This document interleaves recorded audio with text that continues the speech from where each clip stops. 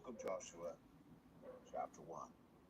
After the death of Moses, the servant of the Lord said to Joshua, son of Nun, Moses' aide, Moses, my servant, is dead. Now then, you and all these people get ready to cross the Jordan River into the land I'm about to give to them, to the Israelites. I will give you every place where you set your foot, as I promised Moses. Your territory will extend from the desert to Lebanon, and from the great river, the Euphrates, all the Hittite country, to the Mediterranean Sea in the west. No one will be able to stand against you all the days of your life. As I was with Moses, so I will be with you. I will never leave you nor forsake you. Be strong and courageous, because you will lead these people to inherit the land I swore to their ancestors to give them. Be strong and very courageous. Be careful to obey all the law my servant Moses gave you. Do not turn from it to the right or to the left, that you may be successful wherever you go. Keep this book of the law always on your lips. Meditate on it day and night, so that you may be careful to do everything written in it. Then you will be prosperous and successful. Have I not commanded you? Be strong and courageous. Do not be afraid. Do not be discouraged, for the Lord your God will be with you wherever you go. So Joshua ordered the officers of the people, go through the camp and tell the people, get your provisions ready. 3 days from now, you will cross the Jordan here to go in and take possession of the land the Lord your God is giving you for your own. But to the Reubenites, the Gadites, and the half-tribe of Manasseh, Joshua said, remember the command that Moses, the servant of the Lord, gave you after he said, the Lord your God will give you rest by giving you this land. Your wives, your children, and your livestock may stay in the land that Moses gave you east of the Jordan. But all your fighting men, ready for battle, must cross over ahead of your fellow Israelites. You are to help them until the Lord gives them rest, as he has done for you, and until they too have taken possession of the land the Lord your God is giving them. After that, you may go back and occupy your own land, which Moses, the servant of the Lord, gave you east of the Jordan toward the sunrise. Then they answered Joshua, whatever you have commanded us, we will do, and wherever you send us, we will go. Just as we fully obeyed Moses, so we will obey you. Only may the Lord your God be with you as he was with Moses. Whoever rebels against your word and does not obey it, whatever you may command them, will be put to death. Only be strong and courageous. Joshua 2. Then Joshua son of Nun secretly sent 2 spies from Shittim. Go, look over the land, he said, especially Jericho. So they went and entered the house of a prostitute named Rahab and stayed there. The king of Jericho was told, look, some of the Israelites have come here tonight to spy out the land. So the king of Jericho sent this message to Rahab, bring out the men who came to you and entered your house, because they have come to spy out the whole land. But the woman had taken the 2 men and hidden them. She said, yes, the men came to me, but I did not know where they had come from. At dusk, when it was time to close the city gate, they left. I don't know which way they went. Go after them quickly. You may catch up with them. But she had taken them up to the roof and hidden them under the stalks of flax she had laid out on the roof. So the men set out in pursuit of the spies on the road that leads to the fords of the Jordan. And as soon as the pursuers had gone out, the gate was shut.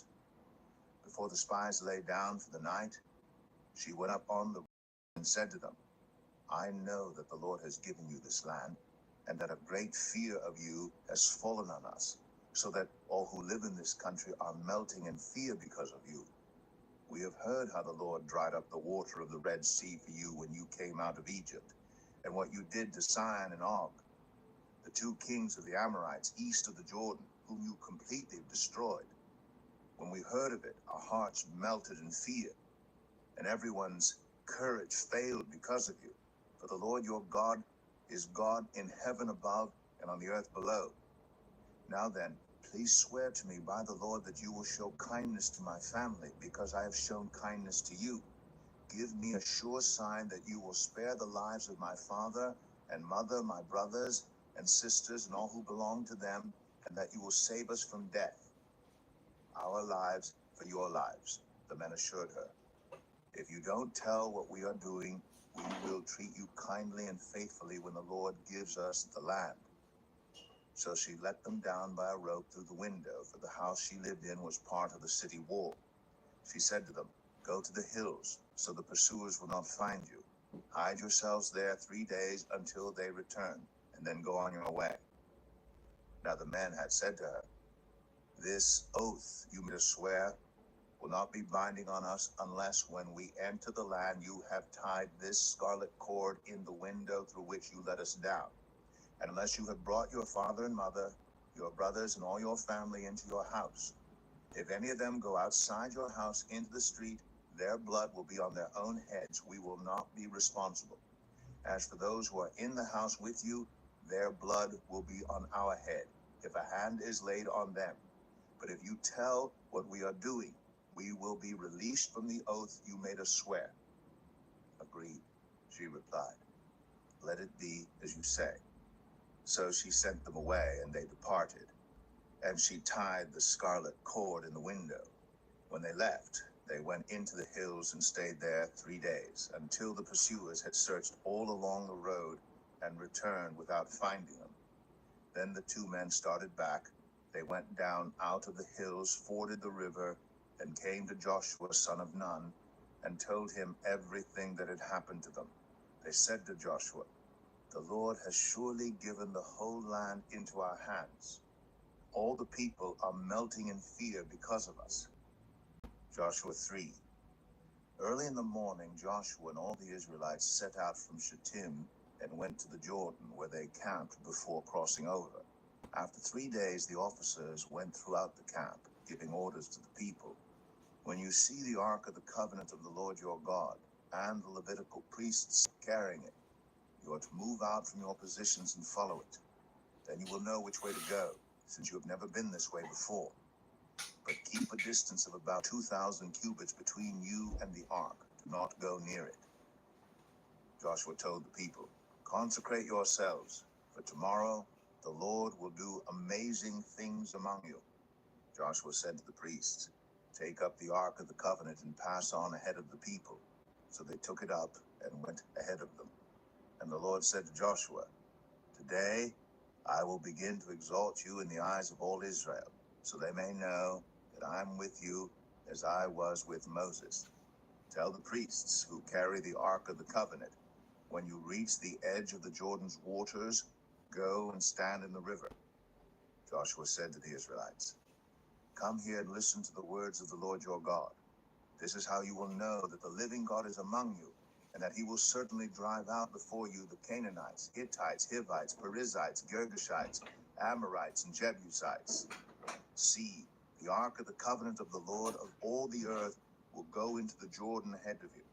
Now then, choose 12 men from the tribes of Israel, one from each tribe. And as soon as the priests who carry the ark of the Lord of all the earth, set foot in the Jordan, its waters flowing downstream will be cut off and stand up in a heap." So when the people broke camp to cross the Jordan, the priests carrying the ark of the covenant went ahead of them. Now the Jordan is at flood stage all during harvest. Yet, as soon as the priests who carried the ark reached the Jordan and their feet touched the water's edge, the water from upstream stopped flowing. It piled up in a heap a great distance away at a town called Adam in the vicinity of Zarethan, while the water flowing down to the Sea of the Arabah, that is the Dead Sea, was completely cut off. So the people crossed over opposite Jericho. The priests who carried the ark of the covenant of the Lord stopped in the middle of the Jordan and stood on dry ground, while all Israel passed by until the whole nation had completed the crossing on dry ground. Joshua 4. When the whole nation had finished crossing the Jordan, the Lord said to Joshua, Choose 12 men from among the people, one from each tribe, and tell them to take up 12 stones from the middle of the Jordan, from right where the priests are standing, and carry them over with you, and put them down at the place where you stay tonight." So Joshua called together the 12 men he had appointed from the Israelites, one from each tribe, and said to them, "Go over before the ark of the Lord your God into the middle of the Jordan. Each of you is to take up a stone on his shoulder according to the number of the tribes of the Israelites, to serve as a sign among you. In the future, when your children ask you, 'What do these stones mean?' tell them that the flow of the Jordan was cut off before the ark.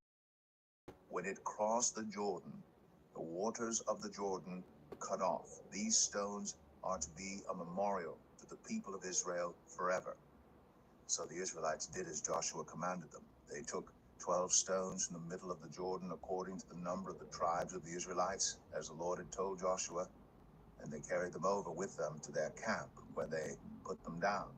Joshua set up the 12 stones that had been in the middle of the Jordan at the spot where the priests who carried the Ark of the Covenant had stood, and they are there to this day. Now the priests who carried the ark remained standing in the middle of the Jordan until everything the Lord had commanded Joshua was done by the people, just as Moses had directed Joshua. The people hurried over, and as soon as all of them had crossed, the ark of the Lord and the priests came to the other side where the people watched. The men of Reuben, Gad, and the half-tribe of Manasseh crossed over, ready for battle, in front of the Israelites, as Moses had directed them. About 40,000 armed for battle crossed over before the Lord to the plains of Jericho for war. That day the Lord exalted Joshua in the sight of all Israel, and they stood in awe of him all the days of his life, just as they stood in awe of Moses. Then the Lord said to Joshua, "Command the priests carrying the Ark of the Covenant law to come up out of the Jordan." So Joshua commanded the priests, "Come up out of the Jordan." And the priests came up out of the river, carrying the Ark of the Covenant of the Lord. No sooner had they set their feet on the dry ground than the waters of the Jordan returned to their place, and ran at flood stage as before. On the 10th day of the first month, the people went up from the Jordan and camped at Gilgal, on the eastern border of Jericho. And Joshua set up at Gilgal the 12 stones they had taken out of the Jordan. He said to the Israelites, "In the future, when your descendants ask their parents, 'What do these stones mean?' tell them, 'Israel crossed the Jordan on dry ground. For the Lord your God dried up the Jordan before you until you had crossed over. The Lord your God did to the Jordan what he had done to the Red Sea, when he dried it up before us until we had crossed over. He did this so that all the peoples of the earth might know that the hand of the Lord is powerful, and so that you might always fear the Lord your God." Joshua 5. Now when all the Amorite kings west of the Jordan, all the Canaanite kings along the coast heard how the Lord had dried up the Jordan before the Israelites until they had crossed over, their hearts melted in fear, and they no longer had the courage to face the Israelites. At that time the Lord said to Joshua, "Make flint knives, and circumcise the Israelites again." So Joshua made flint knives and circumcised the Israelites at Gibeath Araloth. Now this is why he did so. All those who came out of Egypt, all the men of military age, died in the wilderness on the way after leaving Egypt. All the people that came out had been circumcised, but all the people born in the wilderness during the journey from Egypt had not. The Israelites had moved about in the wilderness 40 years until all the men who were of military age when they left Egypt had died, since they had not obeyed the Lord. For the Lord had sworn to them that they would not see the land he had solemnly promised their ancestors to give us, a land flowing with milk and honey. So he raised up their sons in their place, the ones Joshua circumcised. They were still uncircumcised because they had not been circumcised on the way. And after the whole nation had been circumcised, they remained where they were in camp until they were healed. Then the Lord said to Joshua, "Today I have rolled away the reproach of Egypt from you." So the place has been called Gilgal to this day. On the evening of the 14th day of the month, while camped at Gilgal on the plains of Jericho, the Israelites celebrated the Passover. The day after the Passover, that very day, they ate some of the produce of the land, unleavened bread and roasted grain. The manna stopped the day after they ate this food from the land. There was no longer any manna for the Israelites, but that year they ate the produce of Canaan. Now when Joshua was near Jericho, he looked up and saw a man standing in front of him with a drawn sword in his hand. Joshua went up to him and asked, "Are you for us or for our enemies?" "Neither," he replied, "but as commander of the army of the Lord, I have now come." Then Joshua fell face down to the ground in reverence and asked him, "What message does my Lord have for his servant?" The commander of the Lord's army replied, "Take off your sandals, for the place where you are standing is holy." And Joshua did so. Joshua 6. Now the gates of Jericho were securely barred because of the Israelites. No one went out and no one came in. Then the Lord said to Joshua, "See, I have delivered Jericho into your hands, along with its king and its fighting men. March around the city once with all the armed men. Do this for 6 days. Have 7 priests carrying trumpets of ram's horns in front of the ark. On the 7th day, march around the city 7 times with the priests blowing the trumpets. When you hear them sound a long blast on the trumpets, have the whole army give a loud shout. Then the wall of the city will collapse, and the army will go up, everyone straight in." So Joshua son of Nun called the priests and said to them, "Take up the ark of the covenant of the Lord and have 7 priests carrying trumpets in front of it." And he ordered the army, "Advance, march around the city, with an armed guard going ahead of the ark of the Lord." When Joshua had spoken to the people, the 7 priests carrying the 7 trumpets before the Lord went forward, blowing their trumpets, and the ark of the Lord's covenant followed them. The armed guard marched ahead of the priests, who blew the trumpets, and the rear guard followed the ark. All this time the trumpets were sounding. But Joshua had commanded the army, "Do not give a war cry, do not raise your voices, do not say a word until the day I tell you to shout. Then shout." So he had the ark of the Lord carried around the city, circling it once. Then the army returned to camp and spent the night there. Joshua got up early the next morning, and the priests took up the ark of the Lord. The 7 priests carrying the 7 trumpets went forward, marching before the ark of the Lord and blowing the trumpets. The armed men went ahead of them, and the rear guard followed the ark of the Lord, while the trumpets kept sounding. So on the 2nd day, they marched around the city once and returned to the camp. They did this for 6 days. On the 7th day, they got up at daybreak and marched around the city 7 times in the same manner, except that on that day, they circled the city 7 times. The 7th time around, when the priests sounded the trumpet blast, Joshua commanded the army, "Shout, for the Lord has given you the city. The city and all that is in it are to be devoted to the Lord. Only Rahab the prostitute and all who are with her in her house shall be spared, because she hid the spies we sent. But keep away from the devoted things, so that you will not bring about your own destruction by taking any of them. Otherwise you will make the camp of Israel liable to destruction and bring trouble on it. All the silver and gold and the articles of bronze and iron are sacred to the Lord and must go into his treasury." When the trumpet sounded, the army shouted, and at the sound of the trumpet, when the men gave a loud shout, the wall collapsed. So everyone charged straight in, and they took the city. They devoted the city to the Lord and destroyed with the sword every living thing in it, men and women, young and old, cattle, sheep, and donkeys. Joshua said to the 2 men who had spied out the land, "Go into the prostitute's house and bring her out and all who belong to her, in accordance with your oath to her." So the young men who had done the spying went in and brought out Rahab, her father and mother, her brothers and sisters, and all who belonged to her. They brought out her entire family and put them in a place outside the camp of Israel.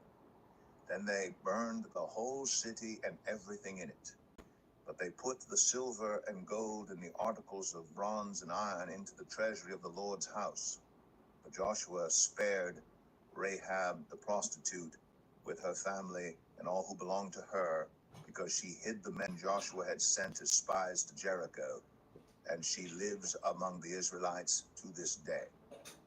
At that time Joshua pronounced this solemn oath: Cursed before the Lord is the one who undertakes to rebuild this city, Jericho. At the cost of his firstborn son, he will lay its foundations. At the cost of his youngest, he will set up its gates. So the Lord was with Joshua, and his fame spread throughout the land.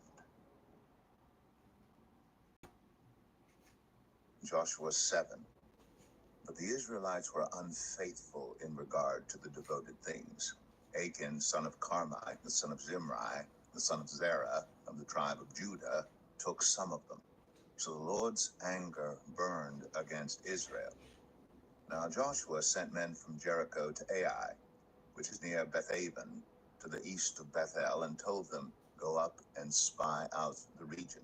So the men went up and spied out Ai. When they returned to Joshua, they said, Not all the army will have to go up against Ai. Send 2,000 or 3,000 men to take it, and do not weary the whole army, for only a few people live there.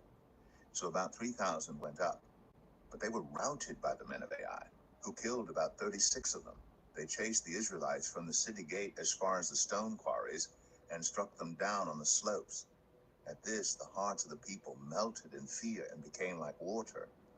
Then Joshua tore his clothes and fell face down to the ground before the ark of the Lord, remaining there till evening. The elders of Israel did the same, and sprinkled dust on their heads. And Joshua said, Alas, sovereign Lord, why did you ever bring this people across the Jordan to deliver us into the hands of the Amorites to destroy us? If only we had been content to stay on the other side of the Jordan. Pardon your servant, Lord. What can I say now that Israel has been routed by its enemies? The Canaanites and the other people of the country will hear about this, and they will surround us and wipe out our name from the earth. What then will you do for your own great name? The Lord said to Joshua, Stand up. What are you doing down on your face? Israel has sinned. They have violated my covenant, which I commanded them to keep. They have taken some of the devoted things. They have stolen. They have lied. They have put them with their own possessions. That is why the Israelites cannot stand against their enemies. They turn their backs and run because they have been made liable to destruction. I will not be with you any more unless you destroy whatever among you is devoted to destruction. Go, consecrate the people. Tell them, consecrate yourselves in preparation for tomorrow. For this is what the Lord, the God of Israel, says. There are devoted things among you, Israel. You cannot stand against your enemies until you remove them. In the morning, present yourselves tribe by tribe. The tribe the Lord chooses shall come forward clan by clan. The clan the Lord chooses shall come forward family by family. And the family the Lord chooses shall come forward man by man. Whoever is caught with the devoted thing shall be destroyed by fire, along with all that belongs to him. He has violated the covenant of the Lord and has done an outrageous thing in Israel. Early the next morning, Joshua had Israel come forward by tribes, and Judah was chosen. The clans of Judah came forward, and the Zerahites were chosen. He had the clan of the Zerahites come forward by families, and Zimri was chosen. Joshua had his family come forward man by man, and Achan, son of Carmi, the son of Zimri, the son of Zerah of the tribe of Judah, was chosen. Then Joshua said to Achan, My son, give glory to the Lord, God of Israel, and honor him. Tell me what you have done. Do not hide it from me. Achan replied, It is true, I have sinned against the Lord, the God of Israel. This is what I have done. When I saw in the plunder a beautiful robe from Babylonia, 200 shekels of silver, and a bar of gold weighing 50 shekels, I coveted them and took them. They are hidden in the ground inside my tent, with the silver underneath. So Joshua sent messengers, and they ran to the tent, and there it was, hidden in his tent with the silver underneath. They took the things from the tent, brought them to Joshua and all the Israelites, and spread them out before the Lord. Then Joshua, together with all Israel, took Achan son of Zerah, the silver, the robe, the gold bar, his sons and daughters, his cattle, donkeys, and sheep, his tent, and all that he had, to the valley of Achor. Joshua said, "Why have you brought this trouble on us? The Lord will bring trouble on you today." Then all Israel stoned him, and after they had stoned the rest, they burned them. Over Achan they heaped up a large pile of rocks, which remains to this day. Then the Lord turned from his fierce anger. Therefore, that place has been called the Valley of Achor ever since. Joshua 8. Then the Lord said to Joshua, "Do not be afraid, do not be discouraged. Take the whole army with you, and go up and attack Ai. For I have delivered into your hands the king of Ai, his people, his city, and his land. You shall do to Ai and its king as you did to Jericho and its king, except that you may carry off their plunder and livestock for yourselves. Set an ambush behind the city." So Joshua and the whole army moved out to attack Ai. He chose 30,000 of his best fighting men and sent them out at night with these orders. Listen carefully. You are to set an ambush behind the city. Don't go very far from it. All of you, be on the alert. I and all those with me will advance on the city, and when the men come out against us, as they did before, we will flee from them. They will pursue us until we have lured them away from the city, for they will say, "They are running away from us as they did before." So when we flee from them, you will rise up from ambush and take the city. The Lord your God will give it into your hand. When you have taken the city, set it on fire. Do what the Lord has commanded. See to it. You have my orders. Then Joshua sent them off, and they went to the place of ambush and lay in wait between Bethel and Ai, to the west of Ai. But Joshua spent that night with the people. Early the next morning, Joshua mustered his army, and he and the leaders of Israel marched before them to Ai. The entire force that was with him marched up and approached the city and arrived in front of it. They set up camp north of Ai, with the valley between them and the city. Joshua had taken about 5,000 men and set them in ambush between Bethel and Ai, to the west of the city. So the soldiers took up their positions with the main camp to the north of the city and the ambush to the west of it. That night Joshua went into the valley. When the king of Ai saw this, he and all the men of the city hurried out early in the morning to meet Israel in battle at a certain place overlooking the Arabah. But he did not know that an ambush had been set against him behind the city. Joshua and all Israel let themselves be driven back before them, and they fled toward the wilderness. All the men of Ai were called to pursue them, and they pursued Joshua and were lured away from the city. Not a man remained in Ai or Bethel who did not go after Israel. They left the city open and went in pursuit of Israel. Then the Lord said to Joshua, "Hold out toward Ai the javelin that is in your hand, for into your hand I will deliver the city." So Joshua held out toward the city the javelin that was in his hand. As soon as he did this, the men in the ambush rose quickly from their position and rushed forward. They entered the city and captured it, and quickly set it on fire. The men of Ai looked back and saw the smoke of the city rising up into the sky, but they had no chance to escape in any direction. The Israelites who had been fleeing toward the wilderness had turned back against their pursuers. For when Joshua and all Israel saw that the ambush had taken the city, and that smoke was going up from it, they turned around and attacked the men of Ai. Those in the ambush also came out of the city against them, so that they were caught in the middle, with Israelites on both sides. Israel cut them down, leaving them neither survivors nor fugitives. But they took the king of Ai alive and brought him to Joshua. When Israel had finished killing all the men of Ai in fields and in the wilderness where they had chased them, and when every one of them had been put to the sword, all the Israelites returned to Ai and killed those who were in it. 12,000 men and women fell that day, all the people of Ai. For Joshua did not draw back the hand that held out his javelin until he had destroyed all who lived in Ai.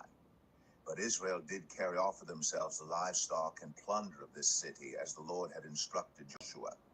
So Joshua burned Ai and made it a permanent heap of ruins, a desolate place to this day. He impaled the body of the king of Ai on a pole and left it there until evening.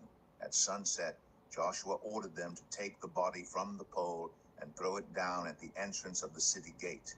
And they raised a large pile of rocks over it, which remains to this day. Then Joshua built on Mount Ebal an altar to the Lord, the God of Israel, as Moses, the servant of the Lord, had commanded the Israelites.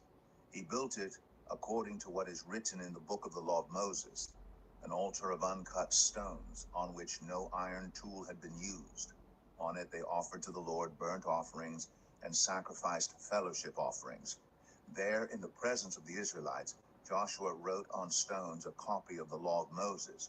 All the Israelites, with their elders, officials, and judges, were standing on both sides of the Ark of the Covenant of the Lord, facing the Levitical priests who carried it. Both the foreigners living among them and the native-born were there. Half of the people stood in front of Mount Gerizim, and half of them in front of Mount Ebal, as Moses, the servant of the Lord, had formerly commanded when he gave instructions to bless the people of Israel. Afterward, Joshua read all the words of the law, the blessings and the curses, just as it is written in the book of the law. There was not a word of all that Moses had commanded that Joshua did not read to the whole assembly of Israel, including the women and children and the foreigners who lived among them. Joshua 9. Now when all the kings west of the Jordan heard about these things, the kings in the hill country and the western foothills, and along the entire coast of the Mediterranean Sea as far as Lebanon, the kings of the Hittites, Amorites, Canaanites, Perizzites, Hivites, and Jebusites, they came together to wage war against Joshua and Israel. However, when the people of Gibeon heard what Joshua had done to Jericho and Ai, they resorted to a ruse. They went as a delegation whose donkeys were loaded with worn-out sacks and old wineskins cracked and mended. They put worn and patched sandals on their feet and wore old clothes. All the bread of their food supply was dry and moldy. Then they went to Joshua in the camp at Gilgal and said to him and the Israelites, "We have come from a distant country. Make a treaty with us." The Israelites said to the Hivites, "But perhaps you live near us. So how can we make a treaty with you?" "We are your servants," they said to Joshua. But Joshua asked, "Who are you, and where do you come from?" They answered, "Your servants have come from a very distant country, because of the fame of the Lord your God. We have heard reports of him, all that he did in Egypt, and all that he did to the two kings of the Amorites east of the Jordan, Sihon, king of Heshbon, and Og, king of Bashan, who reigned in Ashtoreth. And our elders and all those living in our country said to us, 'Take provisions for your journey, go and meet them, and say to them, "We are your servants, make a treaty with us." This bread of ours was warm when we packed it at home on the day we left to come to you. But now see how dry and moldy it is. And these wineskins that we filled were new. But see how cracked they are? And our clothes and sandals are worn out by the very long journey." The Israelites sampled their provisions, but did not inquire. Then Joshua made a treaty of peace with them to let them live, and the leaders of the assembly ratified it by oath. 3 days after they made the treaty with the Gibeonites, the Israelites heard that they were neighbors living near them. So the Israelites set out, and on the third day came to their cities, Gibeon, Kephirah, Beeroth, and Kiriath Jearim. But the Israelites did not attack them, because the leaders of the assembly had sworn an oath to them by the Lord, the God of Israel. The whole assembly grumbled against the leaders, but all the leaders answered, "We have given them our oath by the Lord, the God of Israel, and we cannot touch them now. This is what we will do to them. We will let them live, so that God's wrath will not fall on us for breaking the oath we swore to them."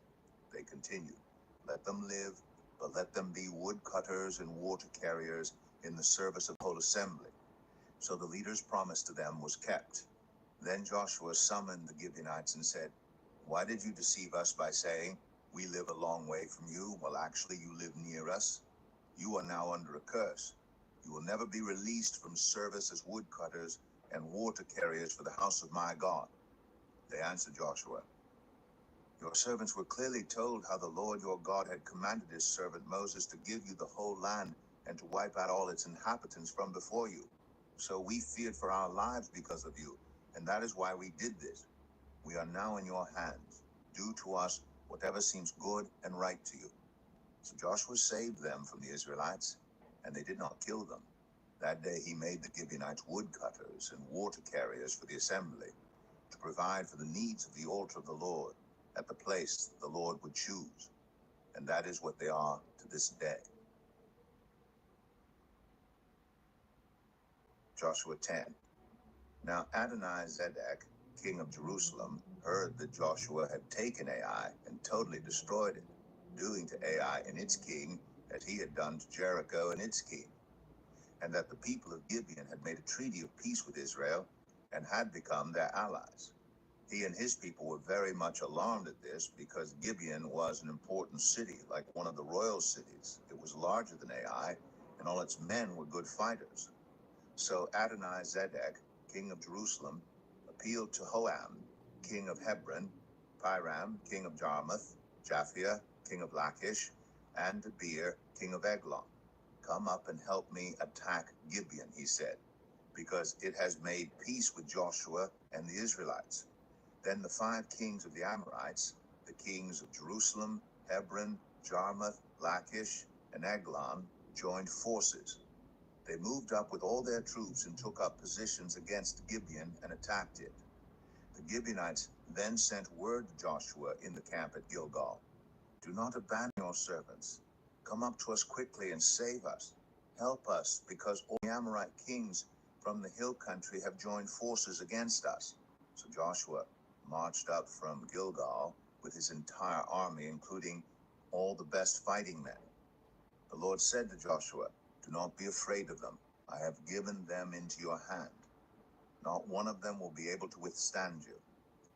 After an all-night march from Gilgal, Joshua took them by surprise. The Lord threw them into confusion before Israel, so Joshua and the Israelites defeated them completely at Gibeon. Israel pursued them along the road, going up to Beth Oron, and cut them down all the way to Azekah and Makkedah. As they fled before Israel rode down from Beth Oron to Azekah, the Lord hurled large hailstones down on them, and more of them died from the hail than were killed by the swords of the Israelites. On the day the Lord gave the Amorites over to Israel, Joshua said to the Lord in the presence of Israel, Sun, stand still over Gibeon, and you, moon, over the valley of Ajalon. So the sun stood still, and the moon stopped, till the nation avenged itself on its enemies, as it is written in the book of Jashar. The sun stopped in the middle of the sky and delayed going down about a full day. There's never been a day like it before or since, a day when the Lord listened to a human being. Surely the Lord was fighting for Israel. Then Joshua returned with all Israel to the camp at Gilgal. Now the 5 kings had fled and hidden in the cave of Makkedah. When Joshua was told that the 5 kings had been found hiding in the cave of Makkedah, he said, roll large rocks up to the mouth of the cave, and post some men there to guard it. But don't stop. Pursue your enemies. Attack them from the rear, and don't let them reach their cities, for the Lord your God has given them into your hand. So Joshua and the Israelites defeated them completely. But a few survivors managed to reach their fortified cities. The whole army then returned safely to Joshua in the camp at Makkedah, and no one uttered a word against the Israelites. Joshua said, open the mouth of the cave and bring those 5 kings out to me. So they brought the 5 kings out of the cave, the kings of Jerusalem, Hebron, Jarmuth, Lachish, and Eglon. When they had brought these kings to Joshua, he summoned all the men of Israel and said to the army commanders who had come with him, come here and put your feet on the necks of these kings.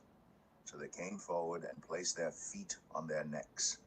Joshua said to them, "Do not be afraid, do not be discouraged. Be strong and courageous. This is what the Lord will do to all the enemies you are going to fight." Then Joshua put the kings to death and exposed their bodies on 5 poles, and they were left hanging on the poles until evening. At sunset, Joshua gave the order, and they took them down from the poles and threw them into the cave where they had been hiding. At the mouth of the cave, they placed large rocks, which are there to this day. That day Joshua took Makkedah. He put the city and its king to the sword and totally destroyed everyone in it. He left no survivors. And he did to the king of Makkedah as he had done to the king of Jericho. Then Joshua and all Israel with him moved on from Makkedah to Libnah and attacked it. The Lord also gave that city and its king to Israel's hand. The city and everyone in it Joshua put to the sword. He left no survivors there. And he did to its king as he had done to the king of Jericho. Then Joshua and all Israel with him moved on from Libnah to Lachish. He took up positions against it and attacked it. The Lord gave Lachish into Israel's hands, and Joshua took it on the 2nd day. The city and everyone in it he put to the sword, just as he had done to Libnah. Meanwhile Oram, king of Gezer, had come up to help Lachish, but Joshua defeated him and his army, until no survivors were left. Then Joshua and all Israel with him moved on from Lachish to Eglon. They took up positions against it and attacked it. They captured it that same day and put it to the sword and totally destroyed everyone in it, just as they had done to Lachish. Then Joshua and all Israel with him went up from Eglon to Hebron and attacked it. They took the city and put it to the sword, together with its king, its villages, and everyone in it. They left no survivors. Just as at Eglon, they totally destroyed it and everyone in it. Then Joshua and all Israel with him turned around and attacked Debir.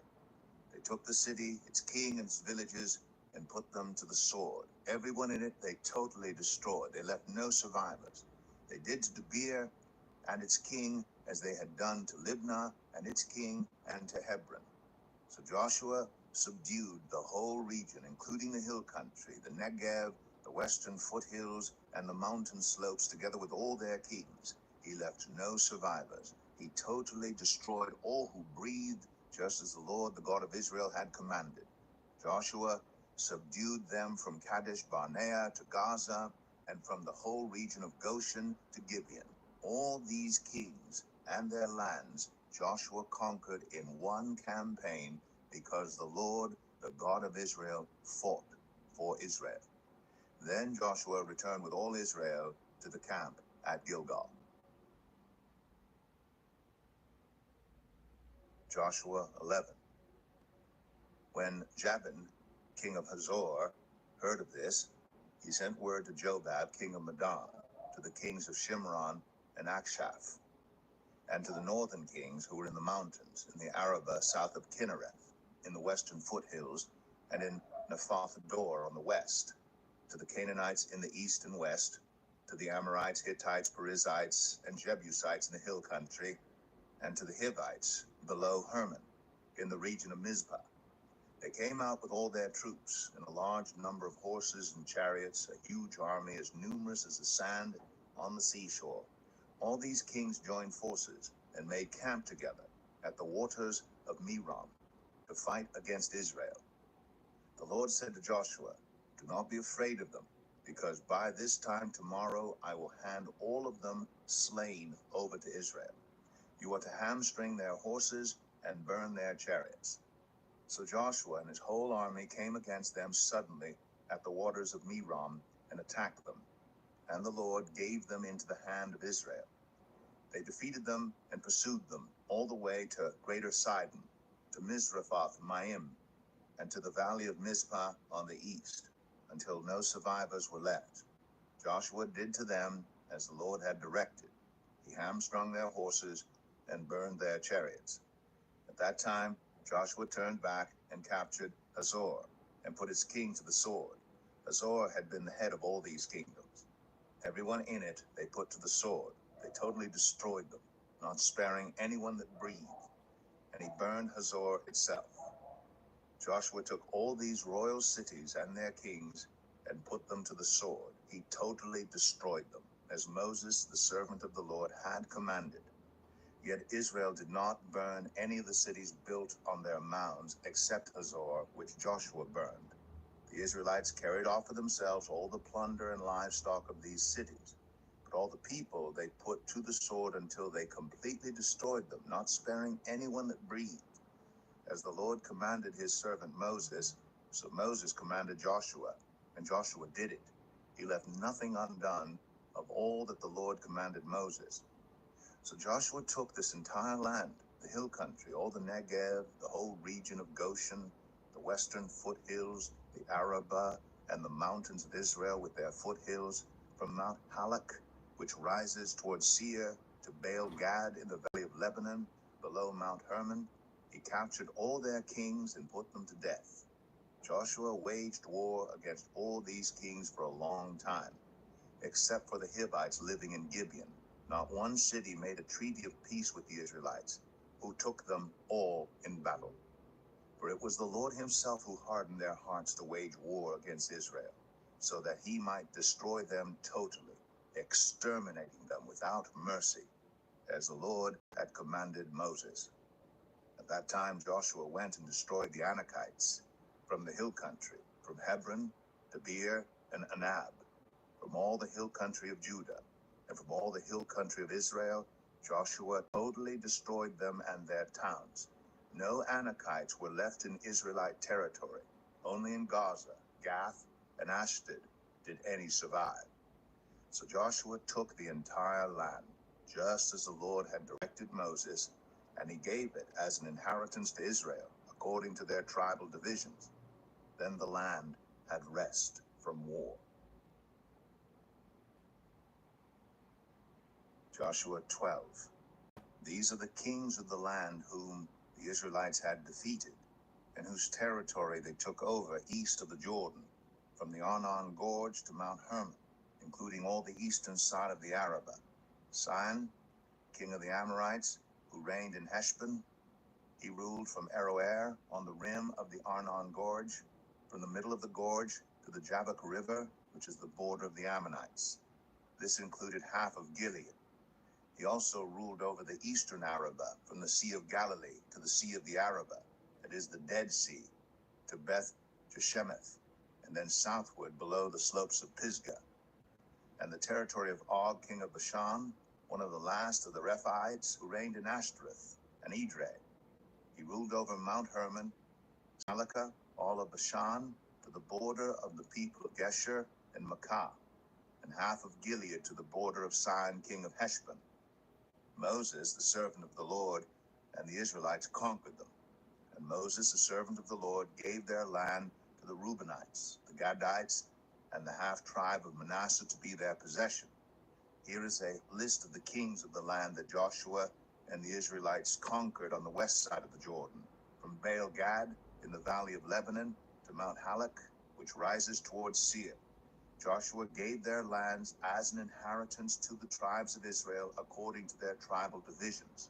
The lands included the hill country, the western foothills, the Arabah, the mountain slopes, the wilderness, and the Negev. These were the lands of the Hittites, Amorites, Canaanites, Perizzites, Hivites, and Jebusites. These were the kings. The king of Jericho, 1. The king of Ai, near Bethel, 1. The king of Jerusalem, 1. The king of Hebron, 1. The king of Jarmuth, 1. The king of Lachish, 1. The king of Eglon, 1. The king of Gezer, 1. The king of Debir, 1. The king of Geder, 1. The king of Hormah, 1. The king of Arad, 1. The king of Libnah, 1. The king of Adullam, 1. The king of Makkedah, 1. The king of Bethel, 1. The king of Tapua, 1. The king of Hepher, 1. The king of Aphek, 1. The king of Lasharon, 1. The king of Medan, 1. The king of Hazor, 1. The king of Shimron, Meron, 1. The king of Akshaph, 1. The king of Tanakh, 1. The king of Megiddo, 1. The king of Kadesh, 1. The king of Jokneam in Carmel, 1. The king of Dor in Naphoth Dor, 1. The king of Goyim in Gilgal, 1. The king of Tirzah, 1. 31 kings in all. Joshua 13.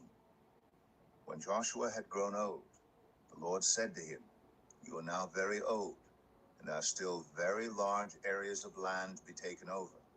This is the land that remains, all the regions of the Philistines and Geshurites, from the Shihor River on the east of Egypt to the territory of Ekron on the north, all of it counted as Canaanite, though held by the 5 Philistine rulers in Gaza, Ashdod, Ashkelon, Gath, and Ekron. The territory of the Abites on the south, all the land of the Canaanites from Arah of the Sidonians as far as Aphek, and the border of the Amorites. The area of Byblos and all Lebanon to the east, from Baal-Gad, below Mount Hermon, to Lebo-Hamath. As for all the inhabitants of the mountain regions from Lebanon to Misrephoth-Maim, that is, all the Sidonians, I myself will drive them out before the Israelites. Be sure to allocate this land to Israel for an inheritance, as I have instructed you, and divide it as an inheritance among the 9 tribes and half of the tribe of Manasseh. The other half of Manasseh, the Reubenites and the Gadites, had received the inheritance that Moses had given them east of the Jordan, as he, the servant of the Lord, had assigned it to them. It extended from Aroer on the rim of the Arnon Gorge, and from the town in the middle of the gorge, and included the whole plateau of Medeba as far as Dibon, and all the towns of Sihon, king of the Amorites, who ruled in Heshbon, out to the border of the Ammonites. It also included Gilead, the territory of the people of Geshur and Maacah, all of Mount Hermon, and all Bashan as far as Salekah, that is, the whole kingdom of Og and Bashan, who had reigned in Ashtoreth and Edrei. He was the last of the Rephaites. Moses had defeated them and taken over their land. But the Israelites did not drive out the people of Geshur and Maacah, so they continue to live among the Israelites to this day. But to the tribe of Levi he gave no inheritance, since the food offerings presented to the Lord, the God of Israel, are their inheritance, as he promised them. This is what Moses had given to the tribe of Reuben, according to its clans. The territory from Aroer on the rim of the Arnon Gorge, and from the town in the middle of the gorge, and the whole plateau past Medeba to Heshbon, and all its towns on the plateau, including Dibon, Bamath-baal, Beth-baal-meon, Jahaz, Kedemoth, Mephath, Kiriathim, Sibmah, Zereth-shahar, on the hill in the valley, Beth-peor, the slopes of Pisgah, and Beth-jeshemeth, all the towns on the plateau, and the entire realm of Sihon, king of the Amorites, who ruled in Heshbon. Moses had defeated him, and the Midianite chiefs, Evi, Rechem, Zur, Hur, and Reba, princes allied with Sihon, who lived in that country. In addition to those slain in battle, the Israelites had put to the sword Balaam, son of Beor, who practiced divination. The boundary of the Reubenites was the bank of the Jordan. These towns and their villages were the inheritance of the Reubenites according to their clans. This is what Moses had given to the tribe of Gad, according to its clan. The territory of Jazer, all the towns of Gilead, and half the Ammonite country, as far as Aroer, near Rabbah, and from Heshbon to Ramath-mizpah and Betanim, and from Mahanaim to the territory of Debir, and in the valley Beth-haram, Beth-nimrah, Succoth, and Zephon, with the rest of the realm of Sihon, king of Heshbon, the east side of the Jordan, the territory up to the end of the Sea of Galilee. These towns and their villages were the inheritance of the Gadites, according to their clans. This is what Moses had given to the half-tribe of Manasseh, that is, to half the family of the descendants of Manasseh, according to its clans. The territory extending from Mahanaim and including all of Bashan, the entire realm of Og, king of Bashan, all the settlements of Jair in Bashan, 60 towns, half of Gilead, and Ashtoreth and Edrei, the royal cities of Og in Bashan. This was for the descendants of Machir, son of Manasseh, for half of the sons of Machir, according to their clans. This is the inheritance Moses had given when he was in the plains of Moab, across the Jordan, east of Jericho. But to the tribe of Levi, Moses had given no inheritance. The Lord, the God of Israel, is their inheritance, as he promised them. Joshua 14. Now these are the areas the Israelites received as an inheritance in the land of Canaan, which Eleazar the priest, Joshua son of Nun, and the heads of the tribal clans of Israel allotted to them. Their inheritance were assigned by lot to the 9.5 tribes, as the Lord had commanded through Moses. Moses had granted the 2.5 tribes their inheritance east of the Jordan, but had not granted the Levites an inheritance among the rest. For Joseph's descendants had become 2 tribes, Manasseh and Ephraim. The Levites received no share of the land, but only towns to live in, with pasture lands for their flocks and herds. The Israelites divided the land, just as the Lord had commanded Moses. Now the people of Judah approached Joshua at Gilgal. And Caleb, son of Jephunneh, the Kenizzite, said to him, "You know what the Lord said to Moses, the man of God, at Kadesh Barnea, about you and me. I was 40 years old when Moses, the servant of the Lord, sent me from Kadesh Barnea to explore the land, and I brought him back a report according to my convictions. But my fellow Israelites who went up with me made the hearts of the people melt in fear. I, however, followed the Lord my God wholeheartedly. So on that day Moses swore to me, 'The land on which your feet have walked will be your inheritance, and that of your children forever, because you have followed the Lord my God wholeheartedly.' Now then, just as the Lord promised, he has kept me alive for 45 years since the time he said this to Moses, while Israel moved about in the wilderness. So here I am today, 85 years old. I am still as strong today as the day Moses sent me out.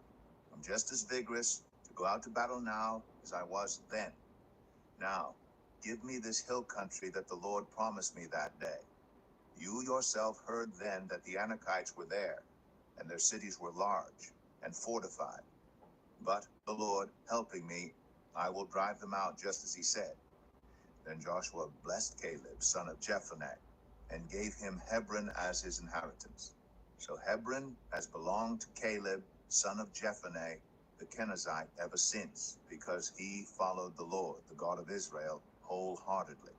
Hebron used to be called Kiriath Arba, after Arba, who was the greatest man among the Anakites. Then the land had rest from war. Joshua 15. The allotment for the tribe of Judah according to its clans extended down to the territory of Edom, to the desert of Zin, in the extreme south. Their southern boundary started from the bay at the southern end of the Dead Sea, crossed south of Scorpion Pass, continued on to Zin, and went over to the south of Kadesh Barnea. Then it ran past Hezron, up to Adar, and curved around to Karka. It then passed along Asmon and joined the Wadi of Egypt, ending at the Mediterranean Sea. This is their southern boundary. The eastern boundary is the Dead Sea, as far as the mouth of the Jordan. The northern boundary started from the bay of the sea at the mouth of the Jordan, went up to Beth Hoglah, and continued north to Beth Araba, to the stone of Bohan, son of Reuben. The boundary then went up to Debir from the valley of Achor, and turned north to Gilgal, which faces the pass of Adumim, south of the gorge. It continued along to the waters of En Shemesh, and came out at En Rogel. Then it ran up the valley of Ben Hinnom, along the southern slope of the Jebusite city, that is Jerusalem.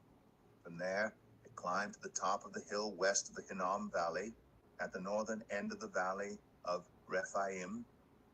From the hilltop, the boundary headed toward the spring of the waters of Nephtah, came out at the towns of Mount Ephraim, and went down toward Bala, that is Kiriath Jearim. Then it curved westward from Bala to Mount Seir. ran along the northern slope of Mount Jerim, that is, Kesalon, continued down to Beth Shemesh, and crossed to Timnah. It went to the northern slope of Ekron, turned toward Shikron, passed along to Mount Bala, and reached Jabneel. The boundary ended at the sea. The western boundary is the coastline of the Mediterranean Sea.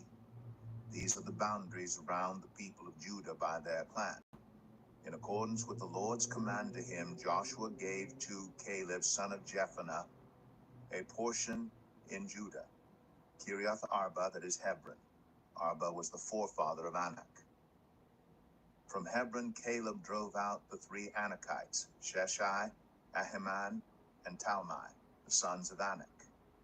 From there, he marched against the people living in Debir, formerly called Kiriath Sepher. And Caleb said, I will give my daughter Aksah in marriage to the man who attacks and captures Kiriath Sepher. Othniel, son of Kenaz, Caleb's brother, took it. So Caleb gave his daughter Aksah to him in marriage. One day, when she came to Othniel, she urged him to ask her father for a field. When she got off her donkey, Caleb asked her, What can I do for you? She replied, Do me a special favor. Since you have given me land in the Negev, give me also springs of water. So Caleb gave her the upper and lower springs. This is the inheritance of the tribe of Judah according to its clans. The southernmost towns of the tribe of Judah in the Negev toward the boundary of Edom were Kabzeel, Eder, Chagur, Kenah, Dimnah, Adadah, Kadesh, Azor, Itnan, Ziph, Telem, Bealoth, Azor Hadattah, Kiriath Hezron, that is Hazor, Amam, Shema, Moda, Hazar Gadah, Eshman, Beth Pelet, Hazar Shual, Beersheba, Biziothia, Bala, Ayim, Izem, Eltalad, Kisil, Ormah, Ziklag, Madmanah, Sansana, Lebath, Shilhim, Ain, and Rimmon, a total of 29 towns and their villages. In the western foothills, Estaol, Zorah, Ashna, Zanoah, En-Ganim, Tapua, Enam, Jarmuth, Adullam, Soka, Azekah, Sharaim, Adithaim, Gedera, or Gederethaim, 14 towns and their villages. Zinon, Adasha, Migdal Gad, Dilian, Mizpah, Joktheel, Lachish, Baskath, Eglon, Kaban, Lamas, Kitlish, Gederoth, Beth Dagon, Naamah, and Makkedah, 16 towns and their villages. Libnah, Ether, Ashan, Iftah, Ashna, Nezib, Keilah, Akzib, and Mareshah, 9 towns and their villages. Ekron with its surrounding settlements and villages, west of Ekron, all that were in the vicinity of Ashdod, together with their villages, Ashdod, its surrounding settlements and villages, and Gaza, its settlements and villages, as far as the water of Egypt and the coastline of the Mediterranean Sea. In the hill country, Shamir, Jatir, Soko, Danah, Kiriath Sanah, that is Debir, Anab, Eshtemoh, Anim, Goshen, Olon, and Gilo, 11 towns and their villages. Arab, Dumah, Ashan, Jamin, Beth Tapua, Aphekah, Umta, Kiriath Arba, that is Hebron, and Zior, 9 towns and their villages. Maon, Carmel, Ziph, Shatah, Jezreel, Jokdeam, Zanoah, Cain, Gibeah, and Timnah, 10 towns and their villages. Alhul, Beth Zur, Gedor, Marath, Beth Anath, and Eltekon, 6 towns and their villages. Kiriath Baal, that is Kiriath Jearim, and Rabbah, 2 towns and their villages. In the wilderness, Beth Araba, Medin, Sekakah, Nibsham, the city of Salt, and En-Gedi, 6 towns and their villages. Judah could not dislodge the Jebusites who were living in Jerusalem. To this day, the Jebusites live there with the people of Judah. Joshua 16. The allotment for Joseph began at the Jordan, east of the springs of Jericho, and went up from there through the desert into the hill country of Bethel. It went on from Bethel, that is Luz, crossed over to the territory of the Archites and Adaroth, descended westward to the territory of the Japhletites, as far as the region of lower Beth Horon, and on to Gezer, ending at the Mediterranean Sea. So Manasseh and Ephraim, the descendants of Joseph, received their inheritance. This was the territory of Ephraim, according to its clans. The boundary of their inheritance went from Adaroth Adar in the east of upper Beth Horon and continued to the Mediterranean Sea. From Mikmethath on the north, it curved eastward to Tanath Shiloh, passing by it to Genoa on the east. Then it went down from Genoa to Adaroth, and Naarah touched Jericho and came out at the Jordan. From Tapua, the border went west to the Kanah ravine and ended at the Mediterranean Sea. This was the inheritance of the tribe of the Ephraimites according to its clans. It also included all the towns and their villages that were set aside for the Ephraimites within the inheritance of the Manassites. They did not dislodge the Canaanites living in Gezer. To this day, the Canaanites live among the people of Ephraim, but are required to do forced labor. Joshua 17. This was the allotment for the tribe of Manasseh as Joseph's firstborn, that is, for Machir, Manasseh's firstborn. Machir was the ancestor of the Gileadites, who had received Gilead and Bashan because the Machirites were great soldiers. So this allotment was for the rest of the people of Manasseh. The clans of Abiezer, Helek, Azriel, Shechem, Hepher, and Shemida. These are the other male descendants of Manasseh, son of Joseph, by their clans. Now Zelophehad, son of Hepher, the son of Gilead, the son of Machir, the son of Manasseh, had no sons, but only daughters, whose names were Mahlah, Noah, Hoglah, Milcah, and Tirzah. They went to Eleazar the priest, Joshua son of Nun, and the leaders, and said, "The Lord commanded Moses to give us an inheritance among our relatives." So Joshua gave them an inheritance along with the brothers of their father, according to the Lord's command. Manasseh's share consisted of 10 tracts of land besides Gilead and Bashan east of the Jordan, because the daughters of the tribe of Manasseh received an inheritance among the sons. The land of Gilead belonged to the rest of the descendants of Manasseh. The territory of Manasseh extended from Asher to Mikmethath, east of Shechem. The boundary ran southward from there to include the people living in En Tapua. Manasseh had the land of Tapua, but Tapua itself, on the boundary of Manasseh, belonged to the Ephraimites. Then the boundary continued south to the Kanah ravine. There were towns belonging to Ephraim lying among the towns of Manasseh, but the boundary of Manasseh was the northern side of the ravine and ended at the Mediterranean Sea. On the south, the land belonged to Ephraim, on the north to Manasseh. The territory of Manasseh reached the Mediterranean Sea and bordered Asher on the north and Issachar on the east.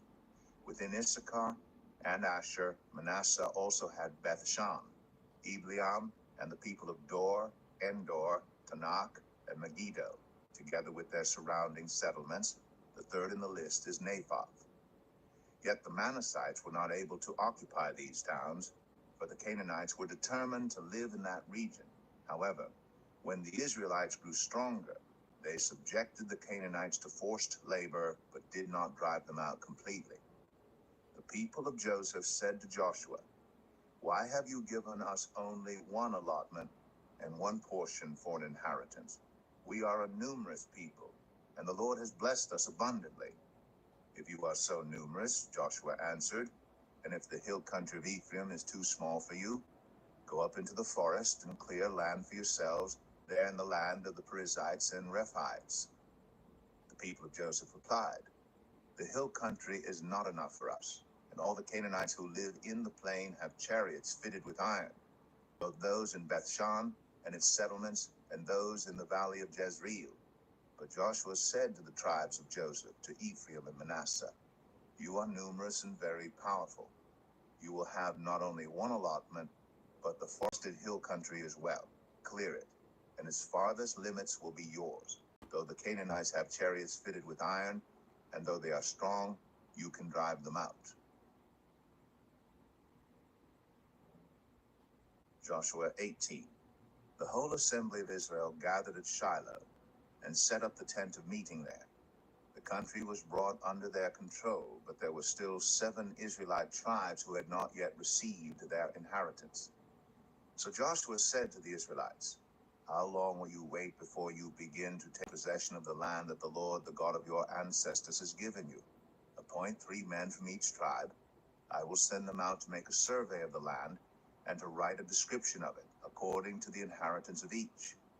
Then they will return to me. You are to divide the land into 7 parts. Judah is to remain in its territory on the south, and the tribes of Joseph in their territory on the north. After you've written descriptions of the 7 parts of the land, bring them here to me, and I will cast lots for you in the presence of the Lord our God. The Levites, however, do not get a portion among you, because the priestly service of the Lord is their inheritance. And Gad, Reuben, and the half-tribe of Manasseh have already received their inheritance on the east side of the Jordan. Moses, the servant of the Lord, gave it to them. As the men started on their way to map out the land, Joshua instructed them, go and make a survey of the land and write a description of it. Then return to me, and I will cast lots for you here at Shiloh in the presence of the Lord. So the men left and went through the land. They wrote its description on a scroll, town by town, in 7 parts, and returned to Joshua in the camp at Shiloh. Joshua then cast lots for them in Shiloh in the presence of the Lord. And there he distributed the land to the Israelites according to their tribal divisions. The first lot came up for the tribe of Benjamin according to its clans. Their allotted territory lay between the tribes of Judah and Joseph. On the north side, the boundary began at the Jordan, past the northern slope of Jericho, and headed west into the hill country, coming out at the wilderness of Beth-aven. From there, it crossed to the south slope of Luz, that is Bethel, and went down to Adaroth Adar, on the hill south of Lower Beth-oran. From the hill facing Beth-oran on the south, the boundary turned south along the western side and came out at Kiriath Baal, that is Kiriath Jearim, a town of the people of Judah. This was the western side. The southern side began at the outskirts of Kiriath Jearim on the west, and the boundary came out at the spring of the waters of Nephtoah. The boundary went down to the foot of the hill facing the valley of Beth Hinnom, north of the valley of Rephaim. It continued down the Hinnom Valley, along the southern slope of the Jebusite city, and so to En Rogel. It then curved north, went to En Shemesh, continued to Galiloth, which faces the pass of Adamim, and ran down to the stone of Bohan, son of Reuben. It continued to the northern slope of Beth Arabah and on down into the Arabah. It then went to the northern slope of Beth Hoglah and came out at the northern bay of the Dead Sea, at the mouth of the Jordan in the south. This was the southern boundary. The Jordan formed the boundary on the eastern side. These were the boundaries that marked out the inheritance of the clans of Benjamin on all sides. The tribe of Benjamin, according to its clans, had the following towns: Jericho, Beth Hoglah, Emek Keziz, Beth Arabah, Zemaraim, Bethel, Avim, Parah, Ophrah, Kephar Ammonai, Ophni, and Geba, 12 towns and their villages: Gibeon, Ramah, Beeroth, Mizpah, Kephirah, Moza, Rakem, Irpeel, Terah, Zelah, Haleph, the Jebusite city, that is Jerusalem, Gibeah, and Kiriath, 14 towns and their villages. This was the inheritance of Benjamin for his clans. Joshua 19. The second lot came out for the tribe of Simeon according to its clans. Their inheritance lay within the territory of Judah. It included Beersheba or Sheba, Moladah, Hazar, Shual, Balah, Ezem, El Talad, Bethul, Ormah, Ziklag, Beth Markaboth, Hazar Susa, Beth Lebaoth, and Sharuim, 13 towns and their villages. Ain, Rimmon, Ether, and Ashan, 4 towns and their villages, and all the villages around these towns as far as Balath Beer, Ramah in the Negev. This was the inheritance of the tribe of the Simeonites according to its clans. The inheritance of the Simeonites was taken from the share of Judah because Judah's portion was more than they needed. So the Simeonites received their inheritance within the territory of Judah. The third lot came up for Zebulun according to its clans. The boundary of their inheritance went as far as Sarid. Going west, it ran to Maralah, touched Dabasheth, and extended to the ravine near Jokneam. It turned east from Sarid toward the sunrise to the territory of Kisloth Tabor, and went on to Dabaroth and up to Japhia. Then it continued eastward to Gath Hefer and Eth Kazim. It came out at Rimmon and turned toward Neah. There the boundary went round on the north to Hanathon and ended at the valley of Ifta-el. Included were Katath, Nahalal, Shimron, Idalah, and Bethlehem. These were the 12 towns and their villages. These towns and their villages were the inheritance of Zebulun according to its clans. The fourth lot came out for Issachar according to its clans.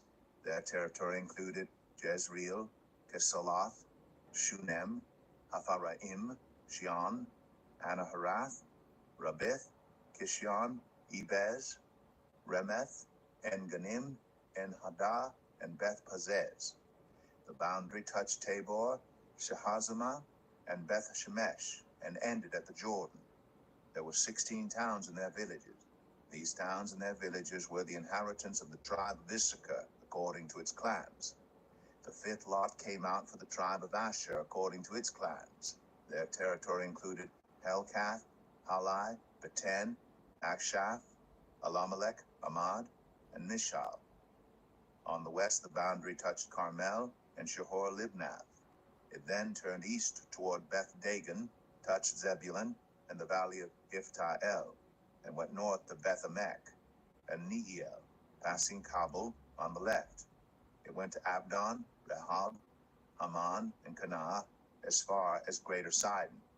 The boundary then turned back toward Ramah and went to the fortified city of Tyre, turned toward Hosah, and came out at the Mediterranean Sea in the region of Akzib, Umah, Aphek, and Rehob. There were 22 towns and their villages. These towns and their villages were the inheritance of the tribe of Asher according to its clans. The sixth lot came out for Naphtali according to its clans. Their boundary went from Haleph and the large tree in Zananim, passing Adamai Nekeb and Jabneel to Lakum, and ending at the Jordan. The boundary ran west through Aznoth Tabor and came out at Hukok. It touched Zebulun on the south, Asher on the west, and the Jordan on the east. The fortified towns were Ziddim, Zer, Hamath, Rakath, Kinnereth, Adamah, Ramah, Hazor, Kadesh, Edrei, En-Hazor, Iron, Migdal-El, Horem, Beth-Anath, and Beth-Shemesh. There were 19 towns and their villages. Those towns and their villages were the inheritance of the tribe of Naphtali, according to its clans. The seventh lot came out for the tribe of Dan, according to its clans. The territory of their inheritance included Zorah, Eshtaol, Ir-Shemesh, Sha'alabin, Ajalon, Itlah, Elon, Timnah, Ekron, El-Tekeh, Gibbethon, Baalath, Jehud, Bene-Barak, Gath-Rimmon, Me-Jarkon, and Rakan, with the area facing Joppa. When the territory of the Danites was lost to them, they went up and attacked Leshem, took it, put it to the sword, and occupied it. They settled in Leshem and named it Dan after their ancestor. These towns and their villages were the inheritance of the tribe Dan according to its clans. When they had finished dividing the land into its allotted portions, the Israelites gave Joshua son of Nun an inheritance among them, as the Lord had commanded. They gave him the town he asked for, Timnath Serah in the hill country of Ephraim, and he built up the town and settled there. These were the territories that Eleazar the priest, Joshua son of Nun, and the heads of the tribal clans of Israel assigned by lot at Shiloh in the presence of the Lord at the entrance to the tent of meeting. And so they finished dividing the land. Joshua 20. Then the Lord said to Joshua, "Tell the Israelites to designate the cities of refuge, as I instructed you through Moses, so that anyone who kills a person accidentally and unintentionally may flee there and find protection from the avenger of blood. When they flee to one of these cities, they are to stand in the entrance of the city gate and state their case before the elders of that city. Then the elders are to admit the fugitive into their city and provide a place to live among them. If the avenger of blood comes in pursuit, the elders must not surrender the fugitive, because the fugitive killed their neighbor unintentionally and without malice aforethought. They are to stay in that city until they have stood trial before the assembly and until the death of the high priest who is serving at that time. Then they may go back to their own home in the town from which they fled."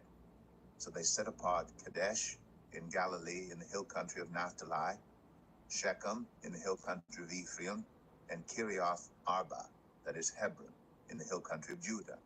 East of the Jordan, on the other side from Jericho, they designated Bezer in the wilderness on the plateau in the tribe of Reuben, Ramoth and Gilead in the tribe of Gad, and Golan and Bashan in the tribe of Manasseh. Any of the Israelites or any foreigner residing among them who killed someone accidentally could flee to these designated cities and not be killed by the avenger of blood prior to standing trial before the assembly. Joshua 21. Now the family heads of the Levites approached Eleazar the priest, Joshua son of Nun, and the heads of the other tribal families of Israel at Shiloh in Canaan, and said to them, "The Lord commanded through Moses that you give us towns to live in, with pasture lands for our livestock." So as the Lord had commanded, the Israelites gave the Levites the following towns and pasture lands out of their own inheritance. The first lot came out for the Kohathites, according to their clans.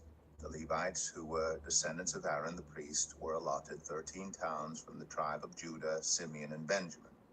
The rest of Kohath's descendants were allotted 10 towns from the clans of the tribes of Ephraim, Dan, and half of Manasseh. The descendants of Gershon were allotted 13 towns from the clans of the tribes of Issachar, Asher, Naphtali, and the half-tribe of Manasseh in Bashan. The descendants of Merari, according to their clans, received 12 towns from the tribes of Reuben, Gad, and Zebulun. So the Israelites allotted to the Levites these towns and their pasture lands, as the Lord had commanded through Moses. From the tribes of Judah and Simeon, they allotted the following towns by name. These towns were assigned to the descendants of Aaron, who were from the Kohathite clans of the Levites, because the first lot fell to them. They gave them Kiriath Arba, that is Hebron, with its surrounding pasture land in the hill country of Judah. Arba was the forefather of Anak. But the fields and villages around the city they had given to Caleb, son of Jephunneh, as his possessions. So to the descendants of Aaron the priest they gave Hebron, a city of refuge for one accused of murder, Libnah, Jatir, Eshtemoa, Elon, Debir, Ain, Jatah, and Beth Shemesh, together with their pasture lands, 9 towns from these 2 tribes. And from the tribe of Benjamin they gave them Gibeon, Geba, Anathoth, and Almon, together with their pasture lands, 4 towns. The total number of towns for the priests, the descendants of Aaron, came to 13, together with their pasture lands. The rest of the Kohathite clans of the Levites were allotted towns from the tribe of Ephraim.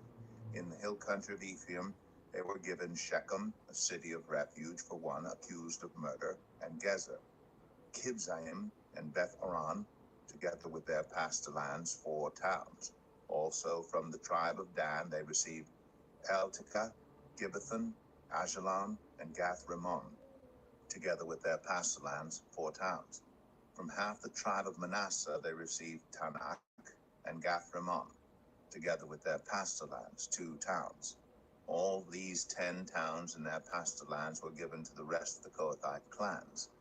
The Levite clans of the Gershonites were given from the half-tribe of Manasseh, Golan in Bashan, a city of refuge for one accused of murder, and Be-Eshtera, together with their pasture lands, 2 towns.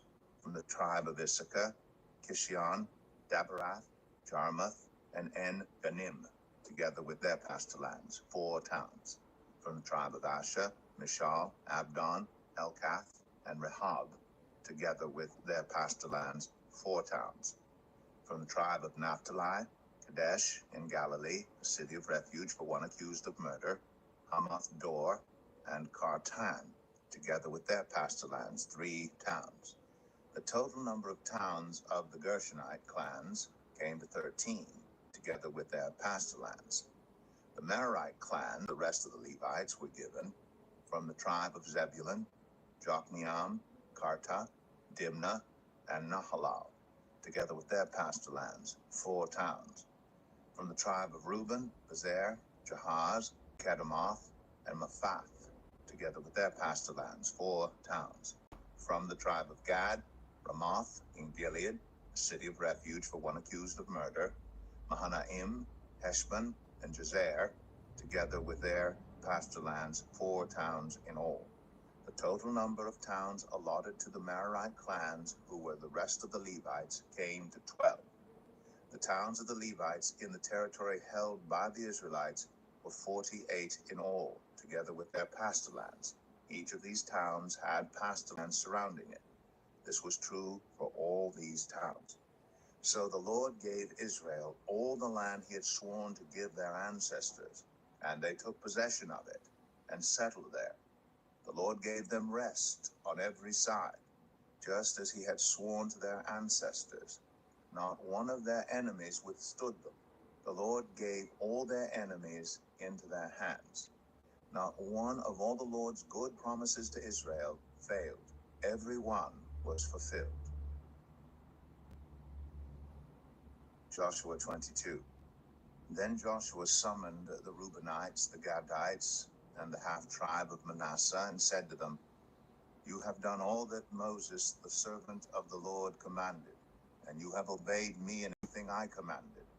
For a long time now, to this very day, you have not deserted your fellow Israelites, but have carried out the mission the Lord your God gave you. Now that the Lord your God has given them rest as he promised, return to your homes, the land that Moses, the servant of the Lord, gave you on the other side of the Jordan.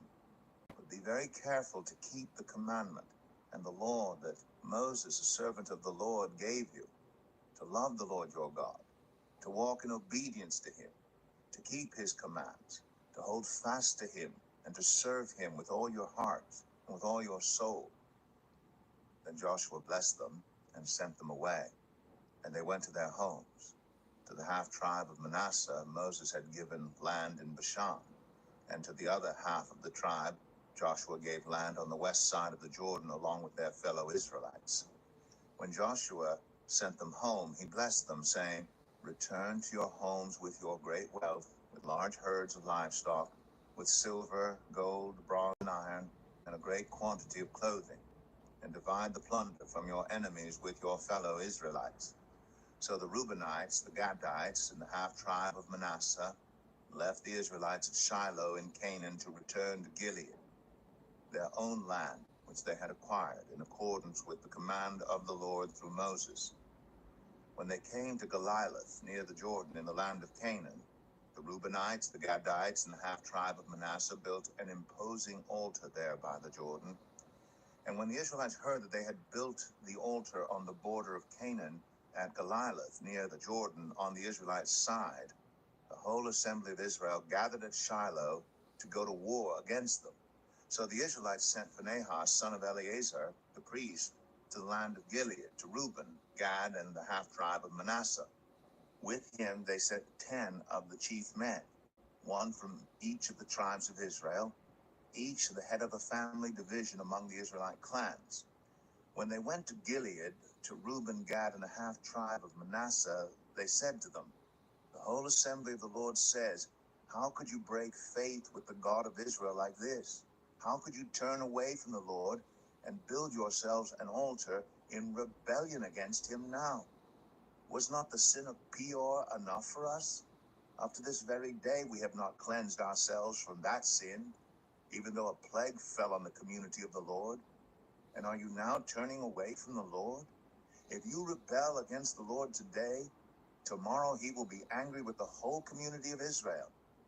If the land you possess is defiled, come over to the Lord's land, where the Lord's tabernacle stands, and share the land with us. But do not rebel against the Lord or against us by building an altar for yourselves other than the altar of the Lord our God.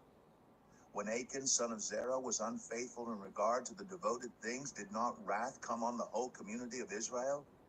He was not the only one who died for his sin. Then Reuben, Gad, and the half-tribe of Manasseh replied to the heads of the clans of Israel, the mighty one, God, the Lord, the mighty one, God, the Lord, he knows.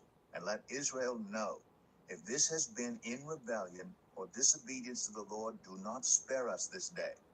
If we have built our own altar to turn away from the Lord and to offer burnt offerings and grain offerings or to sacrifice fellowship offerings on it, may the Lord himself call us to account. No, we did it for fear that someday your descendants might say to ours, what do you have to do with the Lord, the God of Israel?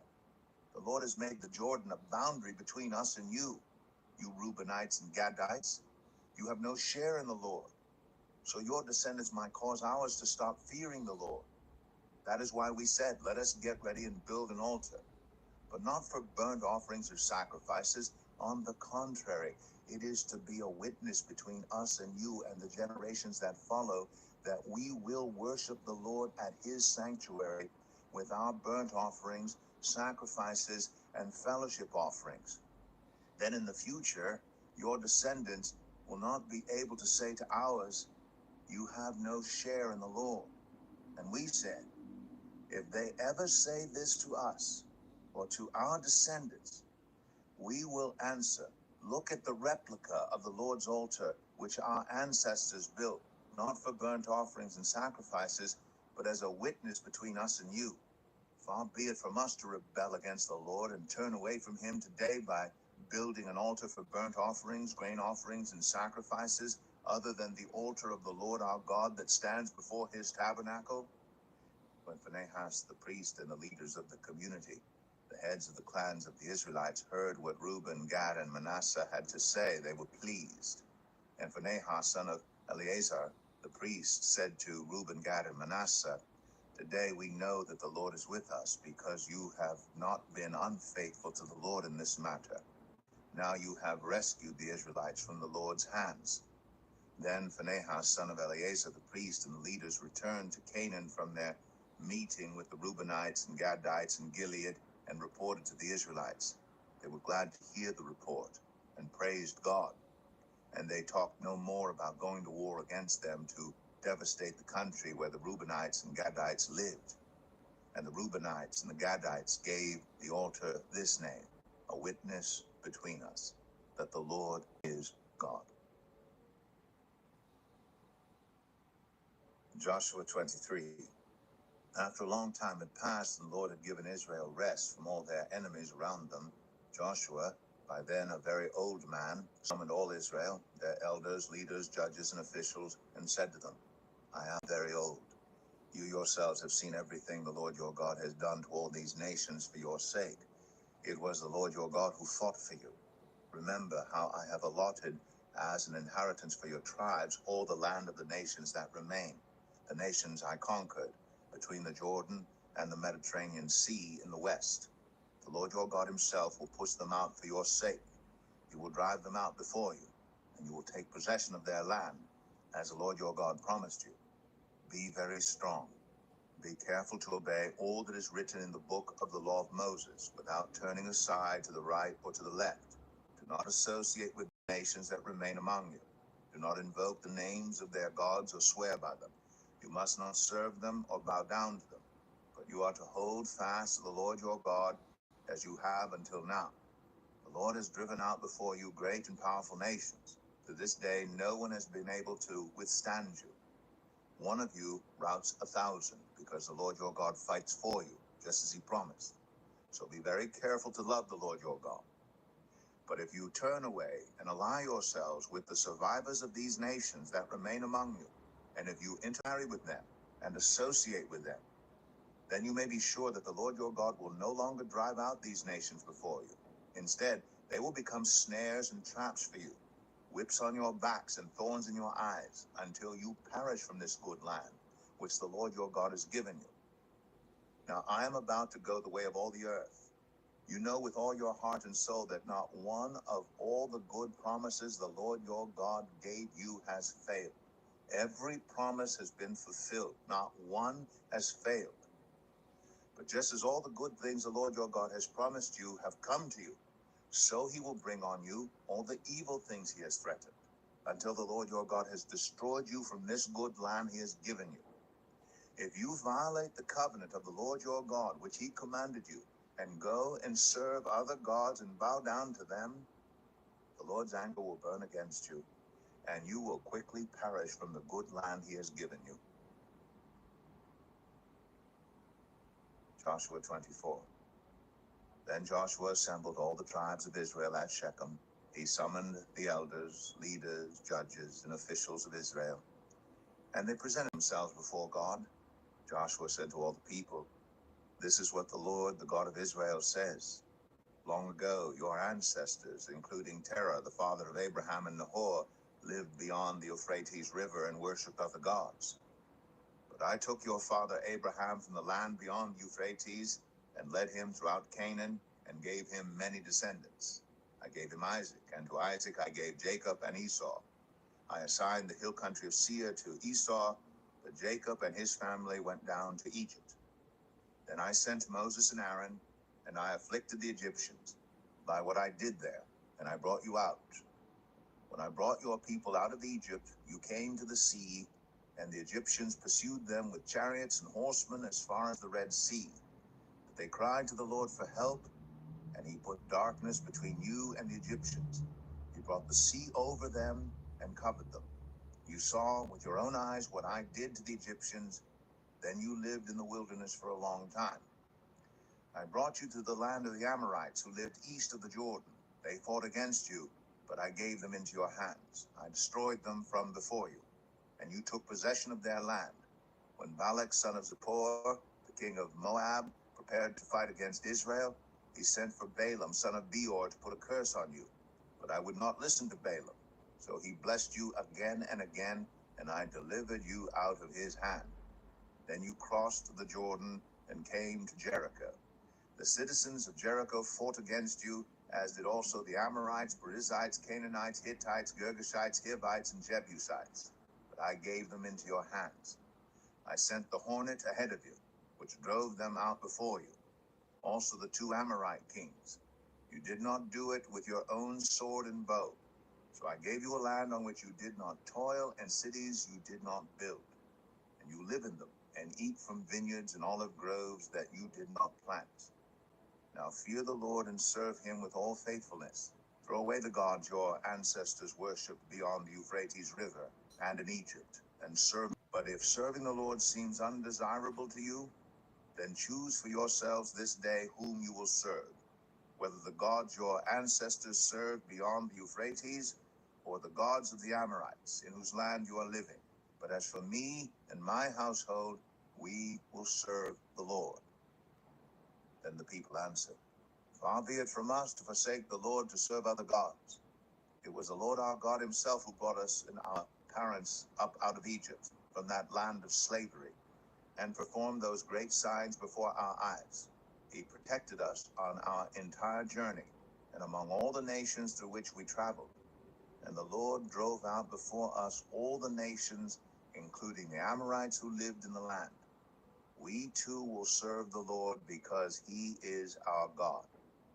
Joshua said to the people, "You are not able to serve the Lord.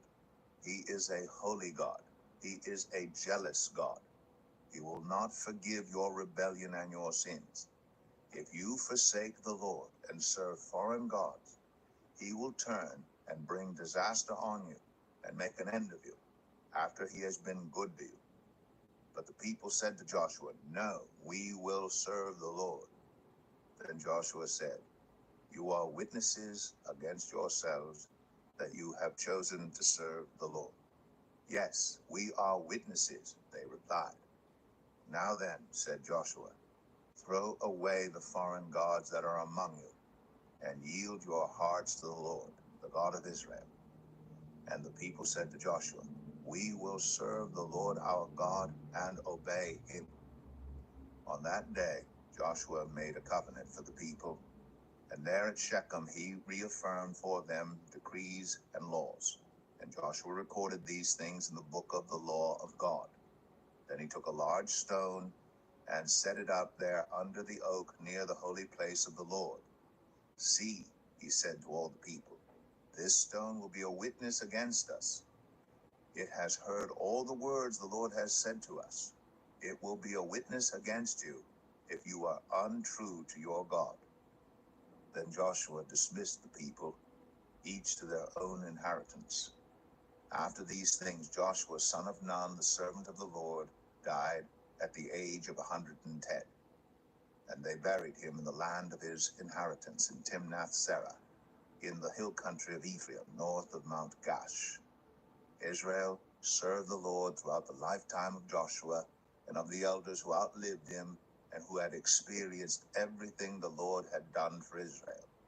And Joseph's bones, which the Israelites had brought up from Egypt, were buried at Shechem in the tract of land that Jacob bought for 100 pieces of silver from the sons of Hamor, the father of Shechem. This became the inheritance of Joseph's descendants. And Eleazar, son of Aaron, died and was buried at Gibeah, which had been allotted to his son Phinehas in the hill country of Ephraim. Chapter 1. After the death of Joshua, the Israelites asked the Lord, "Who of us is to go up first to fight against the Canaanites?" The Lord answered, "Judah shall go up. I have given the land into their hands." The men of Judah then said to the Simeonites, their fellow Israelites, "Come up with us into the territory allotted to us to fight against the Canaanites. We in turn will go with you into yours." So the Simeonites went with them. When Judah attacked, the Lord gave the Canaanites and Perizzites into their hands, and they struck down 10,000 men at Bezek. It was there that they found Adoni-Bezek and fought against him, putting to rout the Canaanites and Perizzites. Adoni-Bezek fled. They chased him and caught him and cut off his thumbs and big toes. Then Adoni-Bezek said, 70 kings with their thumbs and big toes cut off have picked up scraps under my table. Now God has paid me back for what I did to them." They brought him to Jerusalem, and he died there. The men of Judah attacked Jerusalem also and took it. They put the city to the sword and set it on fire. After that, Judah went down to fight against the Canaanites living in the hill country, the Negev, and the western foothills. They advanced against the Canaanites living in Hebron, formerly called Kiriath Arba, and defeated Sheshai, Ahiman, and Talmai. From there they advanced against the people living in Debir, formerly called Kiriath Sepher. And Caleb said, "I will give my daughter Achsah in marriage to the man who attacks and captures Kiriath Sepher." Othniel, son of Kenaz, Caleb's younger brother, took it. So Caleb gave his daughter Achsah to him in marriage. One day when she came to Othniel, she urged him to ask her father for a field. When she got off her donkey, Caleb asked her, "What can I do for you?" She replied, "Do me a special favor. Since you have given me land in the Negev, give me also springs of water." So Caleb gave her the upper and lower springs. The descendants of Moses' father-in-law, the Kenite, went up from the city of palms with the people of Judah to live among the inhabitants of the desert of Judah in the Negev near Arad. Then the men of Judah went with the Simeonites, their fellow Israelites, and attacked the Canaanites living in Zaphath, and they totally destroyed the city. Therefore it was called Hormah. Judah also took Gaza, Ashkelon, Ekron, each city with its territory. The Lord was with the men of Judah, They took possession of the hill country, but they were unable to drive the people from the plains because they had chariots fitted with iron.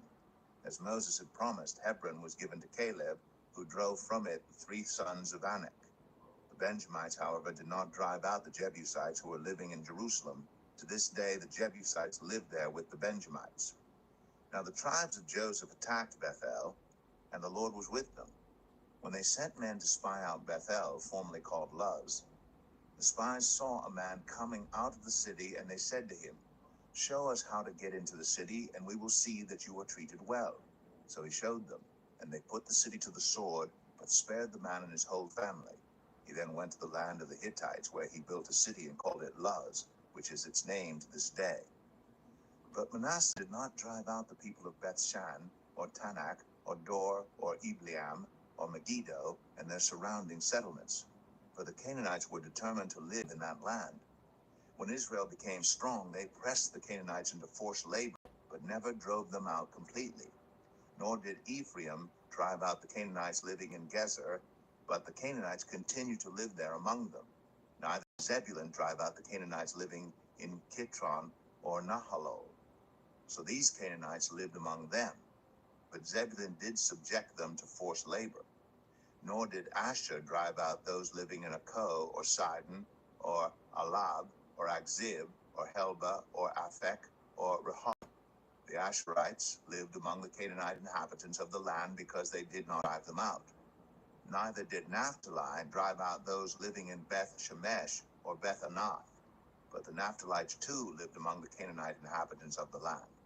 And those living in Beth Shemesh and Beth Anath became forced laborers for them. The Amorites confined the Danites to the hill country, not allowing them to come down into the plain. And the Amorites were determined also to hold out in Mount Eris, Ajalon, and Shaalbim. But when the power of the tribes of Joseph increased, they too were pressed into forced labor. The boundary of the Amorites was from Scorpion Pass to Selah and beyond. Judges 2. The angel of the Lord went up from Gilgal to Bochim and said, "I brought you up out of Egypt and led you into the land I swore to give to your ancestors. I said, I will never break my covenant with you, and you shall not make a covenant with the people of this land, but you shall break down their altars. Yet you have disobeyed me. Why have you done this? And I have also said, I will not drive them out before you. They will become traps for you, and their gods will become snares to you." When the angel of the Lord had spoken these things to all the Israelites, the people wept aloud, and they called that place Bochim. There they offered sacrifices to the Lord. After Joshua had dismissed the Israelites, they went to take possession of the land, each to their own inheritance. The people served the Lord throughout the lifetime of Joshua and of the elders who outlived him, and who had seen all the great things the Lord had done for Israel. Joshua son of Nun, the servant of the Lord, died at the age of 110. Then they buried him in the land of his inheritance at Timnath Eres in the hill country of Ephraim, north of Mount Gash. After that whole generation had been gathered to their ancestors, another generation grew up who knew neither the Lord nor what he had done for Israel. Then the Israelites did evil in the eyes of the Lord and served the Baals. They forsook the Lord, the God of their ancestors, who had brought them out of Egypt. They followed and worshipped various gods of the peoples around them. They aroused the Lord's anger because they forsook him and served Baal and the Ashtoreths. In his anger against Israel, the Lord gave them into the hands of raiders who plundered them. He sold them into the hands of their enemies all around, whom they were no longer able to resist. Whenever Israel went out to fight, the hand of the Lord was against them to defeat them, just as he had sworn to them. They were in great distress. Then the Lord raised up judges who saved them out of the hands of these raiders. Yet they would not listen to their judges, but prostituted themselves to other gods and worshipped them. They quickly turned from the ways of their ancestors who had been obedient to the Lord's commands. Whenever the Lord raised up a judge for them, he was with the judge and saved them out of the hands of their enemies as long as the judge lived. For the Lord relented because of their groaning under those who oppressed and afflicted them. But when the judge died, The people returned to ways even more corrupt than those of their ancestors, following other gods and serving and worshiping them. They refused to give up their evil practices and stubborn ways. Therefore the Lord was very angry with Israel and said, "Because this nation has violated the covenant I ordained for their ancestors and has not listened to me, I will no longer drive out before them any of the nations Joshua left when he died. I will use them to test Israel and see whether they will keep the way of the Lord and walk in it as their ancestors did." The Lord had allowed those nations to remain. He did not drive them out at once by giving them into the hands of Joshua. Judges 3. These are the nations the Lord left to test all those Israelites who had not experienced any of the wars in Canaan. He did this only to teach warfare to the descendants of the Israelites who had not had previous battle experience. The 5 rulers of the Philistines, all the Canaanites, the Sidonians, and the Hivites living in the Lebanon mountains, from Mount Baal Hermon to Lebo Hamath. They were left to test the Israelites to see whether they would obey the Lord's commands, which he had given their ancestors through Moses. The Israelites lived among the Canaanites, Hittites, Amorites, Perizzites, Hivites, and Jebusites. They took their daughters in marriage and gave their own daughters to their sons and served their gods. The Israelites did evil in the eyes of the Lord.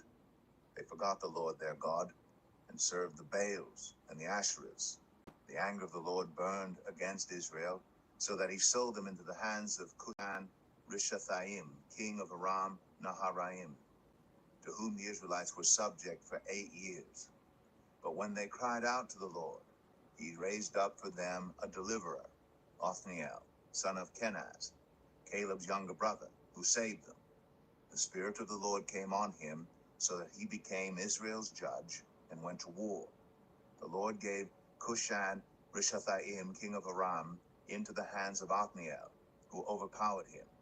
So the land had peace for 40 years until Othniel, son of Kenaz, died. Again the Israelites did evil in the eyes of the Lord. And because they did this evil, the Lord gave Eglon, king of Moab, power over Israel, getting the Ammonites and Amalekites to join him. Eglon came and attacked Israel, and they took possession of the city of palms. The Israelites were subject to Eglon, king of Moab, for 18 years. Again the Israelites cried out to the Lord, and he gave them a deliverer, Ehud, a left-handed man, the son of Gera the Benjamite. The Israelites sent him with tribute to Eglon, king of Moab. Now Ehud had made a double-edged sword about a cubit long, which he strapped to his right thigh under his clothing. He presented the tribute to Eglon, king of Moab, who was a very fat man.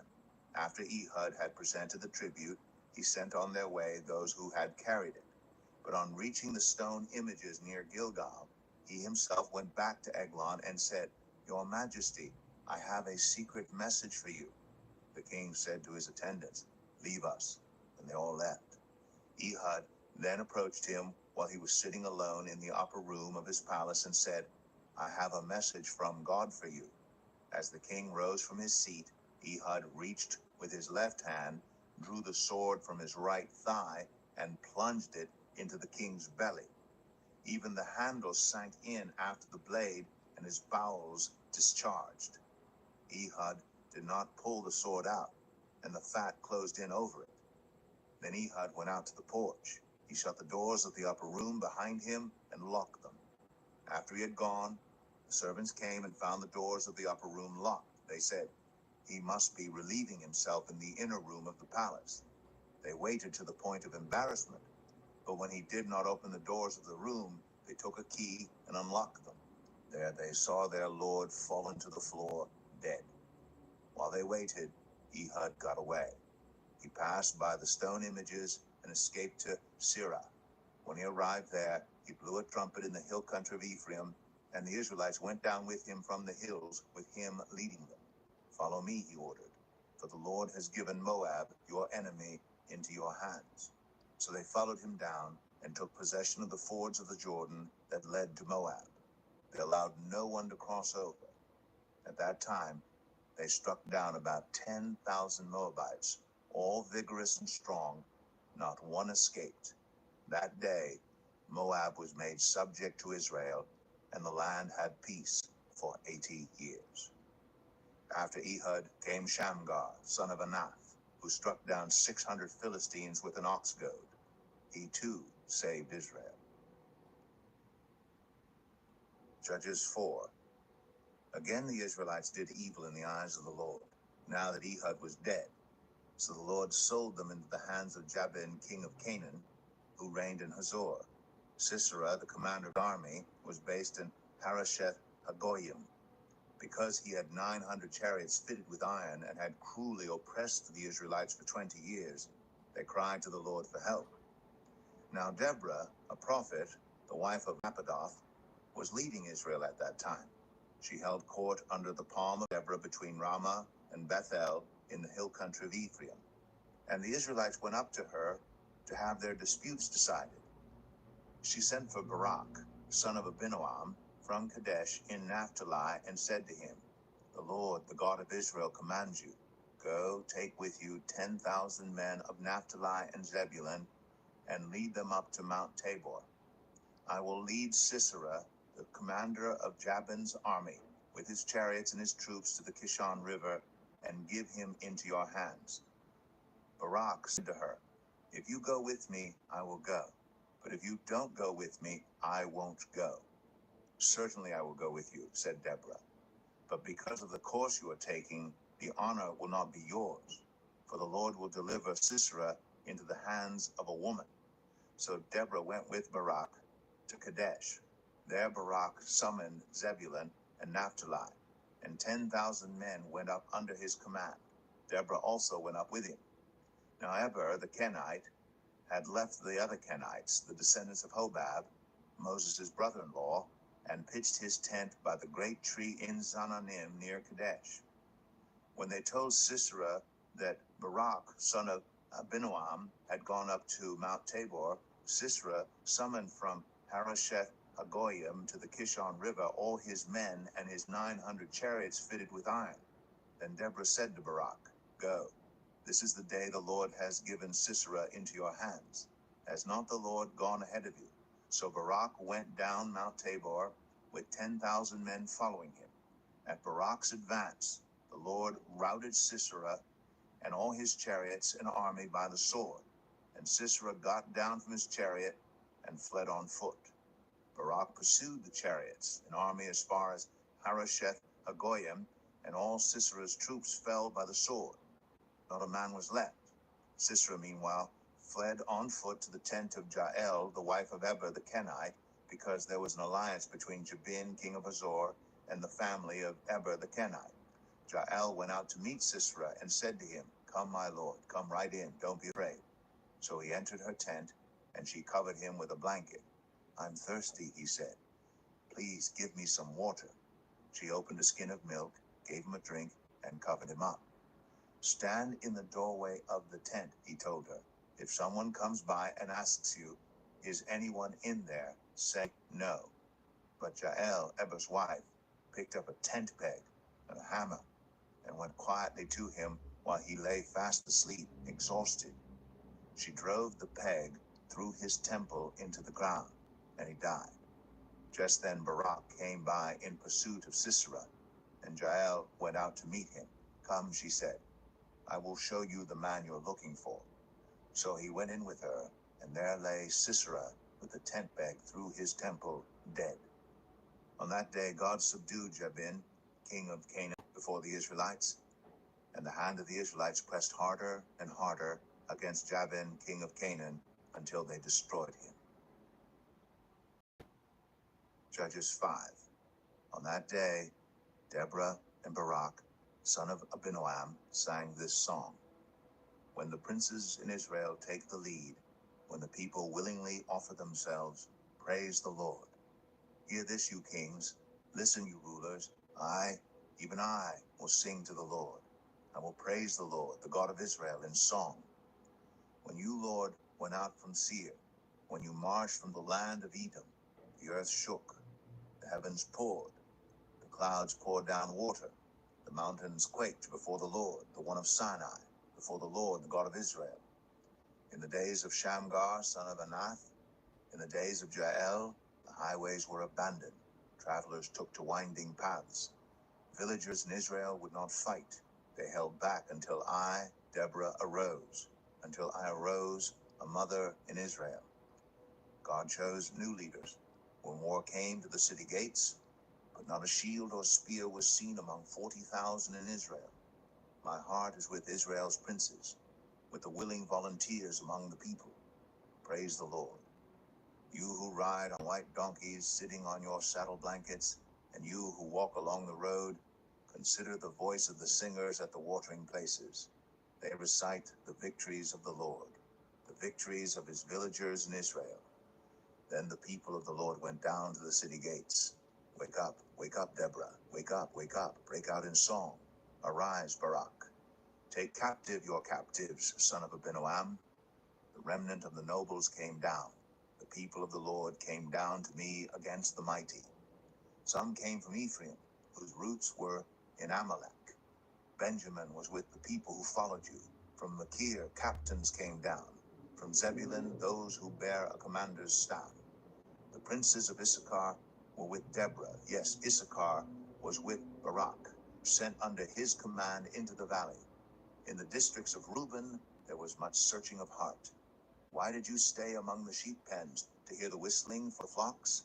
In the districts of Reuben, there was much searching of heart. Gilead stayed beyond the Jordan, and Dan, why did he linger by the ships? Asher remained on the coast and stayed in his coves. The people of Zebulun risked their very lives. So did Naphtali on the terraced fields. Kings came, they fought. The kings of Canaan fought. At Tanakh, by the waters of Megiddo, they took no plunder of silver. From the heavens the stars fought. From their courses they fought against Sisera. The river Kishon swept them away. The age-old river, the river Kishon. March on, my soul, be strong. Then thundered the horses' hooves. Galloping, galloping go his mighty steeds. Curse Meroz, said the angel of the Lord. Curse its people bitterly, because they did not come to help the Lord against the mighty. Most blessed of women be Jael, the wife of Heber the Kenite, most blessed of tent-dwelling women. He asked for water, and she gave him milk.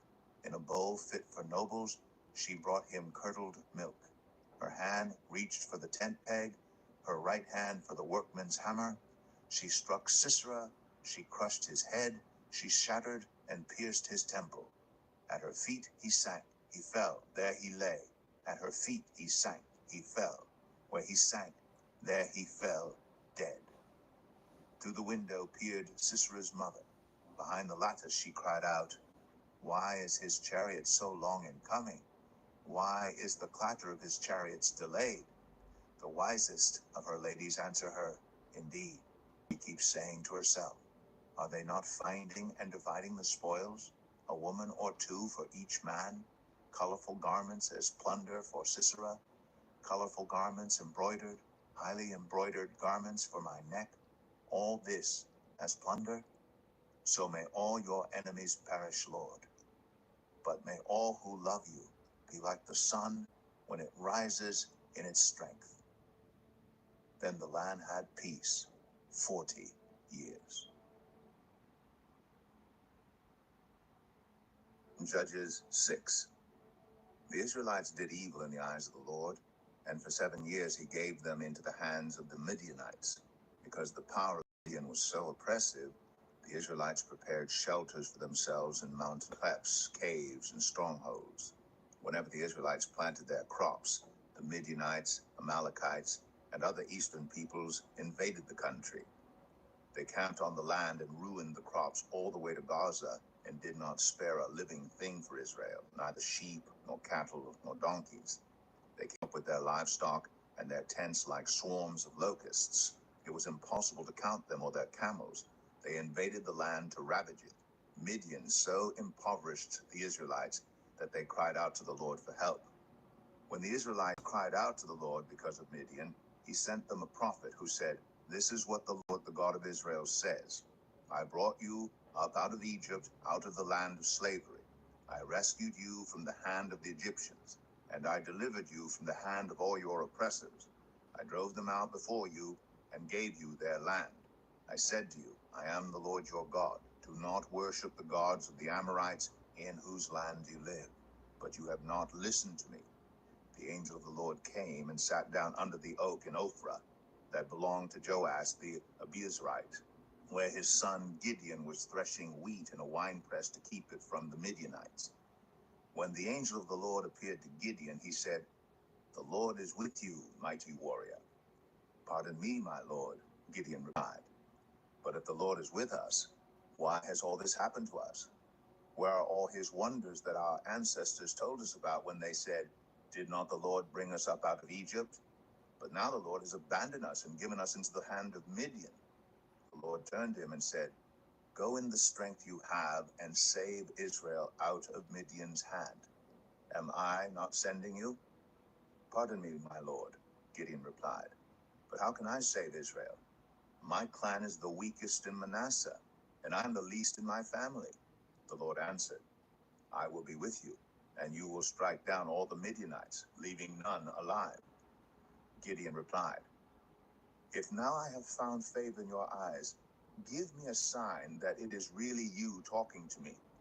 Please do not go away until I come back and bring my offering and set it before you. And the Lord said, I will wait until you return. Gideon went inside, prepared a young goat, and from an ephah of flour he made bread without yeast. Putting the meat in a basket and its broth in a pot, he brought them out and offered them to him under the oak. The angel of God said to him, Take the meat and the unleavened bread, place them on this rock, and pour out the broth. And Gideon did so. Then the angel of the Lord touched the meat and the unleavened bread with the tip of the staff that was in his hand. Fire flared from the rock, consuming the meat and the bread, and the angel of the Lord disappeared. When Gideon realized that it was the angel of the Lord, he exclaimed, Alas, sovereign Lord, I have seen the angel of the Lord face to face. But the Lord said to him, Peace, do not be afraid. You are not going to die. So Gideon built an altar to the Lord there and called it, The Lord is Peace. To this day it stands in Ophrah of the Abiezrites. That same night the Lord said to him, Take the second bull from your father's herd, the one 7 years old. Tear down your father's altar to Baal and cut down the Asherah pole beside it. Then build a proper kind of altar to the Lord your God on the top of this height, using the wood of the Asherah pole that you cut down. Offer the second bull as a burnt offering. So Gideon took 10 of his servants and did as the Lord told him. But because he was afraid of his family and the townspeople, he did it at night rather than in the daytime. In the morning, when the people of the town got up, there was Baal's altar demolished, with the Asherah pole beside it cut down, and the second bull sacrificed on the newly built altar. They asked each other, Who did this? When they carefully investigated, they were told, Gideon, son of Joash, did it. The people of the town demanded of Joash, Bring out your son. He must die because he has broken down Baal's altar and cut down the Asherah pole beside it. But Joash replied to the hostile crowd around him, Are you going to plead Baal's cause? Are you trying to save him? Whoever fights for him shall be put to death by morning. If Baal really is a god, he can defend himself when someone breaks down his altar. So because Gideon broke down Baal's altar, they gave him the name Jerubbaal that day, saying, Let Baal contend with him. Now all the Midianites, Amalekites, and other eastern peoples joined forces and crossed over the Jordan and camped in the valley of Jezreel. Then the Spirit of the Lord came on Gideon and blew a trumpet, summoning the Abiezrites to follow him. He sent messengers throughout Manasseh, calling them to arms, and also into Asher, Zebulun, and Naphtali, so that they too went up to meet them. Gideon said to God, If you will save Israel by my hand as you have promised, look, I will place a wool fleece on the threshing floor. If there is dew only on the fleece and all the ground is dry, then I will know that you will save Israel by my hand, as you said. And that is what happened. Gideon rose early the next day. He squeezed the fleece and wrung out the dew, a bowlful of water. Then Gideon said to God, Do not be angry with me. Let me make just one more request. Allow me one more test with the fleece, but this time make the fleece dry, and let the ground be covered with dew. That night God did so. Only the fleece was dry. All the ground was covered with dew. Judges 7. Early in the morning, Jerubbaal, that is Gideon, and all his men camped at the spring of Harod. The camp of Midian was north of them in the valley near the hill of Moreh. The Lord said to Gideon, "You have too many men. I cannot deliver Midian into their hands, or Israel would boast against me. My own strength has saved me. Now announce to the army, anyone who trembles with fear may turn back and leave Mount Gilead." So 22,000 men left, while 10,000 remained. But the Lord said to Gideon, "There are still too many men. Take them down to the water, and I will thin them out for you there. If I say, 'This one shall go with you,' he shall go. But if I say, 'This one shall not go with you,' he shall not go." So Gideon took men down to the water. There the Lord told him, "Separate those who lap the water with their tongues, as a dog laps from those who kneel down to drink." 300 of them drank from cupped hands, lapping like dogs. All the rest got down on their knees to drink. The Lord said to Gideon, "With the 300 men that lapped, I will save you and give the Midianites into your hands. Let all the others go home." So Gideon sent the rest of the Israelites home, but kept the 300, who took over the provisions and trumpets of the others. Now the camp of Midian lay below him in the valley. During that night the Lord said to Gideon, "Get up, go down against the camp, because I am going to give it into your hands. If you are afraid to attack, go down to the camp with your servant Purah, and listen to what they are saying. Afterward, you will be encouraged to attack the camp." So he and Purah, his servant, went down to the outposts of the camp. The Midianites, the Amalekites, and all the other eastern peoples had settled in the valley, thick as locusts. Their camels could no more be counted as sand on the seashore. Gideon arrived just as a man was telling a friend his dream. "I had a dream," he was saying. "A round loaf of barley bread came tumbling into the Midianite camp. It struck the tent with such force that the tent overturned and collapsed." His friend responded, "This can be nothing other than the sword of Gideon, son of Joash, the Israelite. God has given the Midianites and the whole camp into his hands." When Gideon heard the dream and its interpretation, he bowed down and worshipped. He returned to the camp of Israel and called out, "Get up! The Lord has given the Midianite camp into your hands." Dividing the 300 men into 3 companies, he placed trumpets and empty jars in the hands of all of them, with torches inside. "Watch me," he told them. "Follow my lead.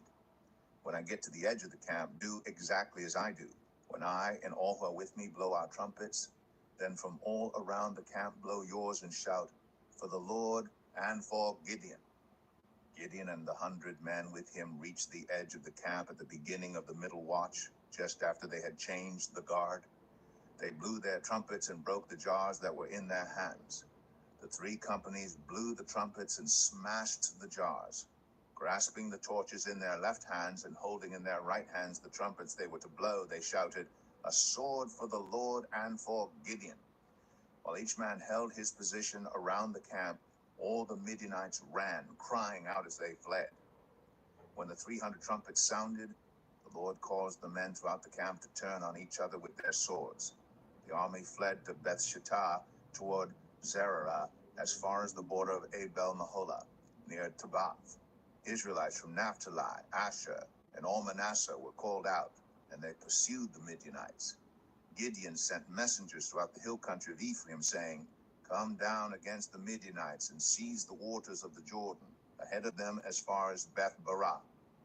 So all the men of Ephraim were called out, and they seized the waters of the Jordan as far as Beth-barah. They also captured 2 of the Midianite leaders, Oreb and Zeeb. They killed Oreb at the rock of Oreb, and Zeeb at the winepress of Zeeb. They pursued the Midianites and brought the heads of Oreb and Zeeb to Gideon, who was by the Jordan. Judges 8. Now the Ephraimites asked Gideon, "Why have you treated us like this? Why didn't you call us when you went to fight Midian?" And they challenged him vigorously. But he answered them, "What have I accomplished compared to you? Aren't the gleanings of Ephraim's grapes better than the full grape harvest of Abiezer? God gave Oreb and Zeeb, the Midianite leaders, into your hands. What was I able to do compared to you?" At this, their resentment against him subsided. Gideon and his 300 men, exhausted yet keeping up the pursuit, came to the Jordan and crossed it. He said to the men of Succoth, "Give my troops some bread, they are worn out, and I am still pursuing Zebah and Zalmunna, the kings of Midian." But the officials of Succoth said, "Do you already have the hands of Zebah and Zalmunna in your possession? Why should we give bread to your troops?" Then Gideon replied, "Just for that, when the Lord has given Zebah and Zalmunna into my hand, I will tear your flesh with desert thorns and briars." He went up to Peniel and made the same request of them, but they answered as the men of Succoth had. So he said to the men of Peniel, "When I return in triumph, I will tear down this tower." Now Zebah and Zalmunna were in Karkor with a force of about 15,000 men. All that were left of the armies of the eastern peoples, 120,000 swordsmen, had fallen. Gideon went up by the route of the nomads east of Nobah and Jogbehah and attacked the unsuspecting army.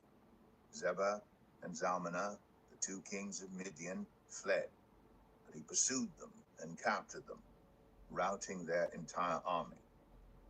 Gideon, son of Joash, then returned from the battle by the pass of Eris. He caught a young man of Succoth and questioned him, and the young man wrote down for him the names of the 77 officials of Succoth, the elders of the town. Then Gideon came and said to the men of Succoth, "Here are Zebah and Zalmunna, about whom you taunted me by saying, 'Do you already have the hands of Zebah and Zalmunna in your possession? Why should we give bread to your exhausted men?' He took the elders of the town and taught the men of Succoth a lesson by punishing them with desert thorns and briars. He also pulled down the tower of Peniel and killed the men of the town. Then he asked Zebah and Zalmunna, 'What kind of men did you kill at Tabor?' 'Men like you,' they answered, 'each one with the bearing of a prince.' Gideon replied, 'Those were my brothers, the sons of my own mother. As surely as the Lord lives, if you had spared their lives, I would not kill you.' Turning to Jether, his oldest son, he said, 'Kill them.' But Jether did not draw his sword because he was only a boy and was afraid. Zebah and Zalmunna said, 'Come, do it yourself. As is the man, so is his strength.' So Gideon stepped forward and killed them and took the ornaments off their camels' necks.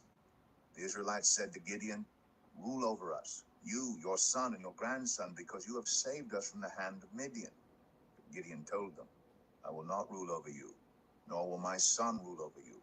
The Lord will rule over you.' And he said, 'I do have one request, that each of you give me an earring from your share of the plunder.' It was the custom of the Ishmaelites to wear gold earrings. They answered, 'We'll be glad to give them.' So they spread out a garment, and each of them threw a ring from his plunder onto it. The weight of the gold rings he asked for came to 1,700 shekels, not counting the ornaments, the pendants, and the purple garments worn by the kings of Midian, or the chains that were on their camels' necks. Gideon made the gold into an ephod, which he placed in Ophrah, his town. All Israel prostituted themselves by worshiping it there, and it became a snare to Gideon and his family. Thus Midian was subdued before the Israelites and did not raise its head again. During Gideon's lifetime, the land had peace 40 years. Jerubbaal, son of Joash, went back home to live. He had 70 sons of his own, for he had many wives. His concubine, who lived in Shechem, also bore him a son, whom he named Abimelech. Gideon, son of Joash, died at a good old age and was buried in the tomb of his father Joash in Ophrah of the Abiezrites. No sooner had Gideon died than the Israelites again prostituted themselves to the Baals. They set up Baal Berith as their god, and did not remember the Lord their God, who had rescued them from the hands of all their enemies on every side. They also failed to show any loyalty to the family of Jerubbaal, that is Gideon, in spite of all the good things he had done for them. Judges 9. Abimelech, son of Jerubbaal, went to his mother's brothers in Shechem and said to them and to all his mother's clan, "Ask all the citizens of Shechem, which is better for you, to have all 70 of Jerubbaal's sons rule over you, or just one man? Remember, I am your flesh and blood." When the brothers repeated all this to the citizens of Shechem, they were inclined to follow Abimelech, for they said, "He is related to us." They gave him 70 shekels of silver from the temple of Baal-berith, and Abimelech used it to hire reckless scoundrels who became his followers. He went to his father's home in Ophrah, and on one stone murdered his 70 brothers, the sons of Jerubbaal. But Jotham, the youngest son of Jerubbaal, escaped by hiding. Then all the citizens of Shechem and Beth Millo gathered beside the great tree at the pillar in Shechem to crown Abimelech king. When Jotham was told about this, he climbed up on the top of Mount Gerizim and shouted to them, "Listen to me, citizens of Shechem, so that God may listen to you." One day the trees went out to anoint a king for themselves. They said to the olive tree, "Be our king." But the olive tree answered, "Should I give up my oil by which both gods and humans are honored to hold sway over the trees?" Next the tree said to the fig tree, "Come and be our king." But the fig tree replied, "Should I give up my fruit, so good and sweet, to hold sway over the trees?" Then the trees said to the vine, "Come and be our king." But the vine answered, "Should I give up my wine, which cheers both gods and humans, to hold sway over the trees?" Finally all the trees said to the thorn bush, "Come and be our king." The thorn bush said to the trees, "If you really want to anoint me king over you, come and take refuge in my shade. But if not, then let fire come out of the thorn bush and consume the cedars of Lebanon." Have you acted honorably and in good faith by making Abimelech king? Have you been fair to Jerubbaal, his family? Have you treated him as he deserves? Remember that my father fought for you and risked his life to rescue you from the hand of Midian. But today you have revolted against my father's family. You have murdered his 70 sons on a single stone and have made Abimelech, the son of his female slave, king over the citizens of Shechem because he is related to you. So, have you acted honorably and in good faith toward Jerubbaal and his family today? If you have, may Abimelech be your joy, and may you be his too. But if you have not, let fire come out from Abimelech and consume you, the citizens of Shechem and Beth Millo, and let fire come out from you, the citizens of Shechem and Beth Millo, and consume Abimelech. Then Jotham fled, escaping to Beer, and he lived there because he was afraid of his brother Abimelech. After Abimelech had governed Israel 3 years, God stirred up animosity between Abimelech and the citizens of Shechem, so that they acted treacherously against Abimelech. God did this in order that the crime against Jerubbaal's 70 sons, the shedding of their blood, might be avenged on their brother Abimelech and on the citizens of Shechem who had helped him murder his brothers. In opposition to him, these citizens of Shechem set men on the hilltops to ambush and rob everyone who passed by, and this was reported to Abimelech.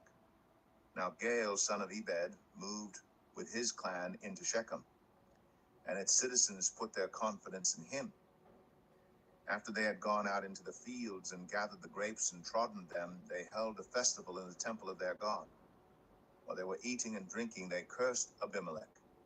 Then Gaal, son of Ebed, said, "Who is Abimelech, and why should we Shechemites be subject to him? Isn't he Jerubbaal's son? And isn't Zebul his deputy? Serve the family of Hamor, Shechem's father. Why should we serve Abimelech? If only this people were under my command, then I would get rid of him. I would say to Abimelech, 'Call out your whole army.'" When Zebul, the governor of the city, heard what Gaal, son of Ebed, said, he was very angry. Under cover, he sent messengers to Abimelech, saying, "Gaal, son of Ebed, and his clan have come to Shechem and are stirring up the city against you." Now then, during the night, you and your men should come and lie in wait in the fields. In the morning at sunrise, advance against the city.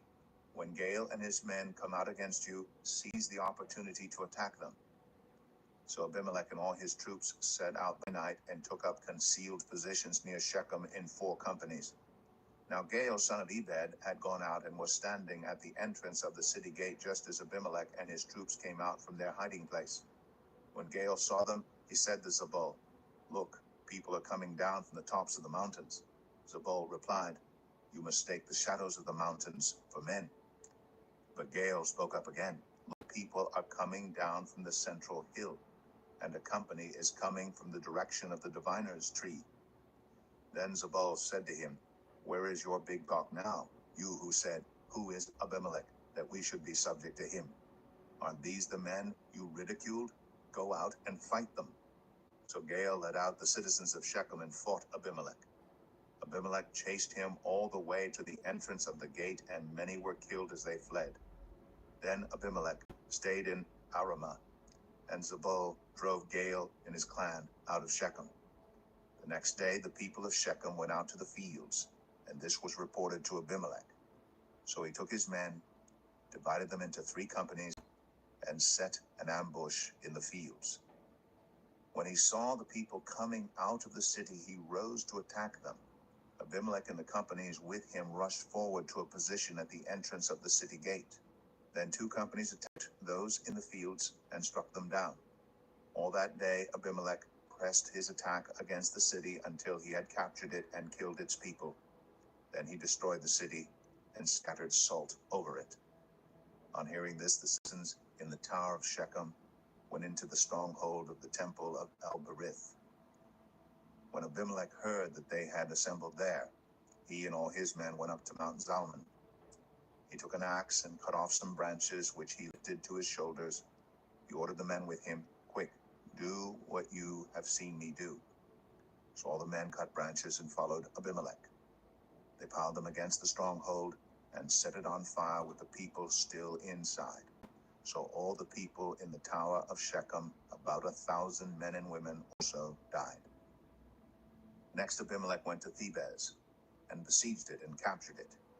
Inside the city, however, was a strong tower to which all the men and women, all the people of the city, had fled. They had locked themselves in and climbed up on the tower roof. Abimelech went to the tower and attacked it.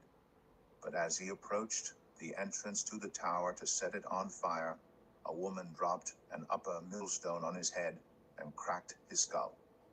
Hurriedly, he called to his armor-bearer, "Draw your sword and kill me so that they can't say a woman killed him."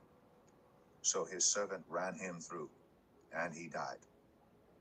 When the Israelites saw that Abimelech was dead, they went home. Thus God repaid the wickedness that Abimelech had done to his father by murdering his 70 brothers. God also made the people of Shechem pay for all their wickedness. The curse of Jotham, son of Jerubbaal, came on them. Judges 10. After the time of Abimelech, a man of Issachar named Tola, son of Puah, son of Dodo, rose to save Israel. He lived in Shamir, in the hill country of Ephraim. He led Israel 23 years. Then he died and was buried in Shamir.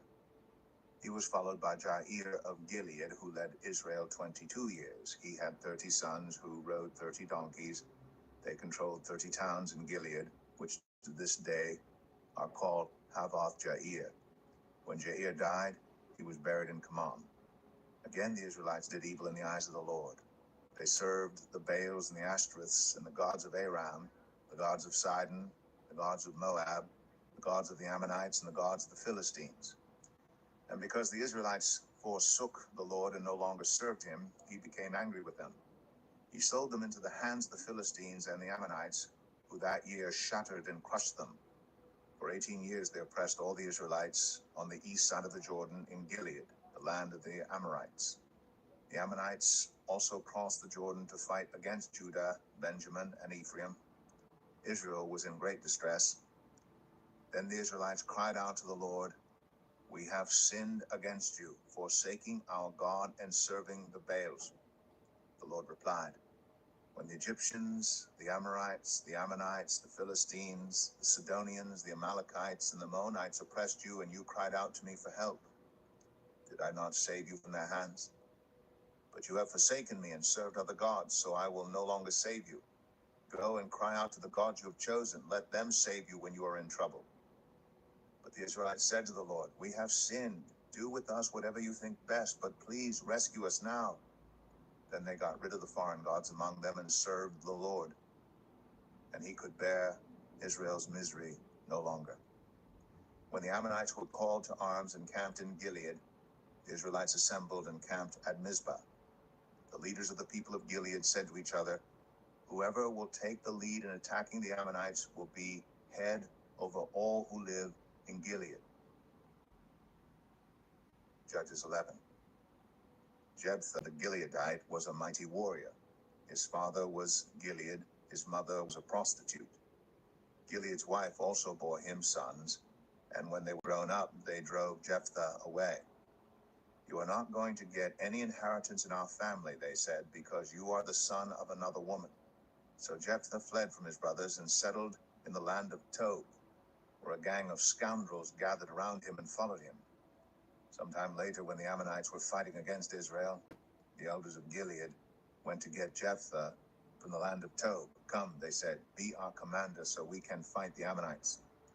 Jephthah said to them, didn't you hate me and drive me from my father's house? Why do you come to me now when you're in trouble? The elders of Gilead said to him, nevertheless, we are turning to you now. Come with us to fight the Ammonites, and you will be head over all of us who live in Gilead. Jephthah answered, suppose you take me back to fight the Ammonites and the Lord gives them to me. Will I really be your head? The elders of Gilead replied, the Lord is our witness. We will certainly do as you say. So Jephthah went with the elders of Gilead, and the people made him head and commander over them, and he repeated all his words before the Lord in Mizpah. Then Jephthah sent messengers to the Ammonite king with the question, what do you have against me that you have attacked my country? The king of the Ammonites answered Jephthah's messengers, when Israel came up out of Egypt, they took away my land from the Arnon to the Jabbok, all the way to the Jordan. Now give it back peaceably. Jephthah sent back messengers to the Ammonite king, saying, this is what Jephthah says.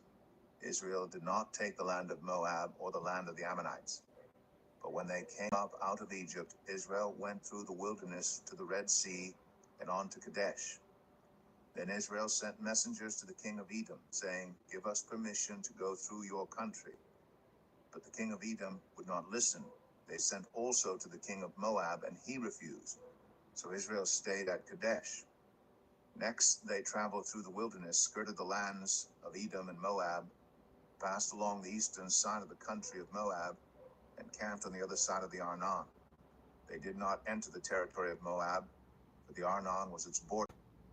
Then Israel sent messengers to Sihon, king of the Amorites, who ruled in Heshbon, and said to him, let us pass through your country to our own place. Sihon, however, did not trust Israel to pass through his territory. He mustered all his troops and encamped at Jahaz and fought with Israel. Then the Lord, the God of Israel, gave Sihon and his whole army into Israel's hands, and they defeated them. Israel took over all the land of the Amorites who lived in that country, capturing all of it, from the Arnon to the Jabbok, and from the desert to the Jordan. Now since the Lord, the God of Israel, has driven the Amorites out before his people Israel, what right have you to take it over? Will you not take what your God Chemosh gives you? Likewise, whatever the Lord our God has given us, we will possess. Are you any better than Balak, son of Zippor, king of Moab? Did he ever quarrel with Israel or fight with them? For 300 years Israel occupied Heshbon, Aroer, the surrounding settlements, and all the towns along the Arnon. Why didn't you retake them during that time? I have not wronged you, but you are doing me wrong by waging war against me. Let the Lord, the judge, decide the dispute this day between the Israelites and the Ammonites. The king of Ammon, however, paid no attention to the message Jephthah sent him. Then the Spirit of the Lord came on Jephthah. He crossed Gilead and Manasseh, passed through Mizpah of Gilead, and from there he advanced against the Ammonites. Then Jephthah made a vow to the Lord. If you give the Ammonites into my hands, whatever comes out of the door of my house to meet me when I return in triumph from the Ammonites will be the Lord's, and I will sacrifice it as a burnt offering." Then Jephthah went over to fight the Ammonites. The Lord gave them into his hands.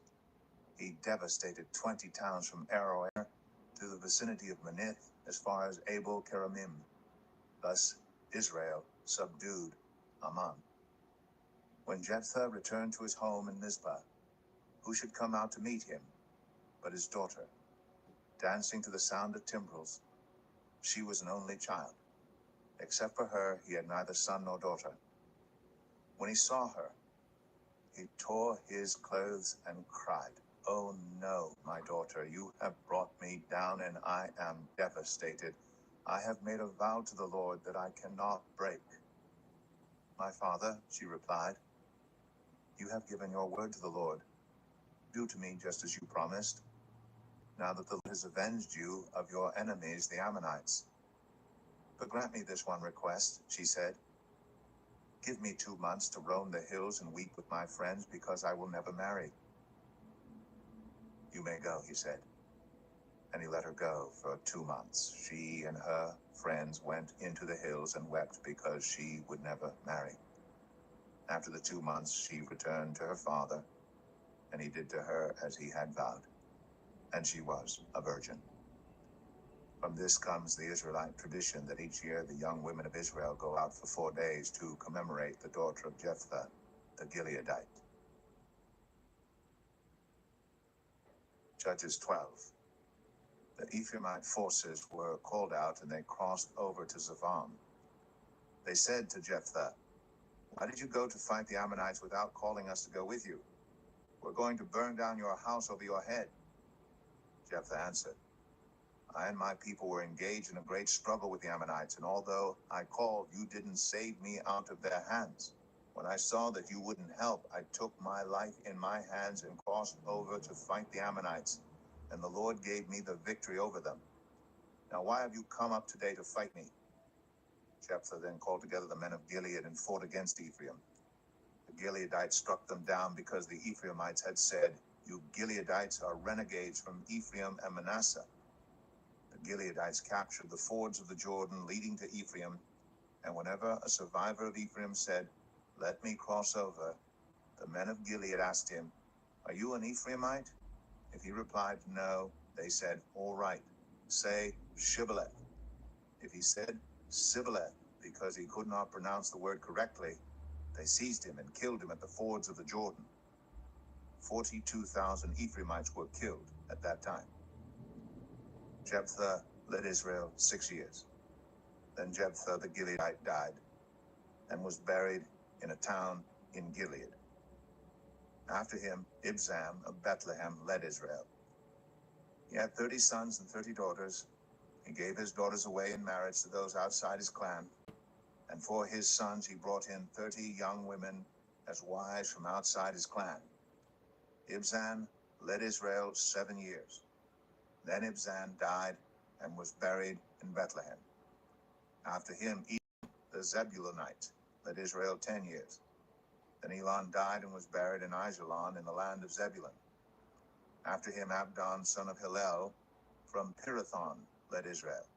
He had 40 sons and 30 grandsons who rode on 70 donkeys. He led Israel 8 years. Then Abdon, son of Hillel, died and was buried at Pirathon in Ephraim in the hill country of the Amalekites. Judges 13. Again the Israelites did evil in the eyes of the Lord. So the Lord delivered them into the hands of the Philistines for 40 years. A certain man of Zorah, named Manoah, from the clan of the Danites, had a wife who was childless, unable to give birth. The angel of the Lord appeared to her and said, "You are barren and childless, but you are going to become pregnant and give birth to a son. Now see to it that you drink no wine or other fermented drink, and that you do not eat anything unclean.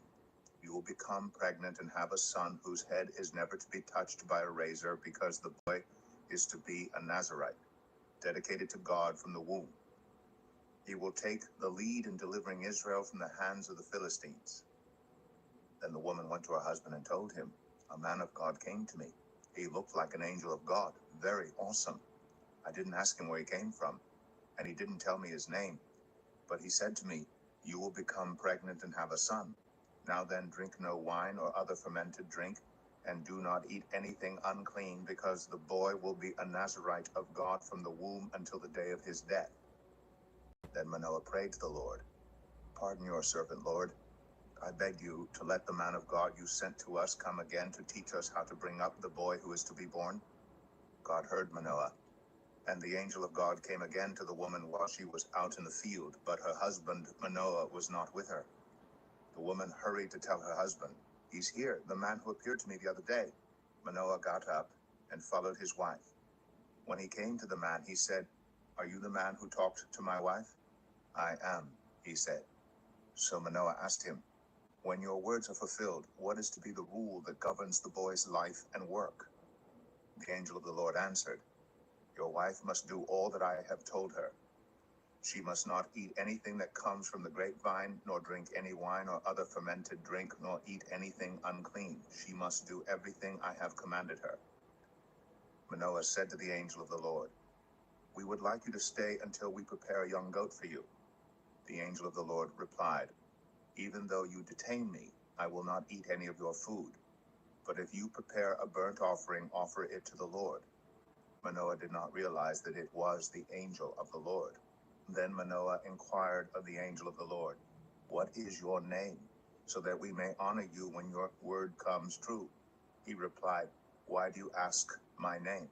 It is beyond understanding.' Then Manoah took a young goat together with the grain offering and sacrificed it on a rock to the Lord. And the Lord did an amazing thing while Manoah and his wife watched. As the flame blazed up from the altar toward heaven, the angel of the Lord ascended in the flame. Seeing this, Manoah and his wife fell with their faces to the ground. When the angel of the Lord did not show himself again to Manoah and his wife, Manoah realized that it was the angel of the Lord. 'We are doomed to die,' he said to his wife. 'We have seen God.'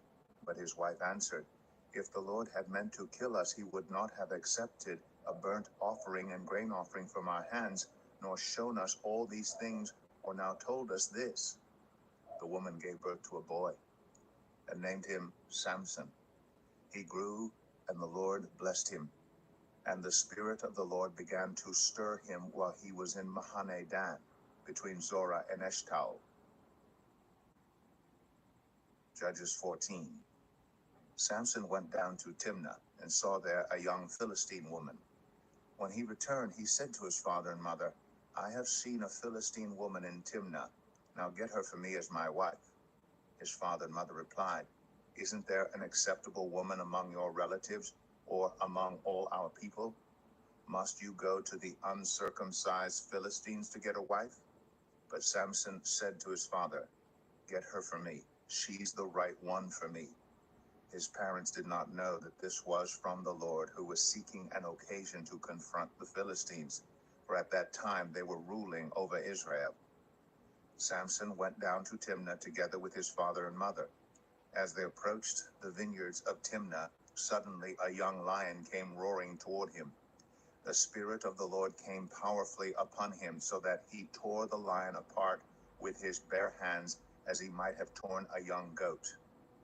But he told neither his father nor his mother what he had done. Then he went down and talked with the woman, and he liked her. Sometime later, when he went back to marry her, he turned aside to look at the lion's carcass, and in it he saw a swarm of bees and some honey. He scooped out the honey with his hand and ate as he went along. When he rejoined his parents, he gave them some, and they too ate it. But he did not tell them that he had taken the honey from the lion's carcass.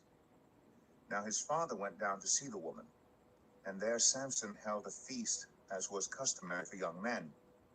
When the people saw him, they chose 30 men to be his companions. 'Let me tell you a riddle,' Samson said to them.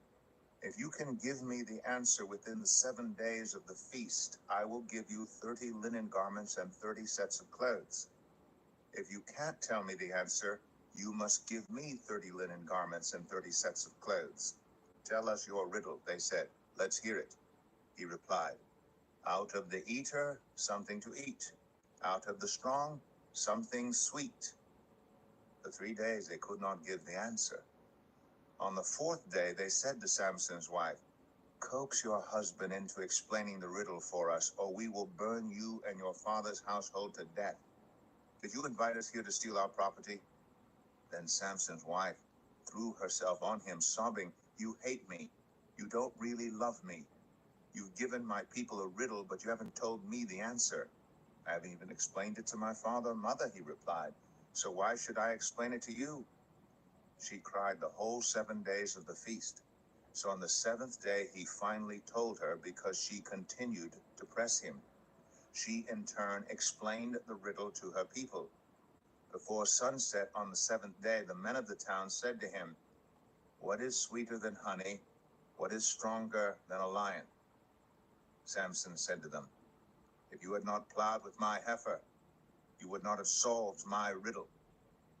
Then the Spirit of the Lord came powerfully upon him. He went down to Ashkelon, struck down 30 of their men, stripped them of everything, and gave their clothes to those who had explained the riddle. Burning with anger, he returned to his father's home, and Samson's wife was given to one of his companions who had attended him at the feast. Judges 15. Later on, at the time of wheat harvest, Samson took a young goat and went to visit his wife. He said, I'm going to my wife's room, but her father would not let him go in. I was so sure you hated her, he said, that I gave her to your companion. Isn't her younger sister more attractive? Take her instead. Samson said to them, this time I have a right to get even with the Philistines. I will really harm them. So he went out and caught 300 foxes and tied them tail to tail in pairs. He then fastened a torch to every pair of tails, lit the torches, and let the foxes loose in the standing grain of the Philistines. He burned up the shocks and standing grain together with the vineyards and olive groves. When the Philistines asked, who did this? They were told, Samson, the Timnite's son-in-law, because his wife was given to his companion. So the Philistines went up and burned her and her father to death. Samson said to them, since you've acted like this, I swear that I won't stop until I get my revenge on you. He attacked them viciously and slaughtered many of them. Then he went down and stayed in a cave in the rock of Etam. The Philistines went up and camped in Judah, spreading out near Lahai. The people of Judah asked, why have you come to fight us? We have come to take Samson prisoner, they answered, to do to him as he did to us. Then 3,000 men from Judah went down to the cave in the rock of Etam and said to Samson, don't you realize that the Philistines are rulers over us? What have you done to us? He answered, I merely did to them what they did to me. They said to him, we've come to tie you up and hand you over to the Philistines. Samson said, swear to me that you won't kill me yourselves. Agreed, they answered. We will only tie you up and hand you over to them. We will not kill you. So they bound him with 2 new ropes and led him from the rock. As he approached Lahai, the Philistines came toward him shouting. The Spirit of the Lord came powerfully upon him. The ropes on his arms became like charred flax, and the bindings dropped from his hands. Finding a fresh jawbone of a donkey, he grabbed it and struck down 1,000 men. Then Samson said, with a donkey's jawbone I have made donkeys of them. With a donkey's jawbone I have killed 1,000 men. When he finished speaking, he threw away the jawbone, and the place was called Ramah-Lahai. Because he was very thirsty, he cried out to the Lord, you have given your servant this great victory. Must I now die of thirst and fall into the hands of the uncircumcised? Then God opened up the hollow place in Lahai, and water came out of it. When Samson drank, his strength returned, and he revived. So the spring was called En-Hakor, and it is still there in Lahai. Samson led Israel for 20 years in the days of the Philistines. Judges 16.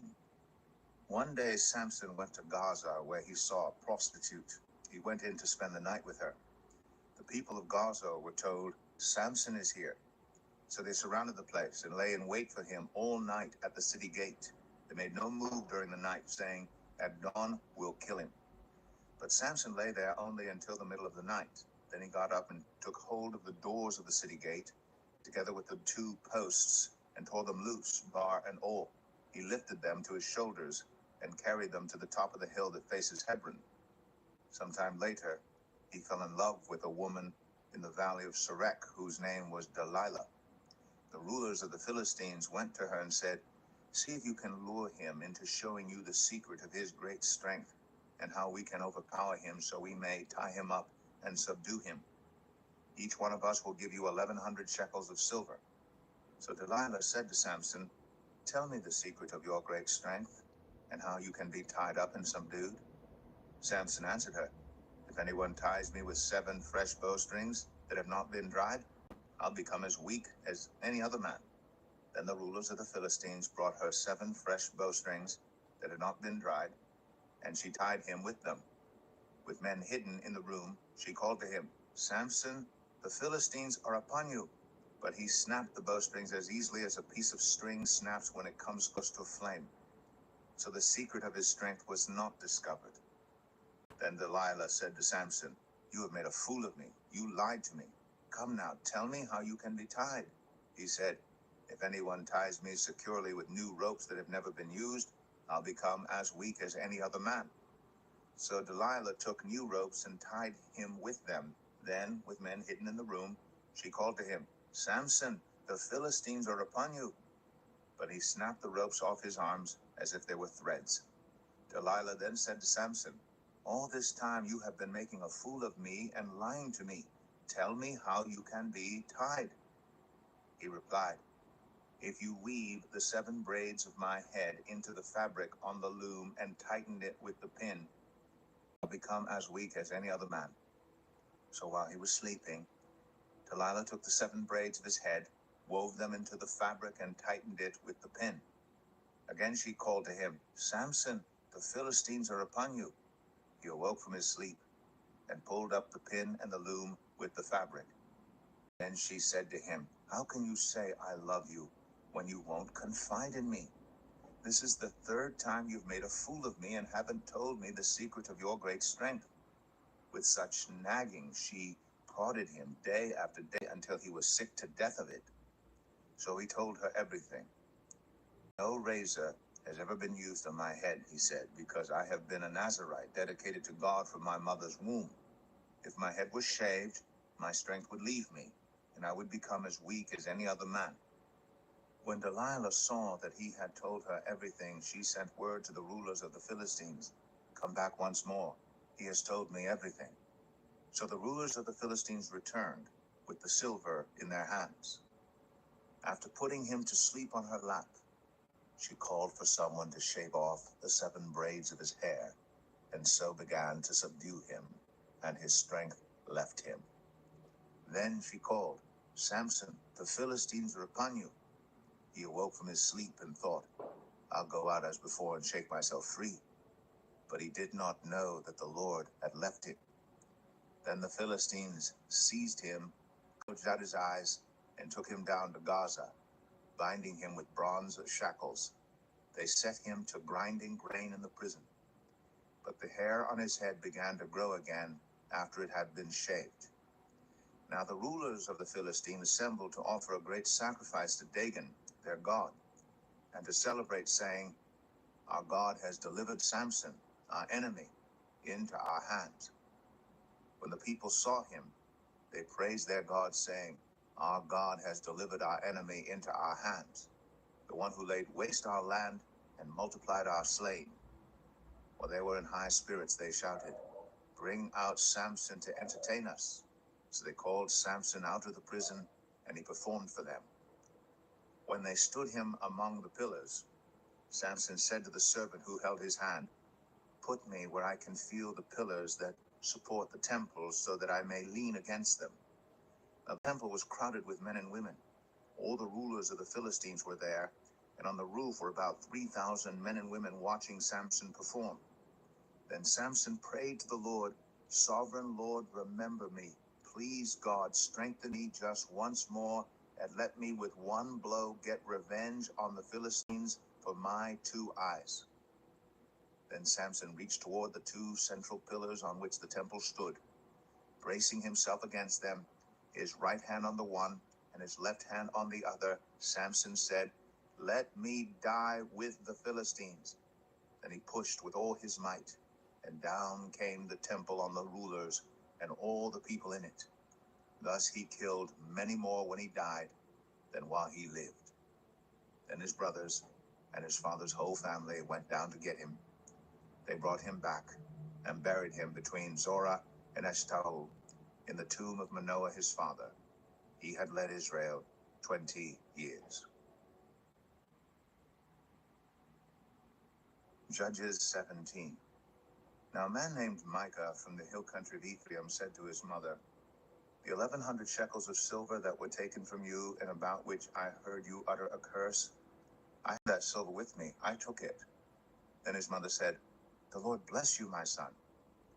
When he returned the 1,100 shekels of silver to his mother, she said, "I solemnly consecrate my silver to the Lord for my son to make an image overlaid with silver. I will give it back to you." So after he returned the silver to his mother, she took 200 shekels of silver and gave them to a silversmith, who used them to make the idol. And it was put in Micah's house. Now this man Micah had a shrine, and he made an ephod and some household gods, and installed one of his sons as his priest. In those days Israel had no king. Everyone did as they saw fit. A young Levite from Bethlehem in Judah, who had been living within the clan of Judah, left that town in search of some other place to stay. On his way he came to Micah's house in the hill country of Ephraim. Micah asked him, "Where are you from?" "I'm a Levite from Bethlehem in Judah," he said, "and I'm looking for a place to stay."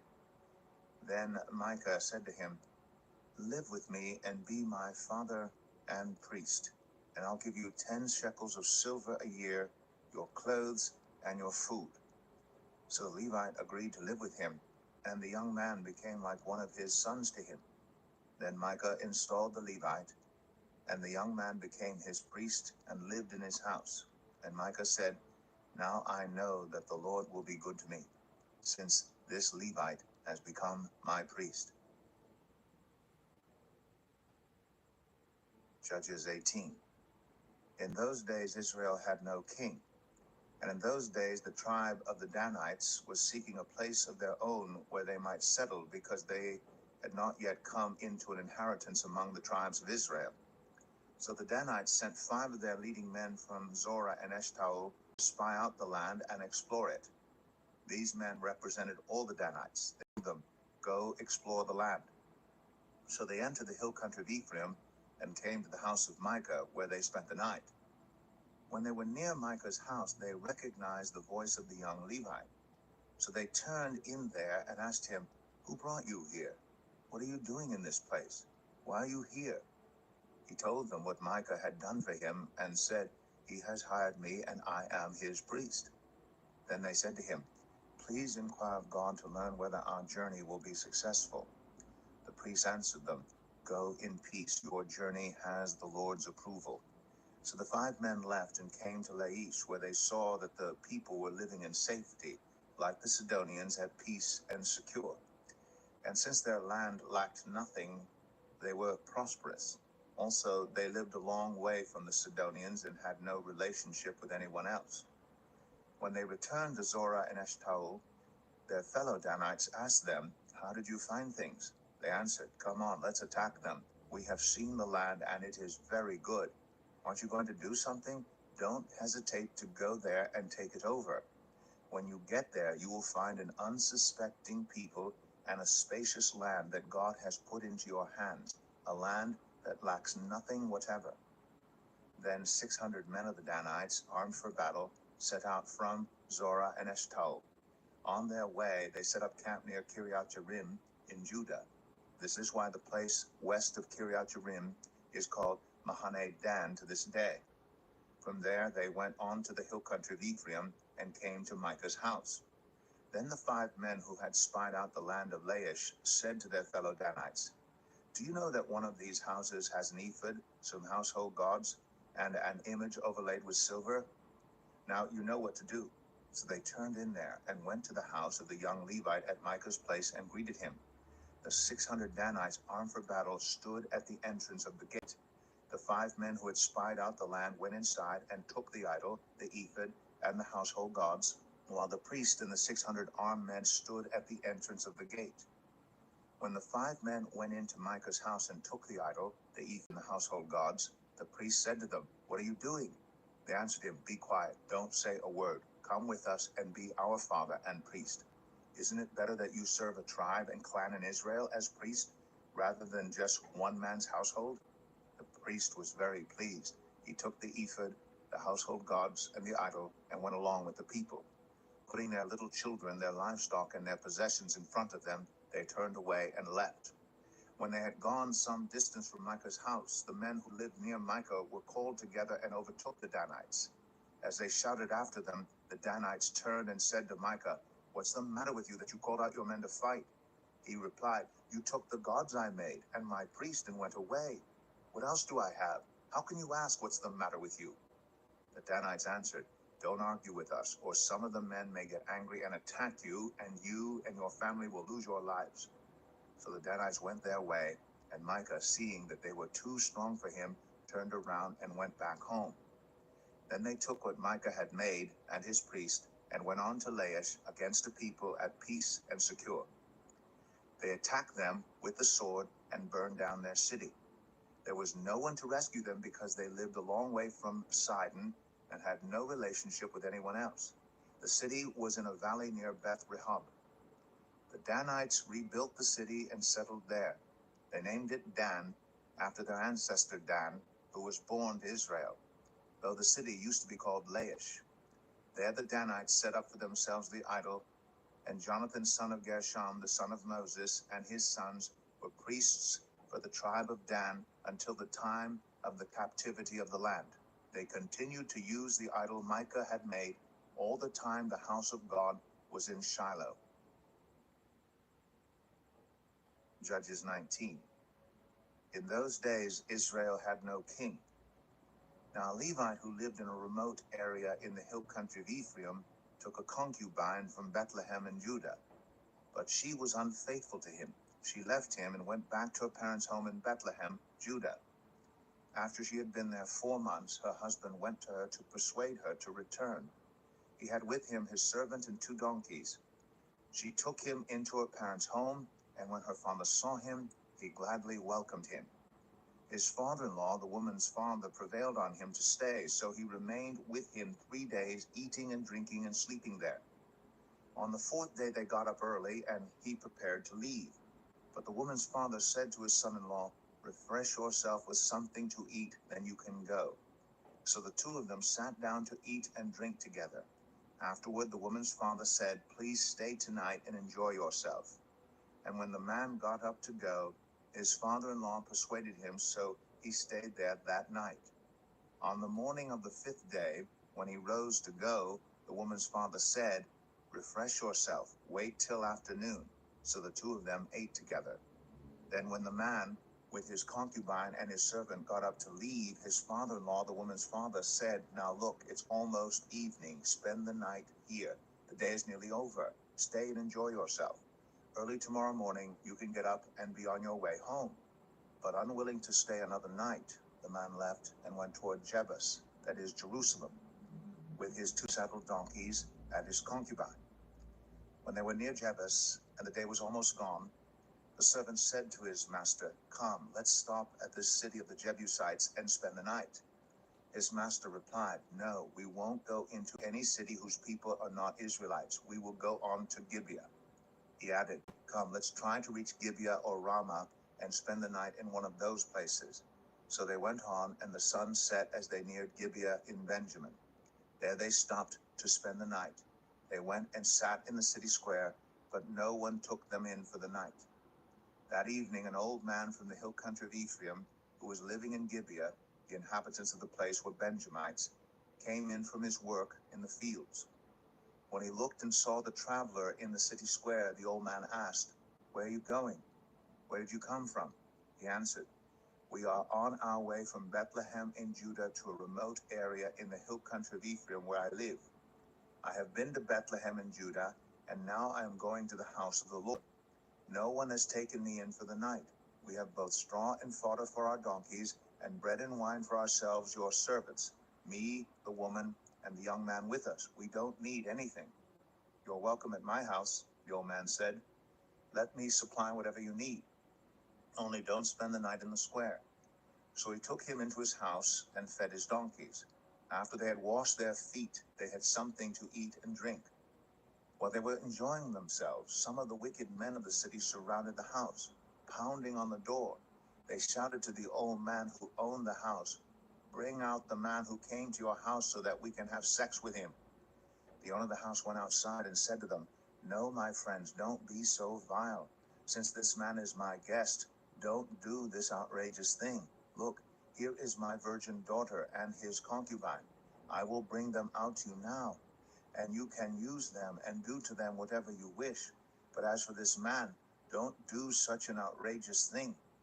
But the men would not listen to him. So the man took his concubine and sent her outside to them, and they raped her and abused her throughout the night, and at dawn they let her go. At daybreak the woman went back to the house where her master was staying, fell down at the door, and lay there until daylight. When her master got up in the morning and opened the door of the house and stepped out to continue on his way, there lay his concubine, fallen in the doorway of the house with her hands on the threshold. He said to her, "Get up, let's go." But there was no answer. Then the man put her on his donkey and set out for home.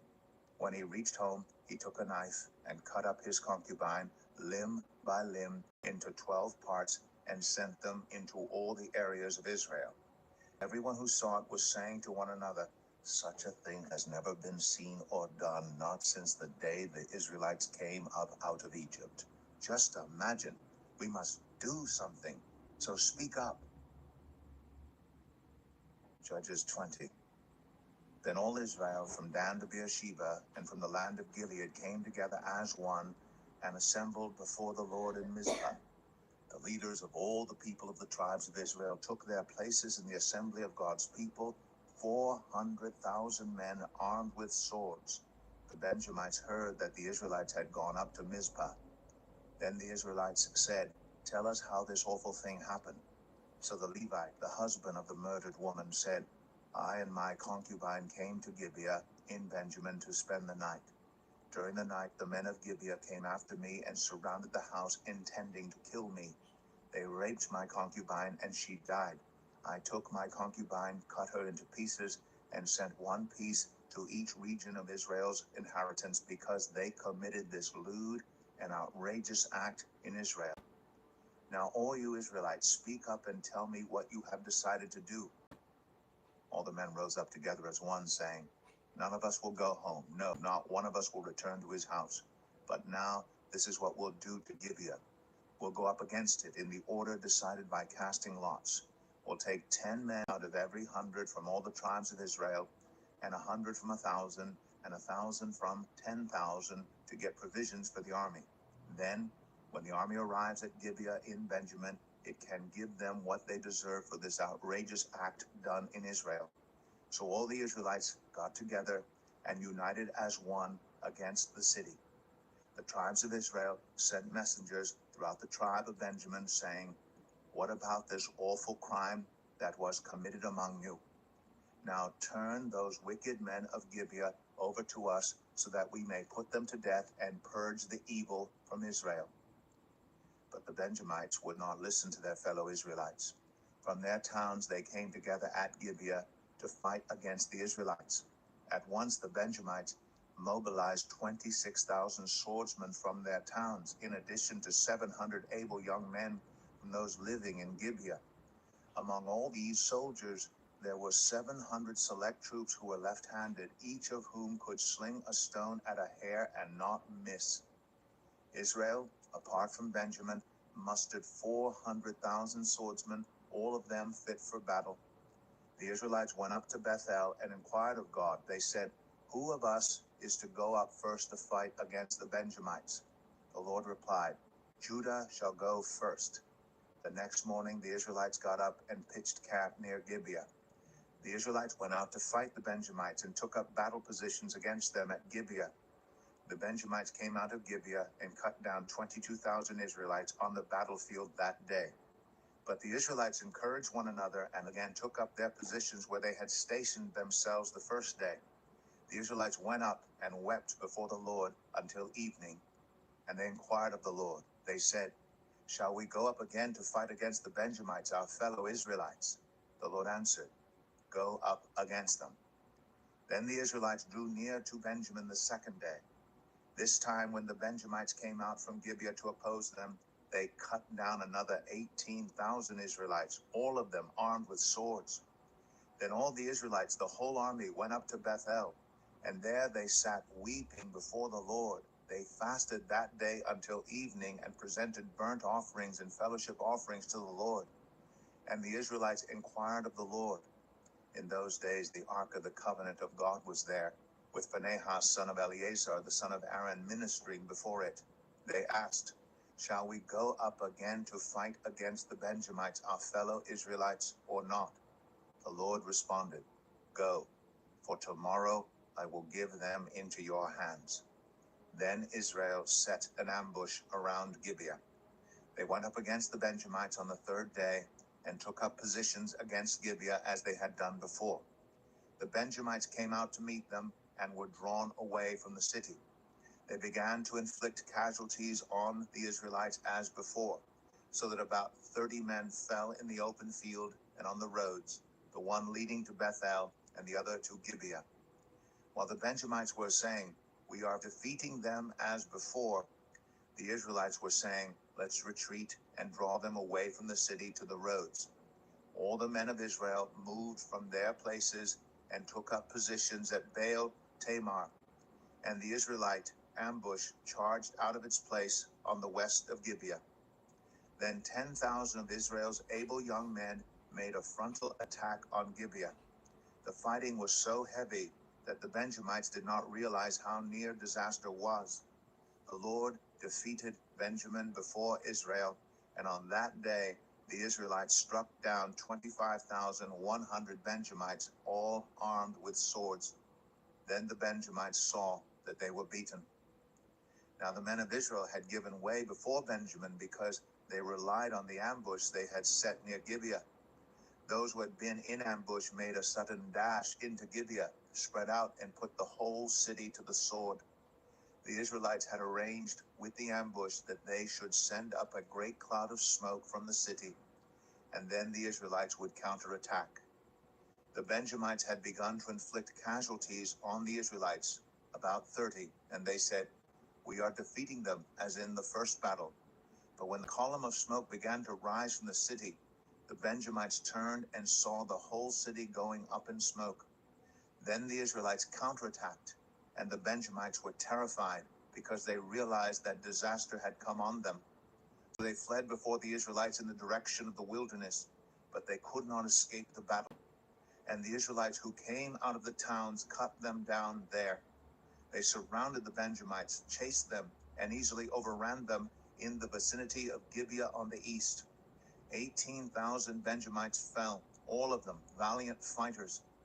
As they turned and fled toward the wilderness to the rock of Rimmon, the Israelites cut down 5,000 men along the roads. They kept pressing after the Benjamites as far as Edom and struck down 2,000 more. On that day, 25,000 Benjamite swordsmen fell, all of them valiant fighters. But 600 of them turned and fled into the wilderness to the rock of Rimmon, where they stayed 4 months. The men of Israel went back to Benjamin and put all the towns to the sword, including the animals and everything else they found. All the towns they came across, they set on fire. Judges 21. The men of Israel had taken an oath at Mizpah. "Not one of us will give his daughter in marriage to a Benjamite." The people went to Bethel, where they sat before God until evening, raising their voices and weeping bitterly. "Lord, God of Israel," they cried, "why has this happened to Israel? Why should one tribe be missing from Israel today? Early the next day, the people built an altar and presented burnt offerings and fellowship offerings.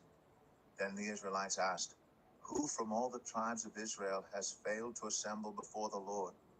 For they had taken a solemn oath that anyone who failed to assemble before the Lord at Mizpah was to be put to death. Now the Israelites grieved for the tribe of Benjamin, their fellow Israelites. Today, one tribe is cut off from Israel. They said, "How can we provide wives for those who are left, since we have taken an oath by the Lord not to give them any of our daughters in marriage?"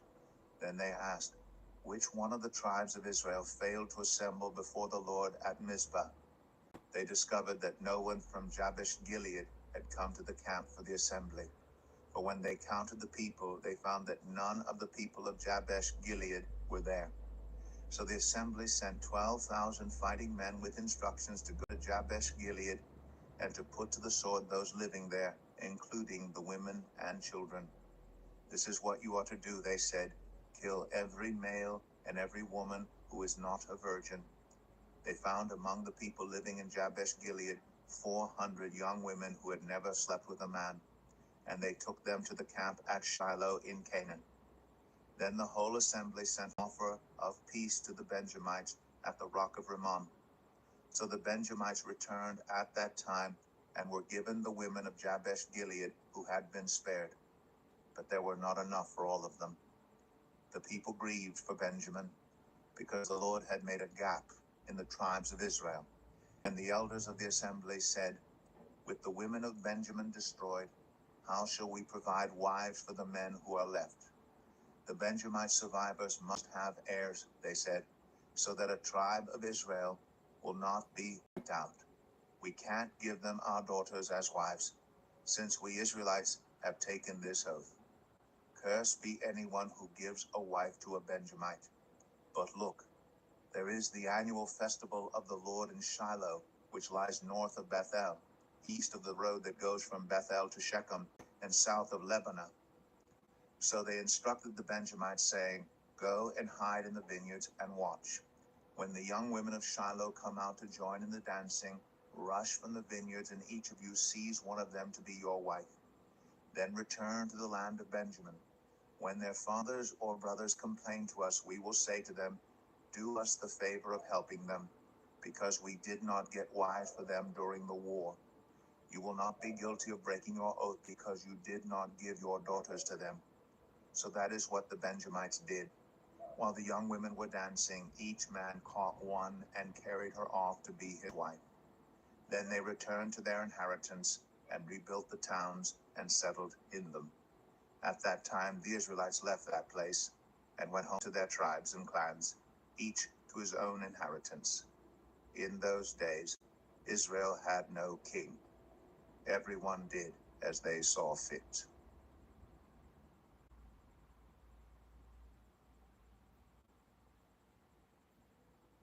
The Book of Ruth, Chapter 1. In the days when the judges ruled, there was a Bethlehem in Judah, together with his wife and 2 sons, went to live for a while in the country of Moab. The man's name was Elimelech. His wife's name was Naomi. And the names of his 2 sons were Mahlon and Chilion.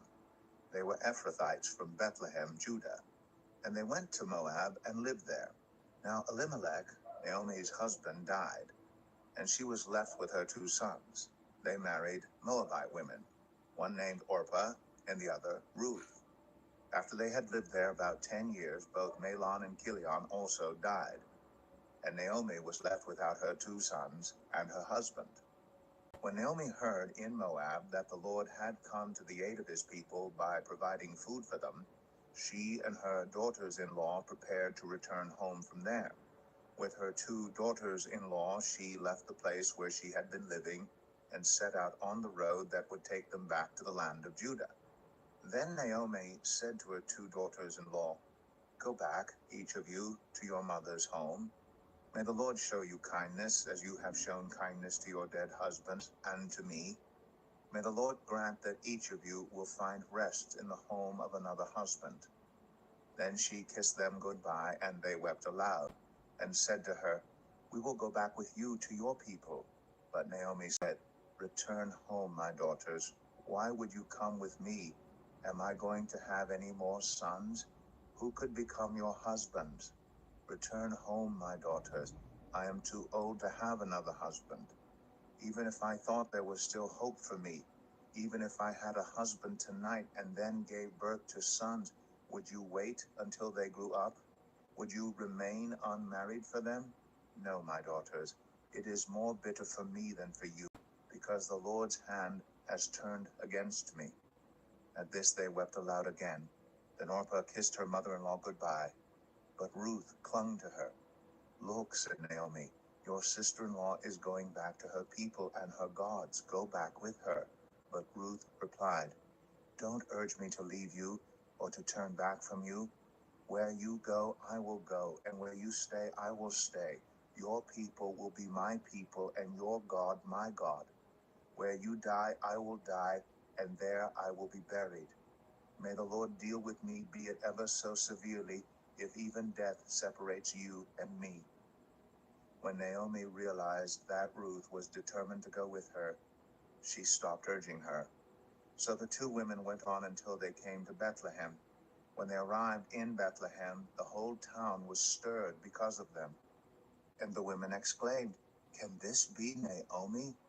Don't call me Naomi, she told them. Call me Mara, because the Almighty has made my life very bitter. I went away full, but the Lord has brought me back empty. Why call me Naomi? The Lord has afflicted me. The Almighty has brought misfortune upon me.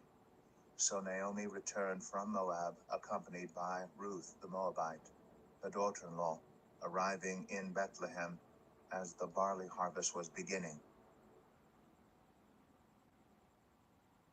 Ruth 2. Now Naomi had a relative on her husband's side, a man of standing from the clan of Elimelech, whose name was Boaz. And Ruth the Moabite said to Naomi, let me go to the fields and pick up the leftover grain behind anyone in whose eyes I find favor. Naomi said to her, go ahead, my daughter. So she went out and entered a field and began to glean behind the harvesters. As it turned out, she was working in a field belonging to Boaz, who was from the clan of Elimelech. Just then Boaz arrived from Bethlehem and greeted the harvesters. The Lord be with you. The Lord bless you, they answered. Boaz asked the overseer of his harvesters, who does that young woman belong to?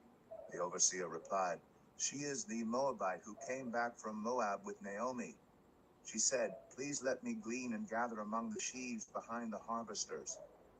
She came into the field and has remained here from morning till now, except for a short rest in the shelter. So Boaz said to Ruth, my daughter, listen to me. Don't go and glean in another field, and don't go away from here. Stay here with the women who work for me. Watch the field where the men are harvesting and follow along after the women. I have told the men not to lay a hand on you, and whenever you are thirsty, go and get a drink from the water jars the men have filled. At this she bowed down with her face to the ground. She asked him, why have I found such favor in your eyes that you notice me, a foreigner? Boaz replied, I've been told all about what you have done for your mother-in-law since the death of your husband, how you left your father and mother and your homeland and came to live with a people you did not know before. May the Lord repay you for what you have done. May you be richly rewarded by the Lord, the God of Israel, under whose wings you have come to take refuge. May I continue to find favor in your eyes, my Lord, she said. You have put me at ease by speaking kindly to your servant, though I do not have the standing of one of your servants. At mealtime, Boaz said to her, come over here, have some bread and dip it in the wine vinegar. When she sat down with the harvesters, he offered her some roasted grain. She ate all she wanted and had some left over.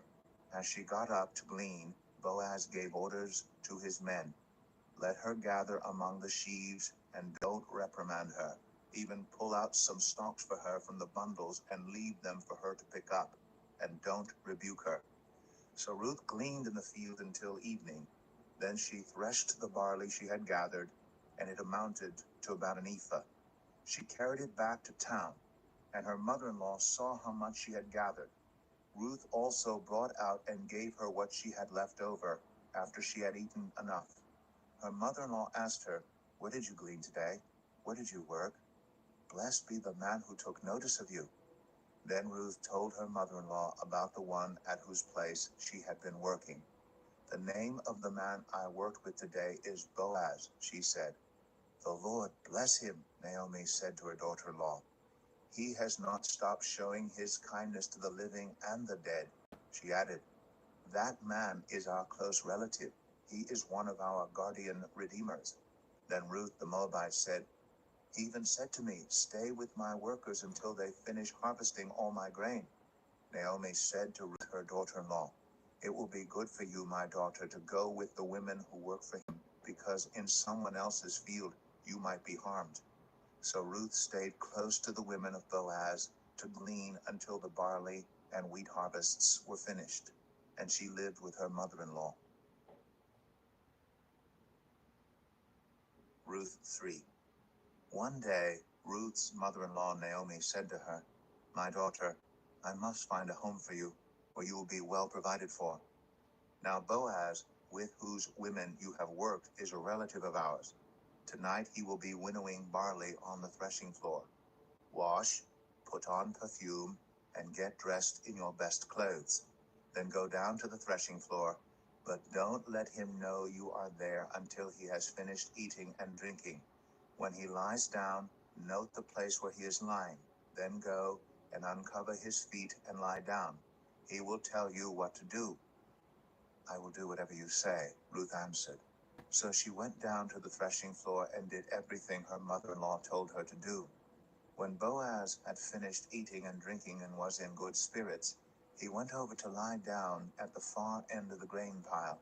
Ruth approached quietly, uncovered his feet, and lay down. In the middle of the night, something startled the man. He turned, and there was a woman lying at his feet. "Who are you?" he asked.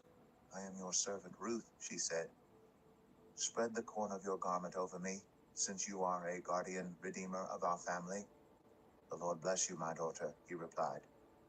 "This kindness is greater than that which you showed earlier. You have not run after the younger men, whether rich or poor. And now, my daughter, don't be afraid. I will do for you all you ask. All the people in my town know that you are a woman of noble character. Although it is true that I am a guardian redeemer of our family, there is another who is more closely related than I. Stay here for the night, and in the morning, if he wants to do his duty as your guardian redeemer, good, let him redeem you. But if he is not willing, as surely as the Lord lives, I will do it. Lie here until morning." So she lay at his feet until morning, but got up before anyone could be recognized. And he said, "No one must know that a woman came to the threshing floor."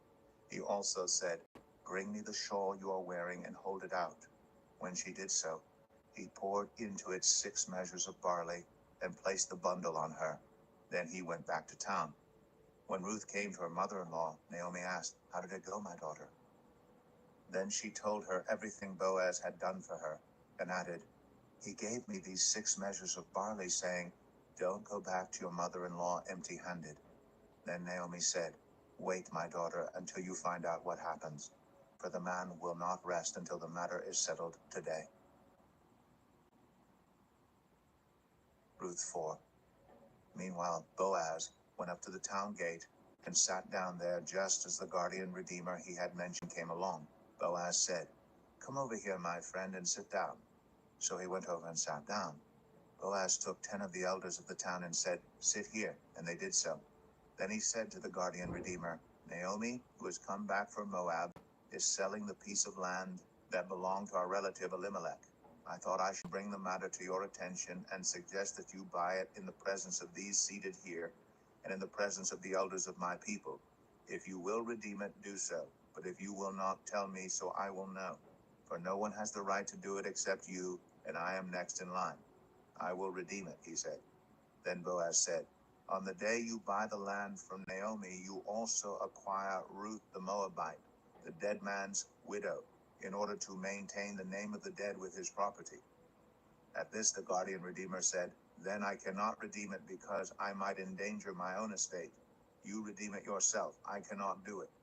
Now in earlier times in Israel, for the redemption and transfer of property to become final, One party took off his sandal and gave it to the other. This was the method of legalizing transactions in Israel. So the guardian redeemer said to Boaz, "Buy it yourself." And he removed his sandal. Then Boaz announced to the elders and all the people, "Today you are witnesses that I have bought from Naomi all the property of Elimelech, Kilion, and Mahlon. I have also acquired Ruth the Moabite, Mahlon's widow, as my wife, in order to maintain the name of the dead with his property, so that his name will not disappear from among his family or from his hometown. Today you are witnesses." Then the elders and all the people at the gate said, "We are witnesses. May the Lord make the woman who is coming into your home like Rachel and Leah, who together built up the family of Israel. May you have standing in Ephrathah and be famous in Bethlehem. Through the offspring the Lord gives you by this young woman, may your family be like that of Perez, whom Tamar bore to Judah." So Boaz took Ruth, and she became his wife. When he made love to her, the Lord enabled her to conceive, and she gave birth to a son. The women said to Naomi, "Praise be to the Lord, who this day has not left you without a guardian redeemer. May he become famous throughout Israel. He will renew your life and sustain you in your old age. For your daughter-in-law, who loves you and who is better to you than 7 sons, has given him birth." Then Naomi took the child in her arms and cared for him. The women living there said, "Naomi has a son," and they named him Obed. He was the father of Jesse, the father of David. This then is the family line of Perez. Perez was the father of Hezron, Hezron the father of Ram, Ram the father of Amminadab, Amminadab the father of Nahshon, Nahshon the father of Salmon, Salmon the father of Boaz, Boaz the father of Obed, Obed the father of Jesse, and Jesse the father of David.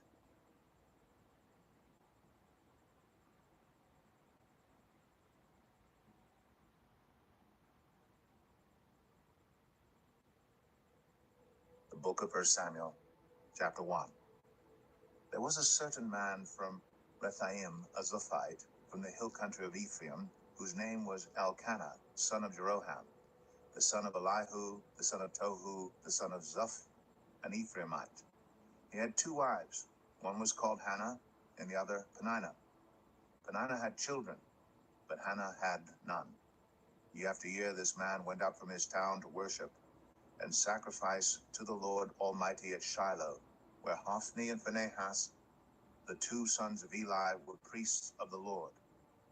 Whenever the day came for Elkanah to sacrifice, he would give portions of the meat to his wife Peninnah and to all her sons and daughters. But to Hannah he gave a double portion because he loved her, and the Lord had closed her womb.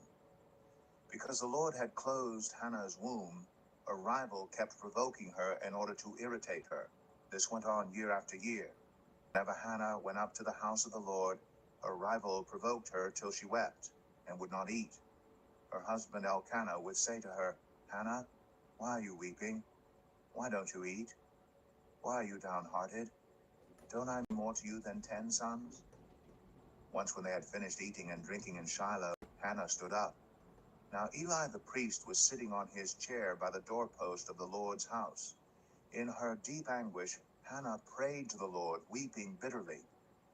And she made a vow, saying, "Lord Almighty, if you will only look on your servant's misery and remember me, and not forget your servant, but give her a son, then I will give him to the Lord for all the days of his life, and no razor will ever be used on his head." As she kept praying to the Lord, Eli observed her mouth. Hannah was praying in her heart, and her lips were moving, but her voice was not heard. Eli thought she was drunk, and said to her, "How long are you going to stay drunk? Put away your wine." "Not so, my lord," Hannah replied. "I am a woman who is deeply troubled. I have not been drinking wine or beer. I was pouring out my soul to the Lord. Do not take your servant for a wicked woman. I have been praying here out of my great anguish and grief. Eli answered, Go in peace, and may the God of Israel grant you what you have asked of him. She said, May your servant find favor in your eyes. Then she went her way and ate something, and her face was no longer downcast. Early the next morning they arose and worshipped before the Lord, and then went back to their home at Ramah. Elkanah made love to his wife Hannah, and the Lord remembered her. So in the course of time Hannah became pregnant and gave birth to a son. She named him Samuel, saying, Because I asked the Lord for him. When her husband Elkanah went up with all his family to offer the annual sacrifice to the Lord and to fulfill his vow, Hannah did not go.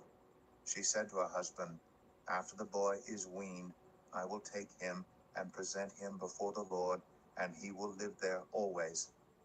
Do what seems best to you, her husband Elkanah told her. Stay here until you have weaned him. Only may the Lord make good his word. So the woman stayed at home and nursed her son until she had weaned him. After he was weaned, she took the boy with her, young as he was, along with a 3-year-old bull, an ephah of flour, and a skin of wine, and brought him to the house of the Lord at Shiloh.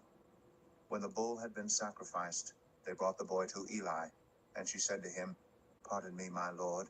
As surely as you live, I am the woman who stood here beside you praying to the Lord.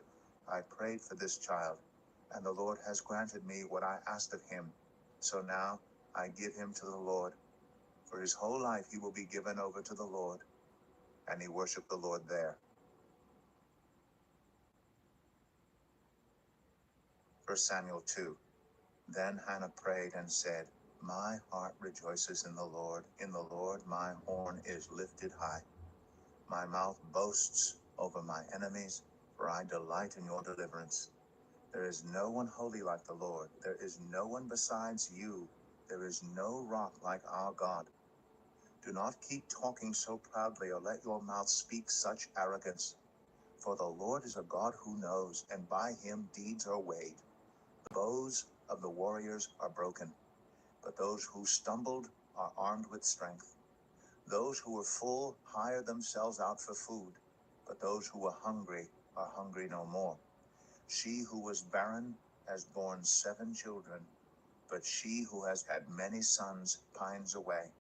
The Lord brings death and makes alive. He brings down to the grave and raises up.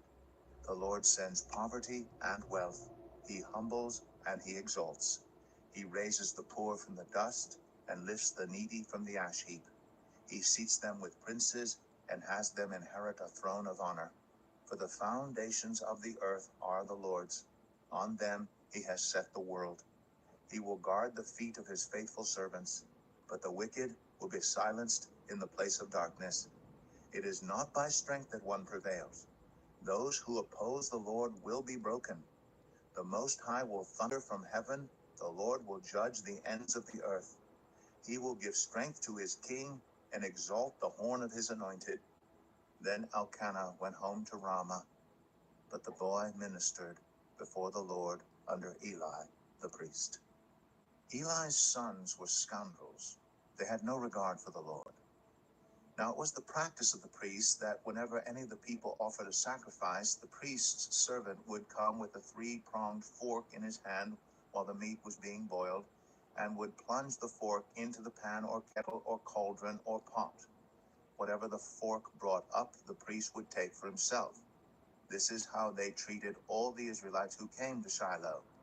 But even before the fat was burned, the priest's servant would come and say to the person who was sacrificing, Give the priest some meat to roast. He won't accept boiled meat from you, but only raw.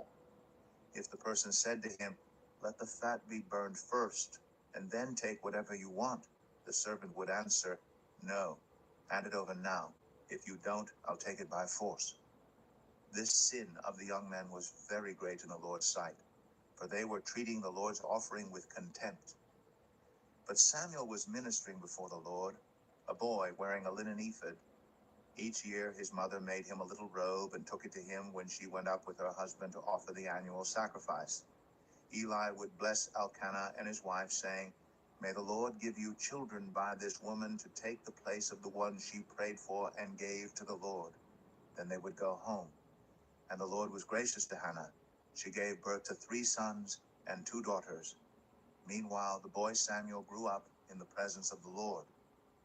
Now Eli, who was very old, heard about everything his sons were doing to all Israel, and how they slept with the women who served at the entrance to the tent of meeting. So he said to them, "Why do you do such things? I hear from all the people about these wicked deeds of yours. No, my sons, the report I hear spreading among the Lord's people is not good. If one person sins against another, God may mediate for the offender. But if anyone sins against the Lord, who will intercede for them?" His sons, however, did not listen to their father's rebuke, for it was the Lord's will to put them to death. And the boy Samuel continued to grow in stature and in favor with the Lord and with people. Now a man of God came to Eli and said to him, "This is what the Lord says. Did I not clearly reveal myself to your ancestors' family when they were in Egypt under Pharaoh? I chose your ancestors out of all the tribes of Israel to be my priests, to go up to my altar, to burn incense, and to wear an ephod in my presence. I also gave your ancestors' family all the food offerings presented by the Israelites. Why do you scorn my sacrifice and offering that I prescribed for my dwelling? Why do you honor your sons more than me by fattening yourselves on the choice parts of every offering made by my people Israel? Therefore the Lord, the God of Israel, declares, I promised that members of your family would minister before me forever. But now the Lord declares, far be it from me. Those who honor me I will honor, but those who despise me will be disdained. The time is coming when I will cut short your strength and the strength of your priestly house, so that no one in it will reach old age, and you will see distress in my dwelling. Although good will be done to Israel, no one in your family line will ever reach old age. Every one of you that I do not cut off from serving at my altar, I will spare only to destroy your sight and sap your strength, and all your descendants will die in the prime of life. And what happens to your 2 sons, Hophni and Phinehas, will be a sign to you. They will both die on the same day. I will raise up for myself a faithful priest, who will do according to what is in my heart and mind. I will firmly establish his priestly house, and they will minister before my anointed one always. Then everyone left in your family line will come and bow down before him for a piece of silver and a loaf of bread and plead, appoint me to some priestly office so I can have food to eat. 1 Samuel 3. The boy Samuel ministered before the Lord under Eli. In those days the word of the Lord was rare. There were not many visions. One night Eli, whose eyes were becoming so weak that he could barely see, was lying down in his usual place. The lamp of God had not yet gone out, and Samuel was lying down in the house of the Lord where the ark of God was. Then the Lord called Samuel. Samuel answered, Here I am. And he ran to Eli and said, Here I am. You called me. But Eli said, I did not call. Go back and lie down. So he went and lay down. Again the Lord called Samuel. And Samuel got up and went to Eli and said, Here I am. You called me. My son, Eli said, I did not call. Go back and lie down. Now Samuel did not yet know the Lord. The word of the Lord had not yet been revealed to him.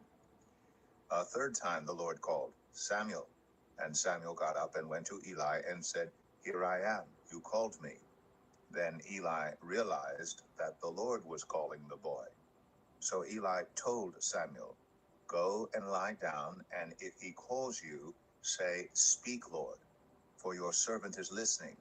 So Samuel went and lay down in his place. The Lord came and stood there, calling as at the other times, Samuel, Samuel.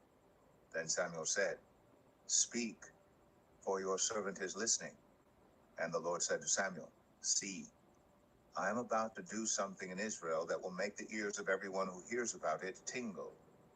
At that time I will carry out against Eli everything I spoke against his family from beginning to end.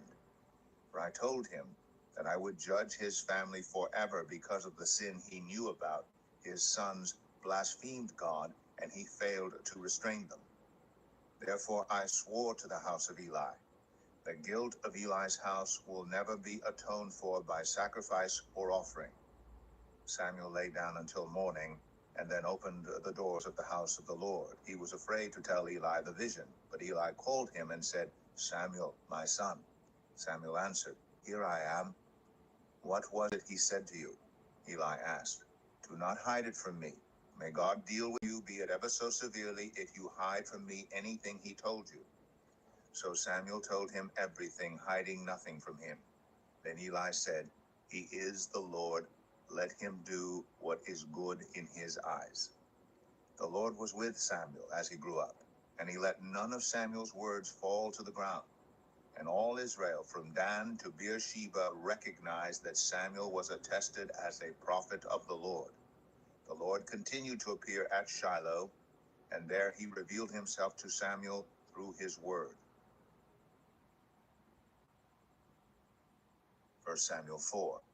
And Samuel's word came to all Israel.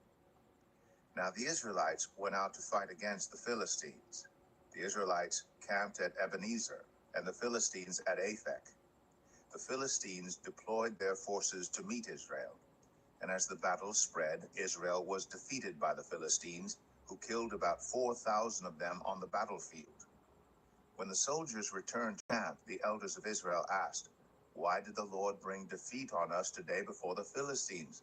Let us bring the ark of the Lord's covenant from Shiloh, so that he may go with us and save us from the hand of our enemies. So the people sent men to Shiloh, and they brought back the ark of the covenant of the Lord Almighty, who is enthroned between the cherubim. And Eli's two sons, Hophni and Phinehas, were there with the ark of the covenant of God. When the ark of the Lord's covenant came into the camp, all Israel raised such a great shout that the ground shook. Hearing the uproar, the Philistines asked, What's all this shouting in the Hebrew camp? When they learned that the ark of the Lord had come into the camp, the Philistines were afraid. A god has come into the camp, they said. Oh no, nothing like this has happened before. We're doomed. Who will deliver us from the hand of these mighty gods? They are the gods who struck the Egyptians with all kinds of plagues in the wilderness. Be strong, Philistines. Be men, or you will be subject to the Hebrews, as they have been to you. Be men and fight. So the Philistines fought, and the Israelites were defeated, and every man fled to his tent. The slaughter was very great. Israel lost 30,000 foot soldiers. The ark of God was captured, and Eli's two sons, Hophni and Phinehas, died. That same day, a Benjamite ran from the battle line and went to Shiloh with his clothes torn and dust on his head. When he arrived, there was Eli sitting on his chair by the side of the road, watching because his heart feared for the ark of God. When the man entered the town and told what had happened, the whole town sent up a cry. Eli heard the outcry and asked, What is the meaning of this uproar? The man hurried over to Eli, who was 98 years old and whose eyes had failed so that he could not see. He told Eli, I have just come from the battle line. I fled from it this very day. Eli asked, What happened, my son? The man who brought the news replied, Israel fled before the Philistines, and the army has suffered heavy losses. Also, your two sons, Hophni and Phinehas, are dead, and the ark of God has been captured. When he mentioned the ark of God, Eli fell backward off his chair by the side of the gate. His neck was broken, and he died. But he was an old man, and he was heavy. He had led Israel 40 years. His daughter-in-law, the wife of Phinehas, was pregnant and near the time of delivery. When she heard the news that the ark of God had been captured, and that her father-in-law and her husband were dead, she went into labor and gave birth, but was overcome by her labor pains.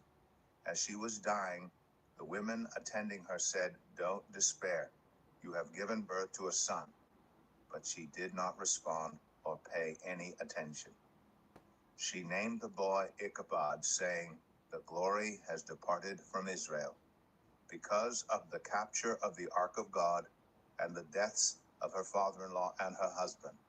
She said, "The glory has departed from Israel, for the ark of God has been captured." 1 Samuel 5. After the Philistines had captured the ark of God, they took it from Ebenezer to Ashdod. Then they carried the ark into Dagon's temple and set it beside Dagon. When the people of Ashdod rose early the next day, there was Dagon, fallen on his face on the ground before the ark of the Lord. They took Dagon and put him back in his place. But the following morning when they rose, there was Dagon, fallen on his face on the ground before the ark of the Lord. His head and hands had been broken off and were lying on the threshold, only his body remained. That is why to this day neither the priests of Dagon nor any others who enter Dagon's temple at Ashdod step on the threshold. The Lord's hand was heavy on the people of Ashdod and its vicinity. He brought devastation on them and afflicted them with tumors. When the people of Ashdod saw what was happening, they said, "The ark of the God of Israel must not stay here with us, because his hand is heavy on us and on Dagon our God." So they called together all the rulers of the Philistines and asked them, "What shall we do with the ark of the God of Israel?" They answered, "Have the ark of the God of Israel moved to Gath." So they moved the ark of the God of Israel. But after they had moved it, the Lord's hand was against that city, throwing it into a great panic. He afflicted the people of the city, both young and old, with an outbreak of tumors. So they sent the ark of God to Ekron. As the ark of God was entering Ekron, the people of Ekron cried out, "They have brought the ark of the God of Israel around to us to kill us and our people."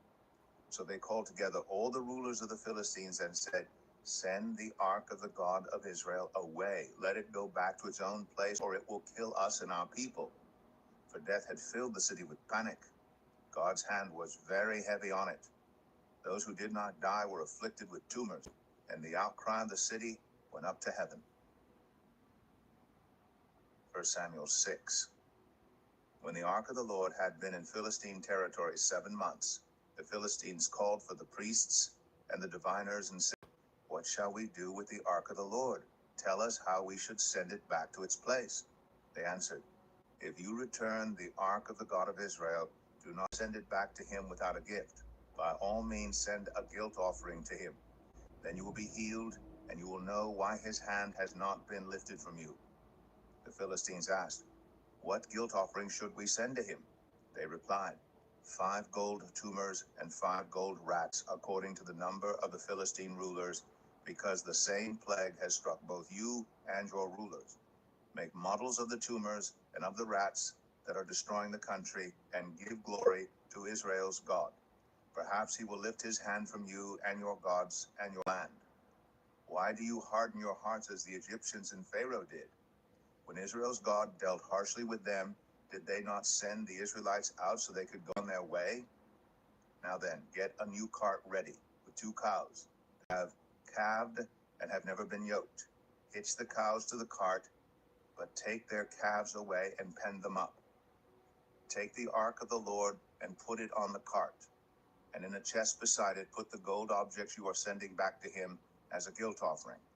Send it on its way, but keep watching it. If it goes up to its own territory toward Beth Shemesh, then the Lord has brought this great disaster on us. But if it does not, then we will know that it was not his hand that struck us, but that it happened to us by chance. So they did this.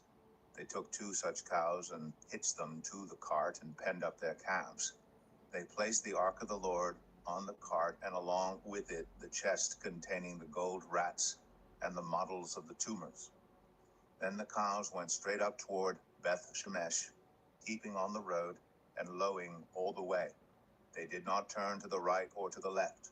The rulers of the Philistines followed them as far as the border of Beth Shemesh. Now the people of Beth Shemesh were harvesting their wheat in the valley. And when they looked up and saw the ark, they rejoiced at the sight. The cart came to the field of Joshua of Beth Shemesh, and there it stopped beside a large rock. The people chopped up the wood of the cart and sacrificed the cows as a burnt offering to the Lord. The Levites took down the ark of the Lord, together with the chest containing the gold objects, and placed them on the large rock. On that day, the people of Beth Shemesh offered burnt offerings and made sacrifices to the Lord. The 5 rulers of the Philistines saw all this and then returned that same day to Ekron. These are the gold tumors the Philistines sent as a guilt offering to the Lord, 1 each for Ashdod, Gaza, Ashkelon, Gath, and Ekron. And the number of the gold rats was according to the number of Philistine towns belonging to the 5 rulers, the fortified towns with their country villages. The large rock on which the Levites set the ark of the Lord is a witness to this day in the field of Joshua of Beth Shemesh.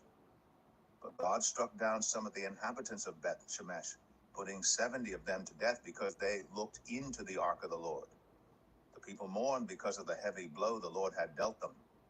And the people of Beth Shemesh asked, "Who can stand in the presence of the Lord, this holy God? To whom will the ark go up from here?" Then they sent messengers to the people of Kiriath Jearim, saying, "The Philistines have returned the ark of the Lord. Come down and take it up to your town." 1 Samuel 7. So the men of Kiriath Jearim came and took the ark of the Lord. They brought it to Abinadab's house on the hill and consecrated Eleazar his son to guard the ark of the Lord. The ark remained at Kiriath Jearim a long time, 20 years in all. Then all the people of Israel turned back to the Lord. So Samuel said to all the Israelites, "If you are returning to the Lord with all your hearts, then rid yourselves of the foreign gods and the Ashtoreths, and commit yourselves to the Lord and serve him only, and he will deliver you out of the hand of the Philistines." So the Israelites put away their Baals and Ashtoreths and served the Lord only. Then Samuel said, "Assemble all Israel at Mizpah, and I will intercede with the Lord for you." When they had assembled at Mizpah, they drew water and poured it out before the Lord. On that day they fasted, and there they confessed, "We have sinned against the Lord." Now Samuel was serving as leader of Israel at Mizpah. When the Philistines heard that Israel had assembled at Mizpah, the rulers of the Philistines came up to attack them. When the Israelites heard of it, they were afraid because of the Philistines. They said to Samuel, "Do not stop crying out to the Lord our God for us, that he may rescue us from the hand of the Philistines." Then Samuel took a suckling lamb and sacrificed it as a whole burnt offering to the Lord. He cried out to the Lord on Israel's behalf, and the Lord answered him. While Samuel was sacrificing the burnt offering, the Philistines drew near to engage Israel in battle. But that day, the Lord thundered with loud thunder against the Philistines and threw them into such a panic that they were routed before the Israelites. The men of Israel rushed out of Mizpah and pursued the Philistines, slaughtering them along the way to a point below Beth-kar. Then Samuel took a stone and set it up between Mizpah and Shen. He named it Ebenezer, saying, "Thus far, the Lord has helped us." So the Philistines were subdued, and they stopped invading Israel's territory. Throughout Samuel's lifetime, the hand of the Lord was against the Philistines. The towns from Ekron to Gath that the Philistines had captured from Israel were restored to Israel. And Israel delivered the neighboring territory from the hands of the Philistines. And there was peace between Israel and the Amorites. Samuel continued as Israel's leader all the days of his life. From year to year, he went on a circuit from Bethel to Gilgal to Mizpah, judging Israel in all those places. But he always went back to Ramah, where his home was. And there he also held court for Israel, and he built an altar there to the Lord. 1 Samuel 8. When Samuel grew old, he appointed his sons as Israel's leaders. The name of his firstborn was Joel, and the name of the second was Abijah, and they served at Beersheba. But his sons did not follow his ways. They turned aside after dishonest gain and accepted bribes and perverted justice. So all the elders of Israel gathered together and came to Samuel at Ramah. They said to him, "You are old, and your sons do not follow your ways. Now appoint a king to lead us, such as all the other nations have." But when they said, "Give us a king to lead us," This displeased Samuel, so he prayed to the Lord. And the Lord told him, "Listen to all that the people are saying to you. It is not you they have rejected, but they have rejected me as their king. As they have done from the day I brought them up out of Egypt until this day, forsaking me and serving other gods, so they are doing to you. Now listen to them, but warn them solemnly, and let them know what the king who will reign over them will claim as his rights." Samuel told all the words of the Lord to the people who were asking him for a king. He said, "This is what the king who will reign over you will claim as his rights. He will take your sons and make them serve with his chariots and horses, and they will run in front of his chariots. Some he will assign to commanders of thousands and commanders of fifties, and others to plow his ground and reap his harvest, and still others to make weapons of war and equipment for his chariots. He will take your daughters to be perfumers and cooks and bakers. He will take the best of your fields and vineyards and olive groves and give them to his attendants. He will take a tenth of your grain and of your vintage and give it to his officials and attendants. Your male and female servants and the best of your cattle and donkeys he will take for his own use. He will take a tenth of your flocks, and you yourselves will become his slaves. When that day comes, you will cry out for relief from the king you have chosen, but the Lord will not answer you in that day." But the people refused to listen to Samuel. "No," they said, "we want a king over us. Then we will be like all the other nations, with a king to lead us and to go out before us and fight our battles." When Samuel heard all that the people said, he repeated it before the Lord. The Lord answered, "Listen to them and give them a king." Then Samuel said to the Israelites, "Everyone go back to your own town." 1 Samuel 9. There was a Benjamite, a man of standing, whose name was Kish, son of Abiel, the son of Zeror, the son of Bechorath, the son of Aphia of Benjamin. Kish had a son named Saul, as handsome a young man as could be found anywhere in Israel, and he was a head taller than anyone else. Now the donkeys belonging to Saul's father Kish were lost, and Kish said to his son Saul, "Take one of the servants with you and go and look for the donkeys." So he passed through the hill country of Ephraim and through the area around Shalisha, but they did not find them. They went on into the district of Shalim, but the donkeys were not there. Then he passed through the territory of Benjamin, but they did not find them. When they reached the district of Zuph, Saul said to the servant who was with him, "Come, let's go back, or my father will stop thinking about the donkeys and start worrying about us." But the servant replied, "Look, in this town there is a man of God. He is highly respected, and everything he says comes true. Let's go there now. Perhaps he will tell us what way to take." Saul said to his servant, "If we go, what can we give the man? The food in our sacks is gone. We have no gift to take to the man of God. What do we have?" The servant answered him again. "Look," he said, "I have a quarter of a shekel of silver. I will give it to the man of God so that he will tell us what way to take."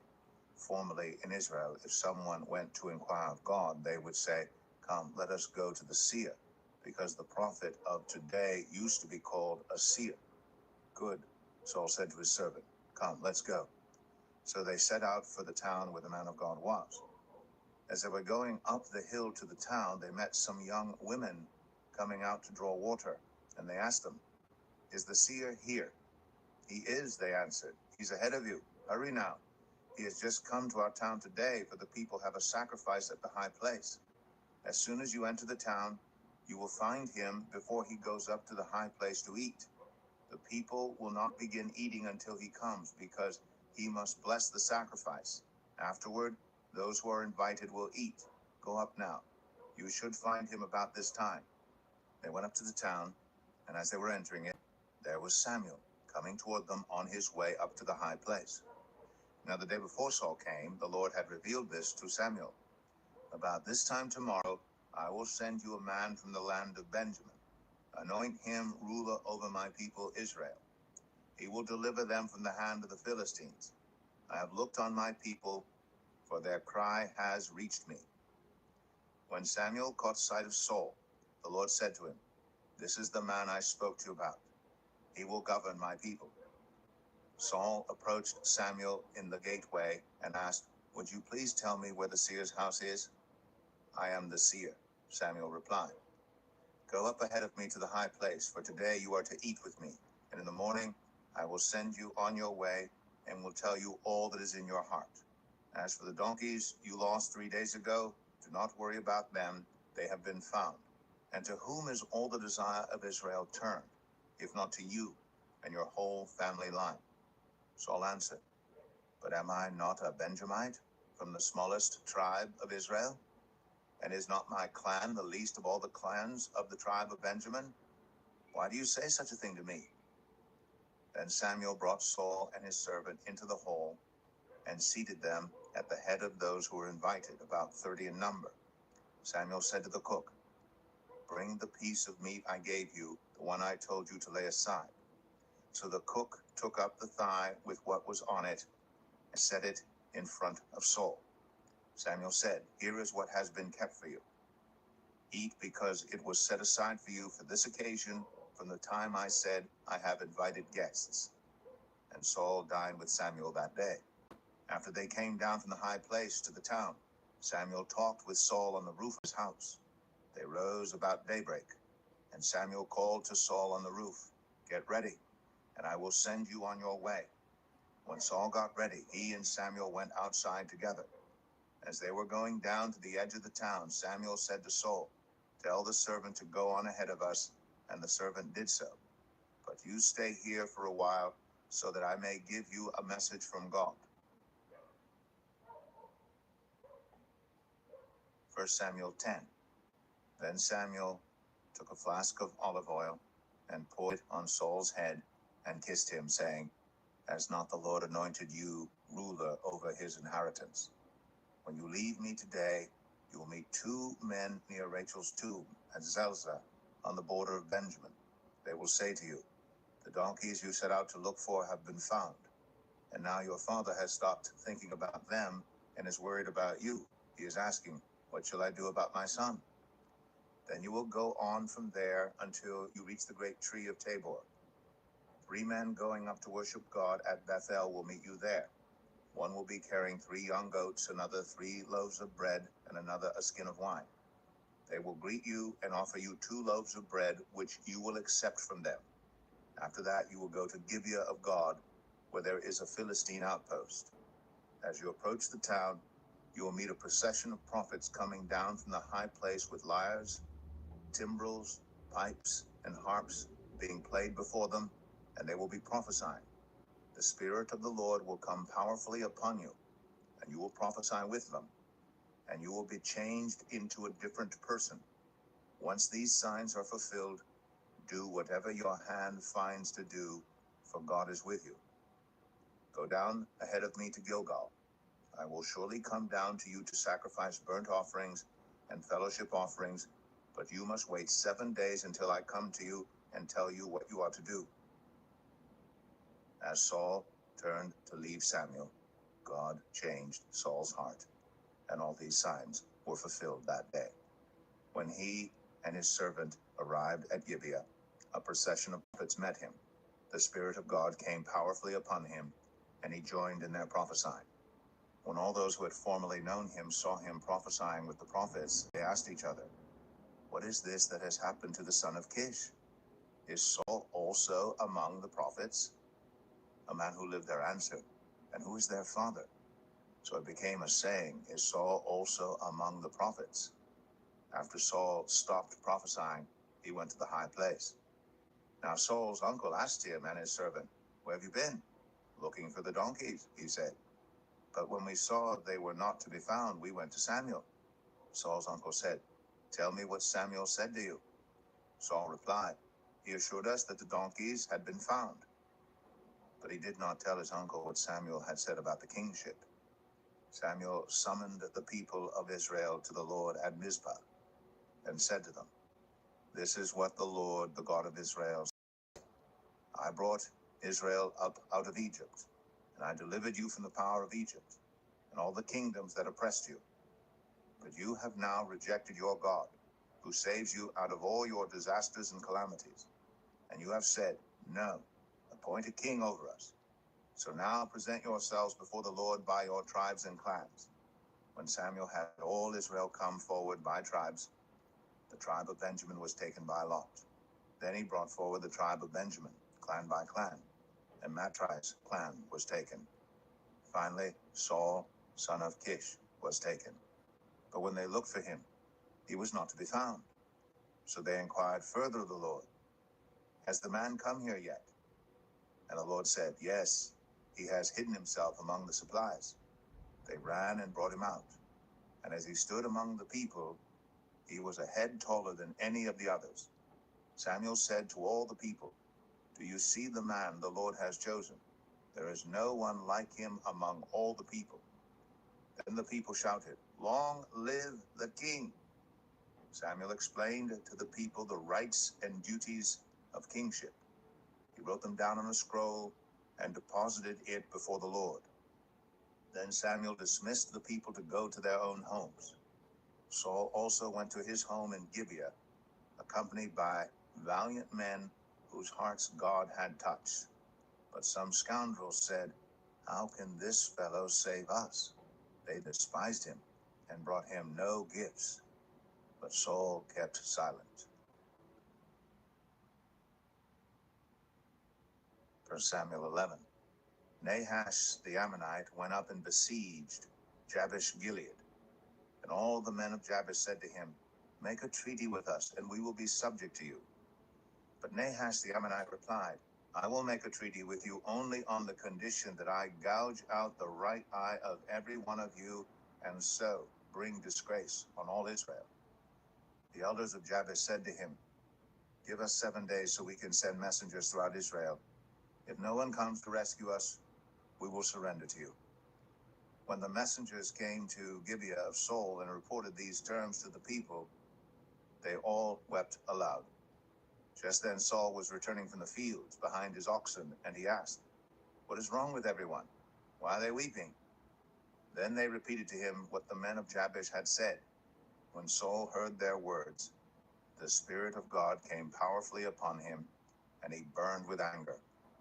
He took a pair of oxen, cut them into pieces, and sent the pieces by messengers throughout Israel, proclaiming, "This is what will be done to the oxen of anyone who does not follow Saul and Samuel." Then the terror of the Lord fell on the people, and they came out together as one. When Saul mustered them at Bezek, the men of Israel numbered 300,000, and those of Judah 30,000. They told the messengers who had come, "Say to the men of Jabesh Gilead, by the time the sun is hot tomorrow, you will be rescued." When the messengers went and reported this to the men of Jabesh, they were elated. They said to the Ammonites, "Tomorrow we will surrender to you, and you can do to us whatever you like." He separated his men into 3 divisions. During the last watch of the night, they broke into the camp of the Ammonites and slaughtered them until the heat of the day. Those who survived were scattered, so that no 2 of them were left together. The people then said to Samuel, "Who was it that asked, 'Shall Saul reign over us?' Turn these men over to us so that we may put them to death." But Saul said, "No one will be put to death today, for this day the Lord has rescued Israel." Then Samuel said to the people, "Come, let us go to Gilgal and there renew the kingship." So all the people went to Gilgal and made Saul king in the presence of the Lord. There they sacrificed fellowship offerings before the Lord, and Saul and all the Israelites held a great celebration. 1 Samuel 12. Samuel said to all Israel, "I have listened to everything you said to me and have set a king over you. Now you have a king as your leader. As for me, I am old and gray, and my sons are here with you. I have been your leader from my youth until this day. Here I stand. Testify against me in the presence of the Lord and his anointed. Whose ox have I taken? Whose donkey have I taken? Whom have I cheated? Whom have I oppressed? From whose hand have I accepted a bribe to make me shut my eyes? If I have done any of these things, I will make it right." "You have not cheated or oppressed us," they replied. You have not taken anything from anyone's hand.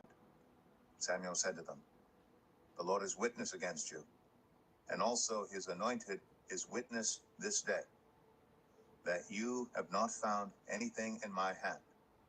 He is witness, they said. Then Samuel said to the people, It is the Lord who appointed Moses and Aaron, and brought your ancestors up out of Egypt. Now then, stand here, because I'm going to confront you with evidence before the Lord as to all the righteous acts performed by the Lord for you and your ancestors. After Jacob entered Egypt, they cried to the Lord for help, and the Lord sent Moses and Aaron, who brought your ancestors out of Egypt and settled them in this place. But they forgot the Lord their God.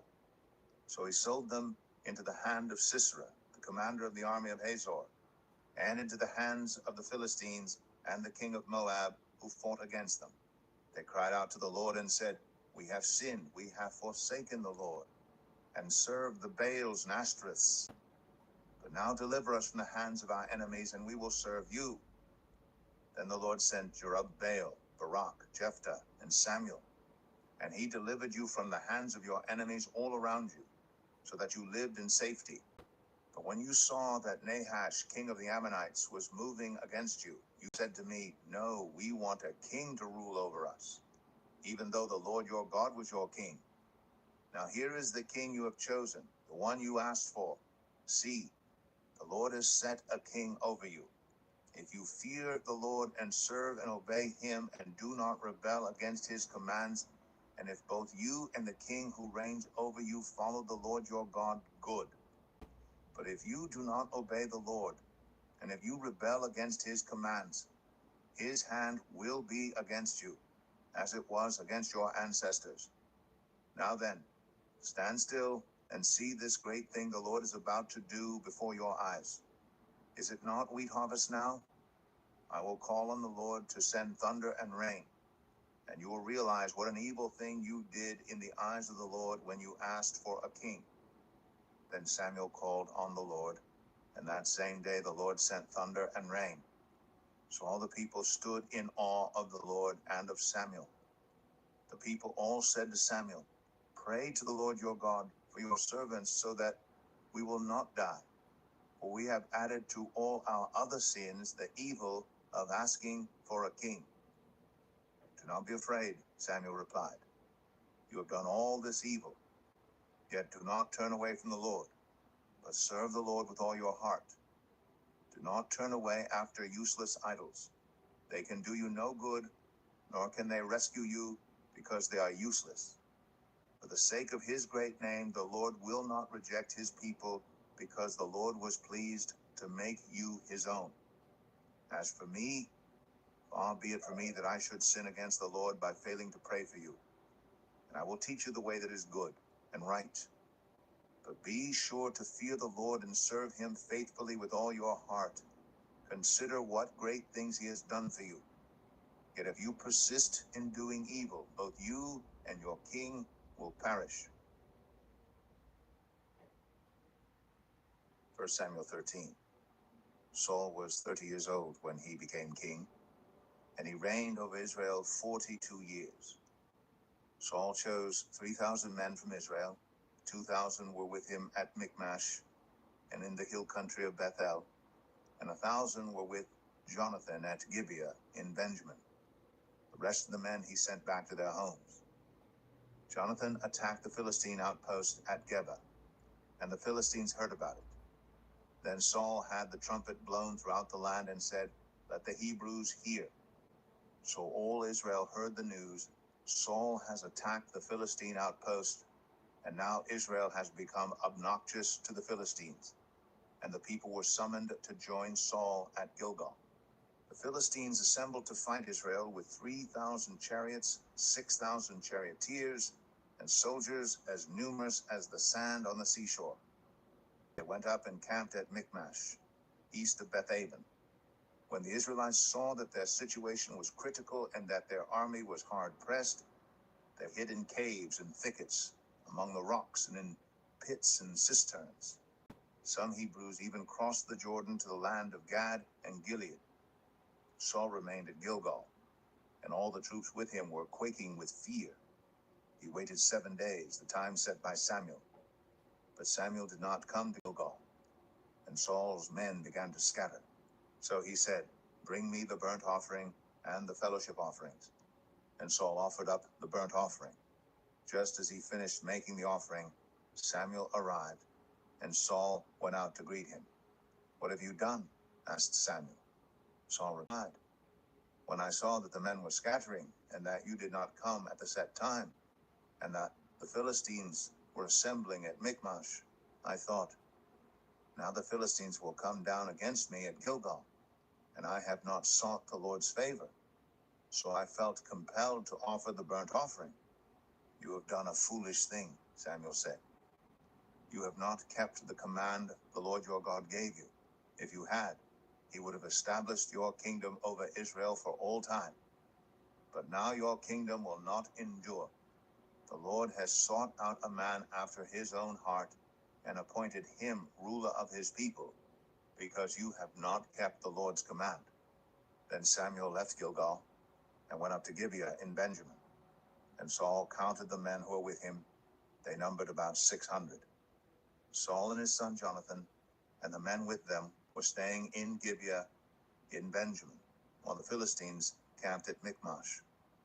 Raiding parties went out from the Philistine camp in 3 detachments.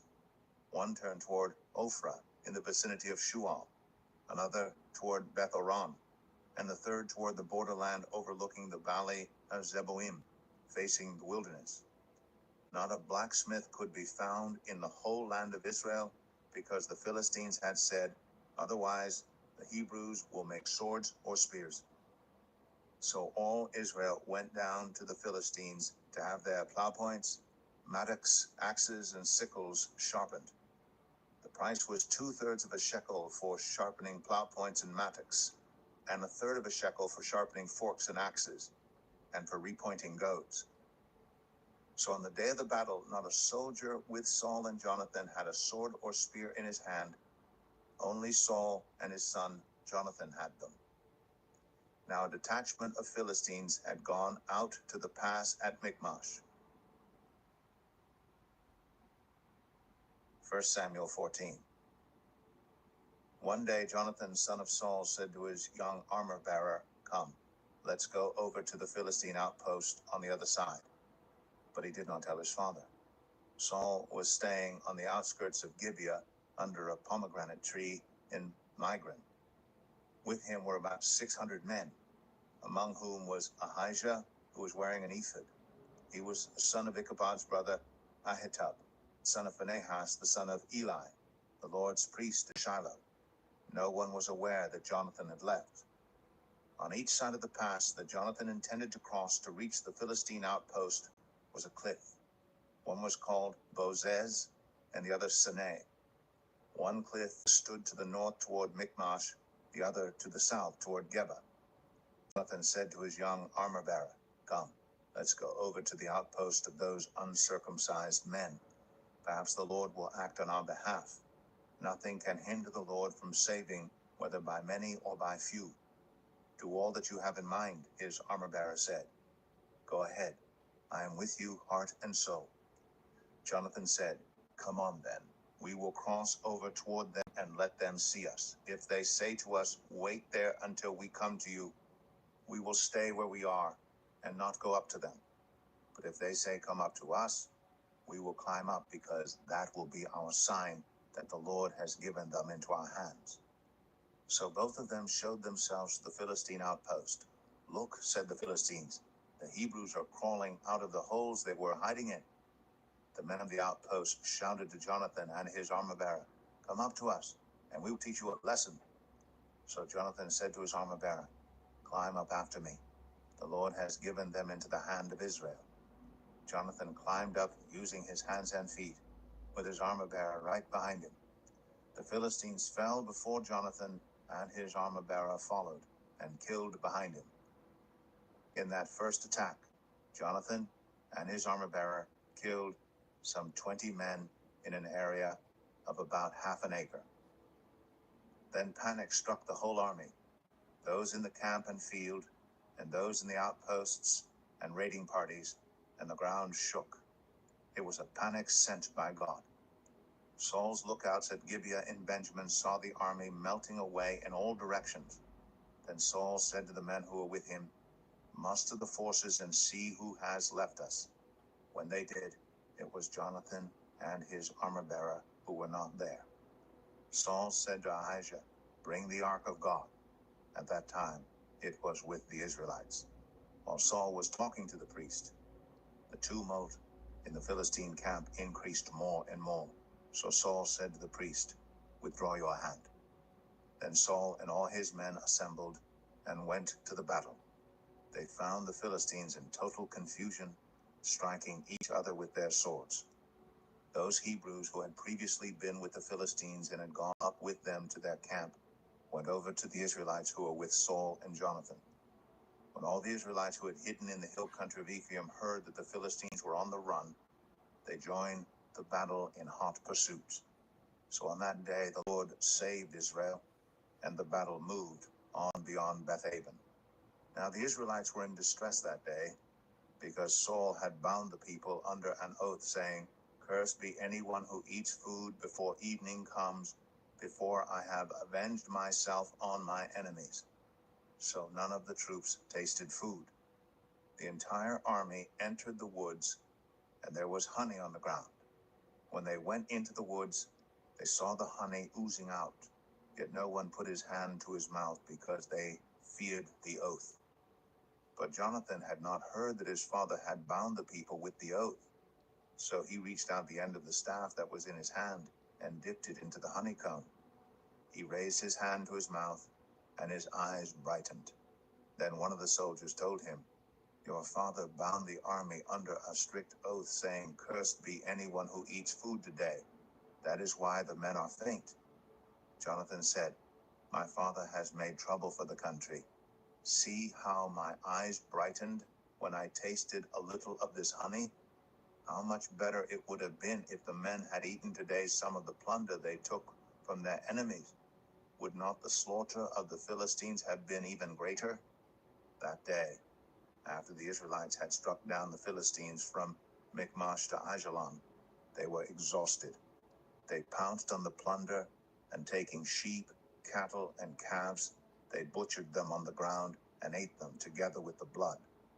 Then someone said to Saul, "Look, the men are sinning against the Lord by eating meat that has blood in it." "You have broken faith," he said. "Roll a large stone over here at once." Then he said, "Go out among the men and tell them, 'Each of you bring me your cattle and sheep and slaughter them here and eat them. Do not sin against the Lord by eating meat with blood still in it.'" So everyone brought his ox that night and slaughtered it there. Then Saul built an altar to the Lord. It was the first time he had done this. Saul said, "Let us go down and pursue the Philistines by night and plunder them till dawn, and let us not leave one of them alive." "Do whatever seems best to you," they replied.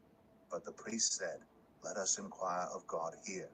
So Saul asked God, "Shall I go down and pursue the Philistines? Will you give them into Israel's hand?" But God did not answer him that day. Saul therefore said, "Come here, all you who are leaders of the army, and let us find out what sin has been committed today. As surely as the Lord who rescues Israel lives, even if the guilt lies with my son Jonathan, he must die." But not one of them said a word. Saul then said to all the Israelites, "You stand over there. I and Jonathan my son will stand over here." "Do what seems best to you," they replied. Then Saul prayed to the Lord, the God of Israel, "Why have you not answered your servant today? If the fault is in me or my son Jonathan, respond with Urim.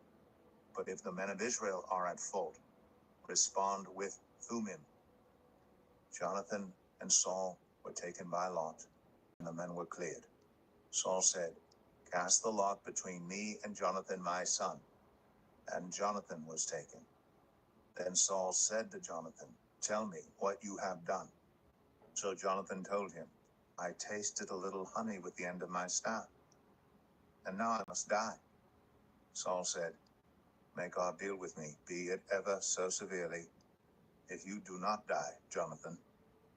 But the men said to Saul, Should Jonathan die, he who has brought about this great deliverance in Israel? Never. As surely as the Lord lives, not a hair of his head will fall to the ground. For he did this today with God's help. So the man rescued Jonathan, and he was not put to death. Then Saul stopped pursuing the Philistines, and they withdrew to their own land. After Saul had assumed rule over Israel, he fought against their enemies on every side: Moab, the Ammonites, Edom, the kings of Zobah, and the Philistines. Wherever he turned, he inflicted punishment on them.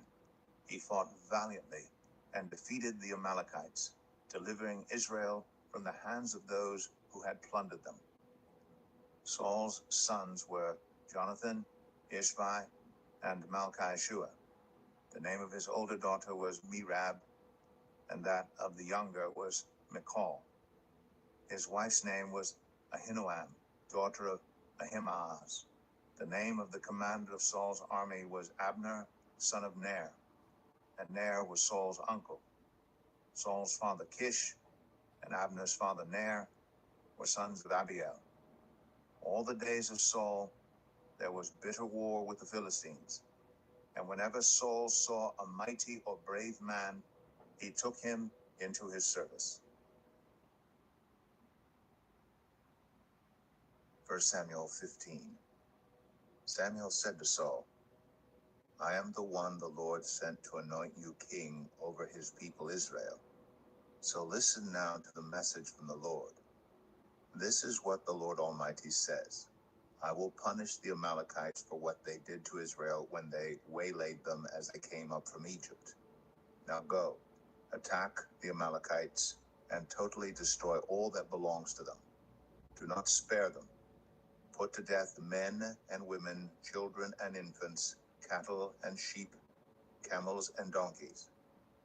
So Saul summoned the men and mustered them at Telaim, 200,000 foot soldiers and 10,000 from Judah. Saul went to the city of Amalek and set an ambush in the ravine.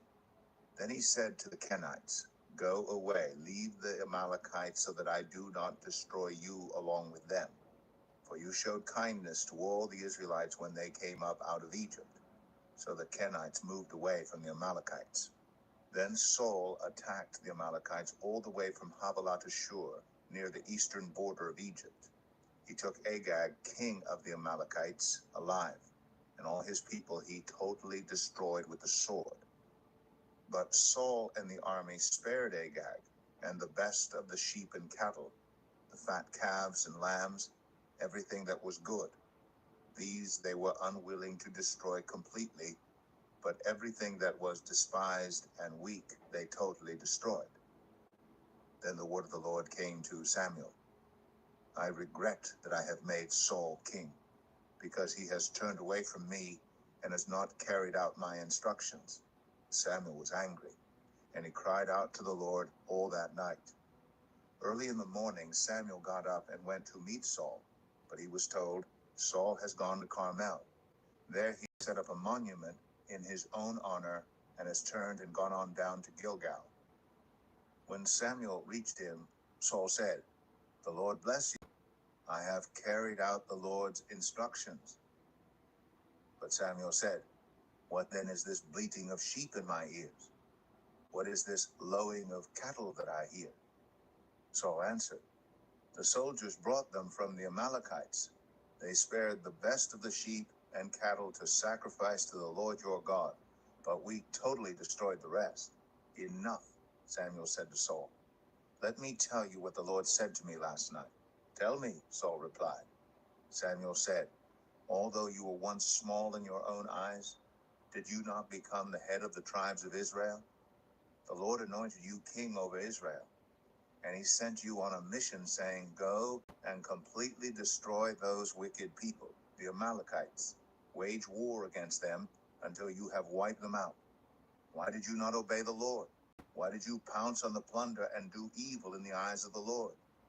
But I did obey the Lord, Saul said. I went on the mission the Lord assigned me. I completely destroyed the Amalekites and brought back Agag their king. The soldiers took sheep and cattle from the plunder, the best of what was devoted to God, in order to sacrifice them to the Lord your God at Gilgal. But Samuel replied, Does the Lord delight in burnt offerings and sacrifices as much as in obeying the Lord? To obey is better than sacrifice, and to heed is better than the fat of rams. For rebellion is like the sin of divination, and arrogance like the evil of idolatry. Because you have rejected the word of the Lord, he has rejected you as king. Then Saul said to Samuel, I have sinned. I violated the Lord's command and your instructions. I was afraid of the men, and so I gave in to them. Now I beg you, forgive my sin and come back with me so that I may worship the Lord. But Samuel said to him, I will not go back with you. You have rejected the word of the Lord, and the Lord has rejected you as king over Israel. As Samuel turned to leave, Saul caught hold of the hem of his robe, and it tore. Samuel said to him, The Lord has torn the kingdom of Israel from you today, and has given it to one of your neighbors, to one better than you.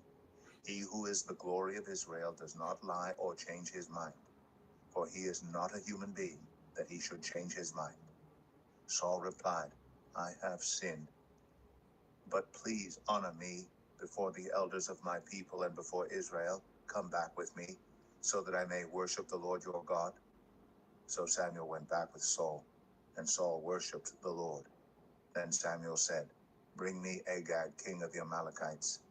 Agag came to him in chains, and he thought, Surely the bitterness of death is past. But Samuel said, As your sword has made women childless, so will your mother be childless among women. And Samuel put Agag to death before the Lord at Gilgal. Then Samuel left for Ramah, but Saul went up to his home in Gibeah of Saul. Until the day Samuel died, he did not go to see Saul again, though Samuel mourned for him, and the Lord regretted that he had made Saul king over Israel. 1 Samuel 16. The Lord said to Samuel, How long will you mourn for Saul, since I have rejected him as king over Israel? Fill your horn with oil, and be on your way. I am sending you to Jesse of Bethlehem. I have chosen one of his sons to be king. But Samuel said, How can I go? If Saul hears about it, he will kill me. The Lord said, Take a heifer with you and say, I have come to sacrifice to the Lord. Invite Jesse to the sacrifice, and I will show you what to do. You are to anoint for me the one I indicate. Samuel did what the Lord said. When he arrived at Bethlehem, the elders of the town trembled when they met him. They asked, Do you come in peace? Samuel replied, Yes, in peace. I have come to sacrifice to the Lord. Consecrate yourselves and come to the sacrifice with me. Then he consecrated Jesse and his sons and invited them to the sacrifice. When they arrived, Samuel saw Eliab and thought, Surely the Lord's anointed stands here before the Lord. But the Lord said to Samuel, Do not consider his appearance or his height, for I have rejected him. The Lord does not look at the things people look at. People look at the outward appearance, but the Lord looks at the heart. Then Jesse called Abinadab and had him pass in front of Samuel. But Samuel said, The Lord has not chosen this one either. Jesse then had Shammah pass by. But Samuel said, Nor has the Lord chosen this one. Jesse had 7 of his sons pass before Samuel. But Samuel said to him, The Lord has not chosen these. So he asked Jesse, Are these all the sons you have?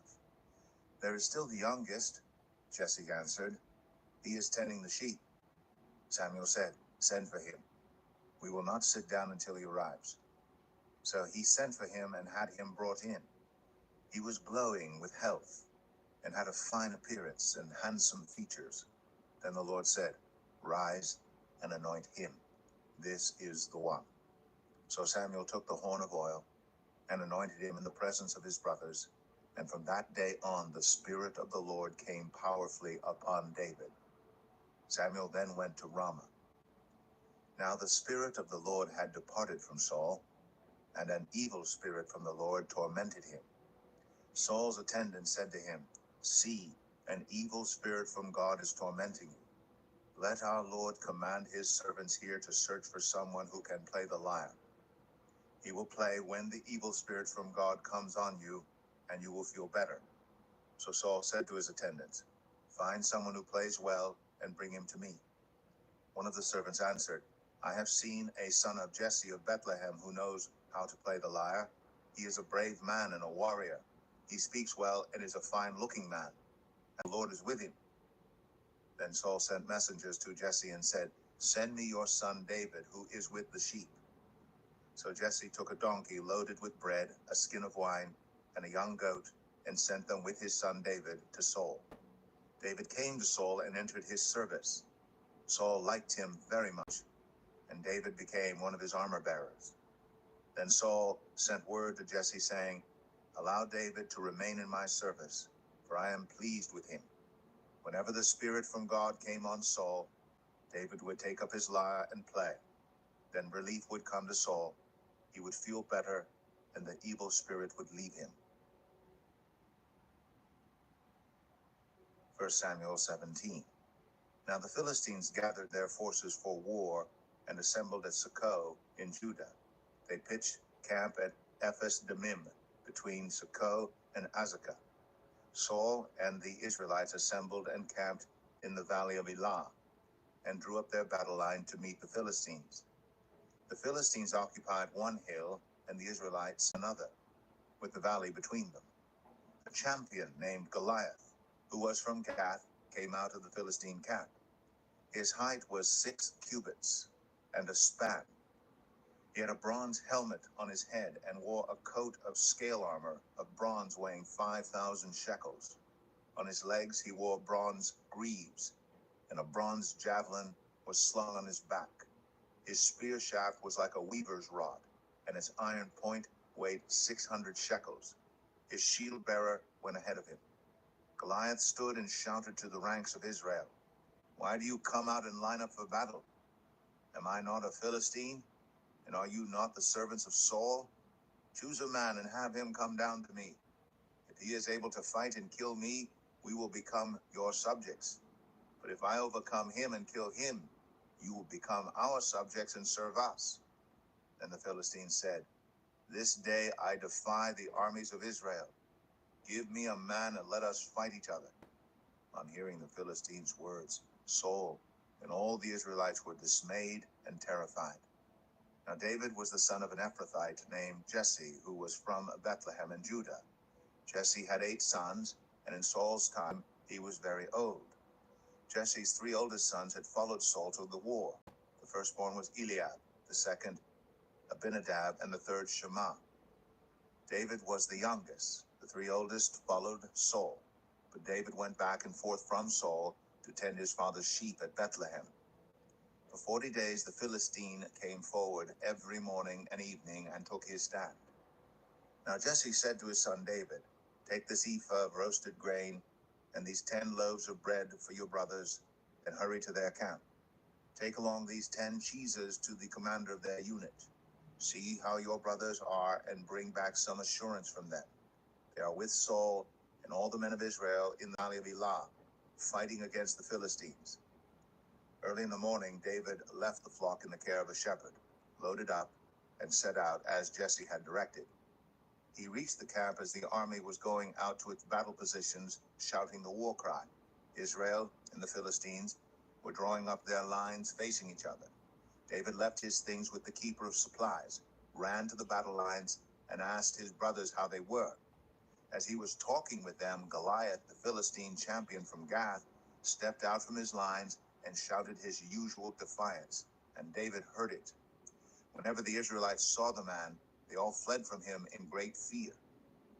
Now the Israelites had been saying, "Do you see how this man keeps coming out? He comes out to defy Israel. The king will give great wealth to the man who kills him. He will also give him his daughter in marriage, and will exempt his family from taxes in Israel." David asked the men standing near him, "What will be done for the man who kills this Philistine and removes this disgrace from Israel? Who is this uncircumcised Philistine that he should defy the armies of the living God. They repeated to him what they had been saying and told him, "This is what will be done for the man who kills him." When Eliab, David's oldest brother, heard him speaking with the men, he burned with anger at him and asked, "Why have you come down here? And with whom did you leave those few sheep in the wilderness? I know how conceited you are and how wicked your heart is. You came down only to watch the battle." "Now what have I done?" said David. "Can't I even speak?" He then turned away to someone else and brought up the same matter. And the men answered him as before. What David said was overheard and reported to Saul. And Saul sent for him. David said to Saul, "Let no one lose heart on account of this Philistine. Your servant will go and fight him." Saul replied, "You are not able to go out against this Philistine and fight him. You are only a young man, and he has been a warrior from his youth." But David said to Saul, "Your servant has been keeping his father's sheep. When a lion or a bear came and carried off a sheep from the flock, I went after it, struck it, and rescued the sheep from its mouth. When it turned on me, I seized it by its hair, struck it, and killed it. Your servant has killed both the lion and the bear. This uncircumcised Philistine will be like one of them, because he has defied the armies of the living God. The Lord who rescued me from the paw of the lion and the paw of the bear will rescue me from the hand of this Philistine." Saul said to David, "Go, and the Lord be with you." Then Saul dressed David in his own tunic. He put a coat of armor on him and a bronze helmet on his head. David fastened on his sword over the tunic and tried walking around, because he was not used to them. "I cannot go in these," he said to Saul, "because I am not used to them." So he took them off. Then he took his staff in his hand, chose 5 smooth stones from the stream, put them in the pouch of his shepherd's bag, and with his sling in his hand, approached the Philistine. Meanwhile, the Philistine, with his shield bearer in front of him, kept coming closer to David. He looked David over and saw that he was little more than a boy, glowing with health and handsome, and he despised him. He said to David, "Am I a dog that you come at me with sticks?" And the Philistine cursed David by his gods. "Come here," he said, "and I'll give your flesh to the birds and the wild animals." David said to the Philistine, "You come against me with sword and spear and javelin, but I come against you in the name of the Lord Almighty, the God of the armies of Israel, whom you have defied. This day the Lord will deliver you into my hands, and I'll strike you down and cut off your head. This very day I will give the carcasses of the Philistine army to the birds and the wild animals. And the whole world will know that there is a God in Israel. All those gathered here will know that it is not by sword or spear that the Lord saves, for the battle is the Lord's, and he will give all of you into our hands." As the Philistine moved closer to attack him, David ran quickly toward the battle line to meet him. Reaching into his bag and taking out a stone, he slung it and struck the Philistine on the forehead. The stone sank into his forehead, and he fell face down on the ground. So David triumphed over the Philistine with a sling and a stone. Without a sword in his hand, he struck down the Philistine and killed him. David ran and stood over him, took hold of the Philistine's sword, and drew it from the sheath. After he killed him, he cut off his head with the sword. When the Philistines saw that their hero was dead, they turned and ran. Then the men of Israel and Judah surged forward with a shout and pursued the Philistines to the entrance of Gath and to the gates of Ekron. Their dead were strewn along the Sharaim road to Gath and Ekron. When the Israelites returned from chasing the Philistines, they plundered their camp. David took the Philistines' head and brought it to Jerusalem. He put the Philistines' weapons in his own tent. As Saul watched David going out to meet the Philistine, he said to Abner, commander of the army, "Abner, whose son is that young man?" Abner replied, "As surely as you live, your majesty, I don't know." The king said, "Find out whose son this young man is." As soon as David returned from killing the Philistine, Abner took him and brought him before Saul, with David still holding the Philistine's head. "Whose son are you, young man?" Saul asked him. David said, "I am the son of your servant Jesse of Bethlehem." 1 Samuel 18. After David had finished talking with Saul, Jonathan became one in spirit with David, and he loved him as himself. From that day, Saul kept David with him and did not let him return home to his family. And Jonathan made a covenant with David because he loved him as himself. Jonathan took off the robe he was wearing and gave it to David, along with his tunic, and even his sword, his bow, and his belt. Whatever mission Saul sent him on, David was so successful that Saul gave him a high rank in the army. This pleased all the troops and Saul's officers as well. When the men were returning home after David had killed the Philistine, the women came out from all the towns of Israel to meet King Saul with singing and dancing, with joyful songs and with timbrels and lyres. As they danced, they sang, "Saul has slain his thousands, and David his tens of thousands." Saul was very angry. This refrain displeased him greatly. They have credited David with tens of thousands, he thought, but me with only thousands. What more can he get but the kingdom? And from that time on, Saul kept a close eye on David. The next day, an evil spirit from God came forcefully on Saul. He was prophesying in his house, while David was playing the lyre as he usually did. Saul had a spear in his hand, and he hurled it, saying to himself, "I'll pin David to the wall." But David eluded him twice. Saul was afraid of David because the Lord was with David, but had departed from Saul. So he sent David away from him and gave him command over 1,000 men. And David led the troops in their campaigns. In everything he did, he had great success because the Lord was with him. When Saul saw how successful he was afraid of him. But all Israel and Judah loved David because he led them in their campaigns. Saul said to David, "Here is my older daughter Merab. I'll give her to you in marriage. Only serve me bravely and fight the battles of the Lord." For Saul said to himself, "I will not raise a hand against him. Let the Philistines do that." But David said to Saul, "Who am I? And what is my family or my clan in Israel, that I should become the king's son-in-law?" So when the time came for Merab, Saul's daughter, to be given to David, she was given in marriage to Adriel, son of Meholah. Now Saul's daughter Michal was in love with David, and when they told Saul about it, he was pleased. "I will give her to him," he thought, "so that she may be a snare to him, and so that the hand of the Philistines may be against him." So Saul said to David, "Now you have a second opportunity to become my son-in-law." Then Saul ordered his attendants, "Speak to David privately and say, 'Look, the king likes you, and his attendants all love you. Now become his son-in-law.'" They repeated these words to David, but David said, "Do you think it is a small matter to become the king's son-in-law? I'm only a poor man and little known." When Saul's servants told him what David had said, Saul replied, "Say to David, the king wants no other price for the bride than 100 Philistine foreskins to take revenge on his enemies." Saul's plan was to have David fall by the hands of the Philistines.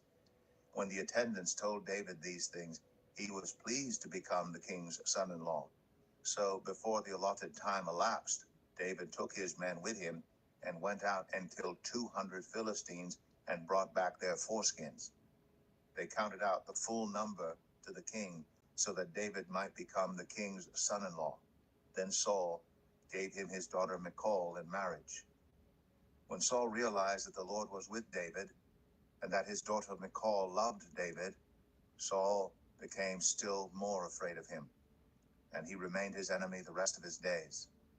The Philistine commanders continued to go out to battle, and as often as they did, David met with more success than the rest of Saul's officers, and his name became well known.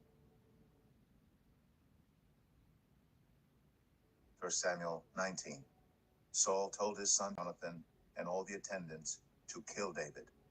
But Jonathan had taken a great liking to David and warned him, "My father Saul is looking for a chance to kill you. Be on your guard tomorrow morning. Go into hiding and stay there. I will go out and stand with my father in the field where you are. I'll speak to him about you and will tell you what I find out." Jonathan spoke well of David to Saul his father and said to him, "Let not the king do wrong to his servant David. He has not wronged you, and what he has done has benefited you greatly. He took his life in his hands when he killed the Philistine. The Lord won a great victory for all Israel, and you saw it and were glad. Why then would you do wrong to an innocent man like David by killing him for no reason?" Saul listened to Jonathan and took this oath, "As surely as the Lord lives, David will not be put to death." So Jonathan called David and told him the whole conversation. He brought him to Saul, and David was with Saul as before. Once more war broke out, and David went out and fought the Philistines. He struck them with such force that they fled before him. But an evil spirit from the Lord came on Saul as he was sitting in his house with his spear in his hand, while David was playing the lyre. Saul tried to pin him to the wall with his spear, but David eluded him as Saul drove the spear into the wall. That night, David made good his escape. Saul sent men to David's house to watch it and to kill him in the morning. But Michal, David's wife, warned him, "If you don't run for your life tonight, tomorrow you'll be killed." So Michal let David down through a window, and he fled and escaped. Then Michal took an idol and laid it on the bed, covering it with a garment and putting some goat's hair at the head. When Saul sent the men to capture David, Michal said, "He is ill." Then Saul sent the men back to see David and told them, "Bring him up to me in his bed so that I may kill him." But when the men entered, there was the idol in the bed, and at the head was some goat's hair. Saul said to Michal, "Why did you deceive me like this and send my enemy away so that he escaped?" Michal told him, "He said to me, 'Let me get away. Why should I kill you?'" When David had fled and made his escape, he went to Samuel at Ramah and told him all that Saul had done to him. Then he and Samuel went to Naioth and stayed there. Word came to Saul, "David is in Naioth at Ramah." So he sent men to capture him. But when they saw a group of prophets prophesying, with Samuel standing there as their leader, the Spirit of God came on Saul's men, and they also prophesied. Saul was told about it, and he sent more men, and they prophesied too. Saul sent men a third time, and they also prophesied. Finally, he himself left for Ramah and went to the great cistern at Seku, and he asked, "Where are Samuel and David?" "Over in Naioth at Ramah," they said. So Saul went to Naioth at Ramah, for the Spirit of God came even on him, and he walked along prophesying until he came to Naioth's garments, and he too prophesied in Samuel's presence. He lay naked all that day and all that night. This is why people say, "Is Saul also among the prophets?" 1 Samuel 20. Then David fled from Naioth at Ramah and went to Jonathan and asked, "What have I done? What is my crime? How have I wronged your father that he is trying to kill me?" "Never," Jonathan replied. "You are not going to die. Look, my father doesn't do anything great or small without letting me know. Why would he hide this from me? It isn't so." But David took an oath and said, "Your father knows very well that I have found favor in your eyes, and he has said to himself, 'Jonathan must not know this, or he will be grieved.' Yet as surely as the Lord lives, and as you live, there is only a step between me and death." Jonathan said to David, "Whatever you want me to do, I'll do for you." So David said, "Look, tomorrow is the new moon feast, and I am supposed to dine with the king. But let me go and hide in the field until the evening of the day after tomorrow. If your father misses me at all, tell him, 'David earnestly asked my permission to hurry to Bethlehem, his hometown, because an annual sacrifice is being made there for his whole clan.' If he says, 'Very well,' then your servant is safe. But if he loses his temper, you can be sure that he is determined to harm me. As for you, Show kindness to your servant, for you have brought him into a covenant with you before the Lord. If I am guilty, then kill me yourself. Why hand me over to your father? Never, Jonathan said. If I had the least inkling that my father was determined to harm you, wouldn't I tell you? David asked. Who will tell me if your father answers you harshly? Come, Jonathan said. Let's go out into the field. So they went there together. Then Jonathan said to David, I swear by the Lord, the God of Israel, that I will surely sound out my father by this time the day after tomorrow. If he is favorably disposed toward you, will I not send you word and let you know? But if my father intends to harm you, may the Lord deal with Jonathan, be it ever so severely, if I do not let you know and send you away in peace. May the Lord be with you as he has been with my father. But show me unfailing kindness like the Lord's kindness as long as I live, so that I may not be killed. And do not ever cut off your kindness from my family, not even when the Lord has cut off every one of David's enemies from the face of the earth. So Jonathan made a covenant with the house of David, saying, May the Lord call David's enemies to account. And Jonathan had David reaffirm his oath out of love for him, because he loved him as he loved himself. Then Jonathan said to David, Tomorrow is the new moon feast. You will be missed because your seat will be empty. The day after tomorrow, toward evening, go to the place where you hid when this trouble began, and wait by the stone Ezel. I will shoot 3 arrows to the side of it, as though I were shooting at a target. Then I will send a boy and say, Go find the arrows. If I say to him, Look, the arrows are on this side of you, bring them here, then come, because as surely as the Lord lives, you are safe. There is no danger. But if I say to the boy, Look, the arrows are beyond you, then you must go, because the Lord has sent you away. And about the matter you and I discussed, remember, the Lord is witness between you and me forever. So David hid in the field, and when the new moon feast came, the king sat down to eat. He sat in his customary place by the wall opposite Jonathan, and Abner sat next to Saul, but David's place was empty. Saul said nothing that day, for he thought, something must have happened to David to make him ceremonially unclean. Surely he is unclean. But the next day, the second day of the month, David's place was empty again. Then Saul said to his son Jonathan, Why hasn't the son of Jesse come to the meal either yesterday or today? Jonathan answered, David earnestly asked me for permission to go to Bethlehem. He said, Let me go because our family is observing a sacrifice in the town, and my brother has ordered me to be there.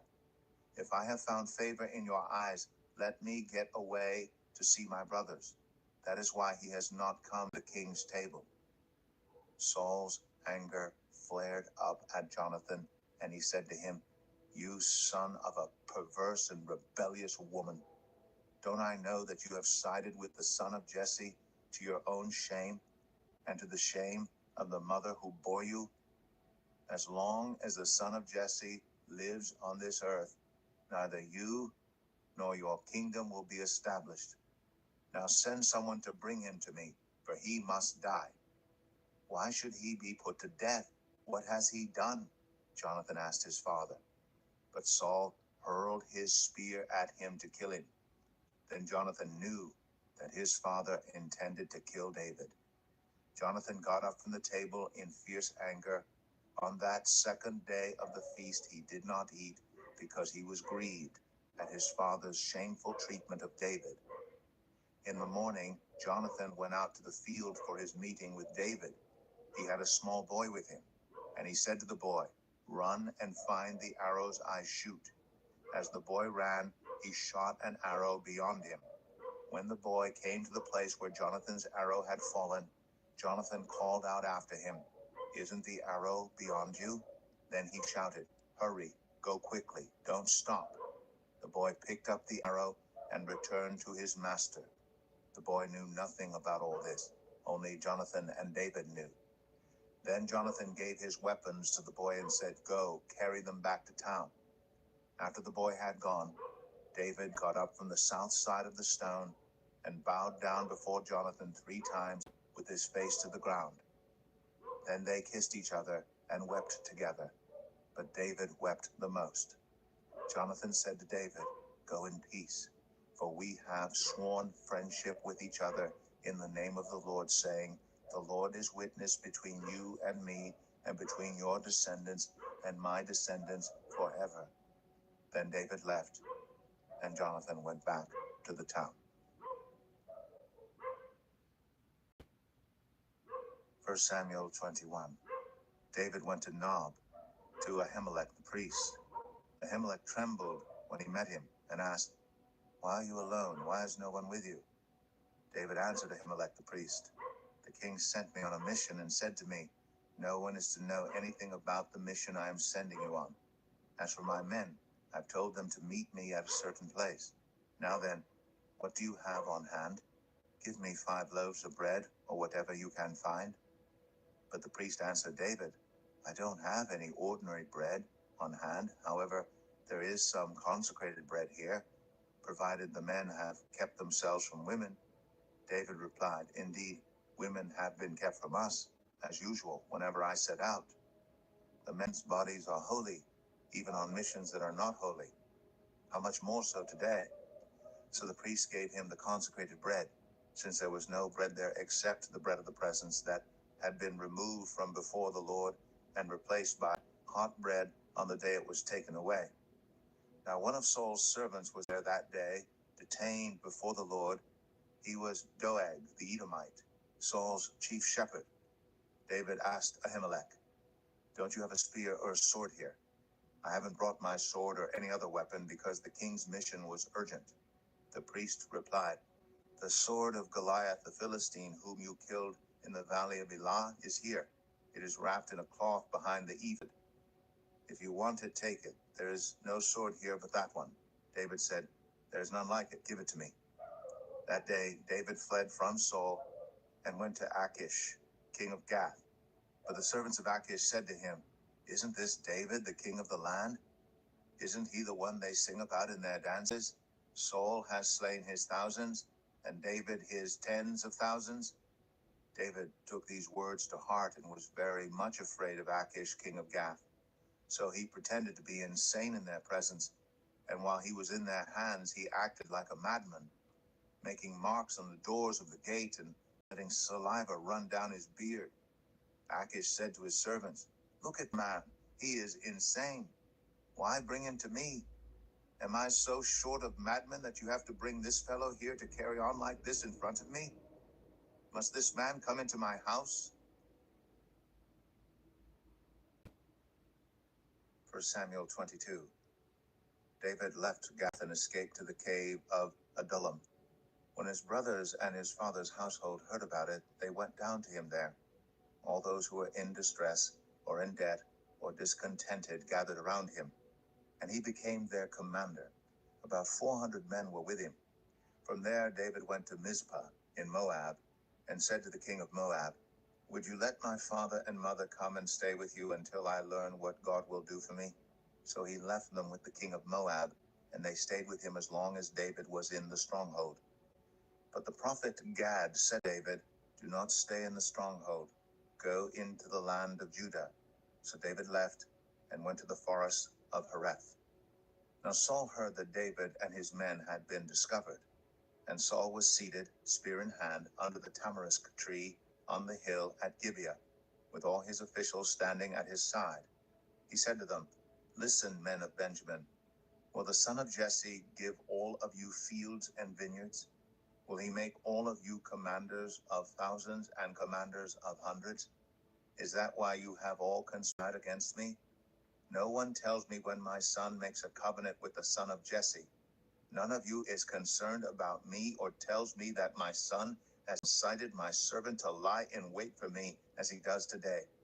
But Doeg the Edomite, who was standing with Saul's officials, said, 'I saw the son of Jesse come to Ahimelech, son of Ahitub, at Nob. Ahimelech inquired of the Lord for him. He also gave him provisions and the sword of Goliath the Philistine.' Then the king sent for the priest Ahimelech, son of Ahitub, and all the men of his family, who were the priests at Nob, and they all came to the king. Saul said, 'Listen now, son of Ahitub. Yes, my lord, he answered. Saul said to him, Why have you conspired against me, you and the son of Jesse, giving him bread and a sword, and inquiring of God for him, so that he has rebelled against me, and lies in wait for me as he does today? Ahimelech answered the king, Who of all your servants is as loyal as David, the king's son-in-law, captain of your bodyguard, and highly respected in your household? Was that day the first time I inquired of God for him? Of course not. Let not the king accuse your servant, or any of his father's family, for your servant knows nothing at all about this whole affair. But the king said, You will surely die, Ahimelech, you and your whole family. Then the king ordered the guards at his side, Turn and kill the priests of the Lord, because they too have sided with David. They knew he was fleeing, yet they did not tell me. But the king's officials were unwilling to raise a hand to strike the priests of the Lord. The king then ordered Doeg, You turn and strike down the priests. So Doeg the Edomite turned and struck them down. That day he killed 85 men who wore the linen ephod. He also put to the sword Nob, the town of the priests, with its men and women, its children and infants, and its cattle, donkeys, and sheep. But one son of Ahimelech, son of Ahitub, named Abiathar, escaped and fled to join David. He told David that Saul had killed the priests of the Lord. Then David said to Abiathar, That day, when Doeg the Edomite was there, I knew he would be sure to tell Saul, I am responsible for the death of your whole family.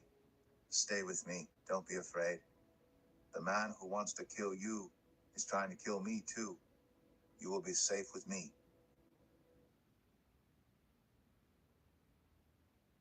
1 Samuel 23. When David was told, Look, the Philistines are fighting against Keilah and are looting the threshing floors, he inquired of the Lord, saying, Shall I go and attack these Philistines? The Lord answered him, Go, attack the Philistines and save Keilah. But David's men said to him, Here in Judah we are afraid. How much more then if we go to Keilah against the Philistine forces? Once again David inquired of the Lord, and the Lord answered him, Go down to Keilah, for I am going to give the Philistines into your hand. So David and his men went to Keilah, fought the Philistines, and carried off their livestock. He inflicted heavy losses on the Philistines and saved the people of Keilah. Now Abiathar, son of Ahimelech, had brought the ephod down with him when he fled to David at Keilah. Saul was told that David had gone to Keilah, and he said, God has delivered him into my hands, for David has imprisoned himself by entering a town with gates and bars. And Saul called up all his forces for battle to go down to Keilah to besiege David and his men. When David learned that Saul was plotting against him, he said to Abiathar the priest, Bring the ephod. David said, Lord God of Israel, your servant has heard definitely that Saul plans to come to Keilah and destroy the town on account of me. Will the citizens of Keilah surrender me to him? Will Saul come down, as your servant has heard? Lord, God of Israel, tell your servant. And the Lord said, He will. Again David asked, Will the citizens of Keilah surrender me and my men to Saul? And the Lord said, They will. So David and his men, about 600 in number, left Keilah and kept moving from place to place. When Saul was told that David had escaped from Keilah, he did not go there. David stayed in the wilderness strongholds and in the hills of the desert of Ziph. Day after day Saul searched for him, but God did not give David into his hands.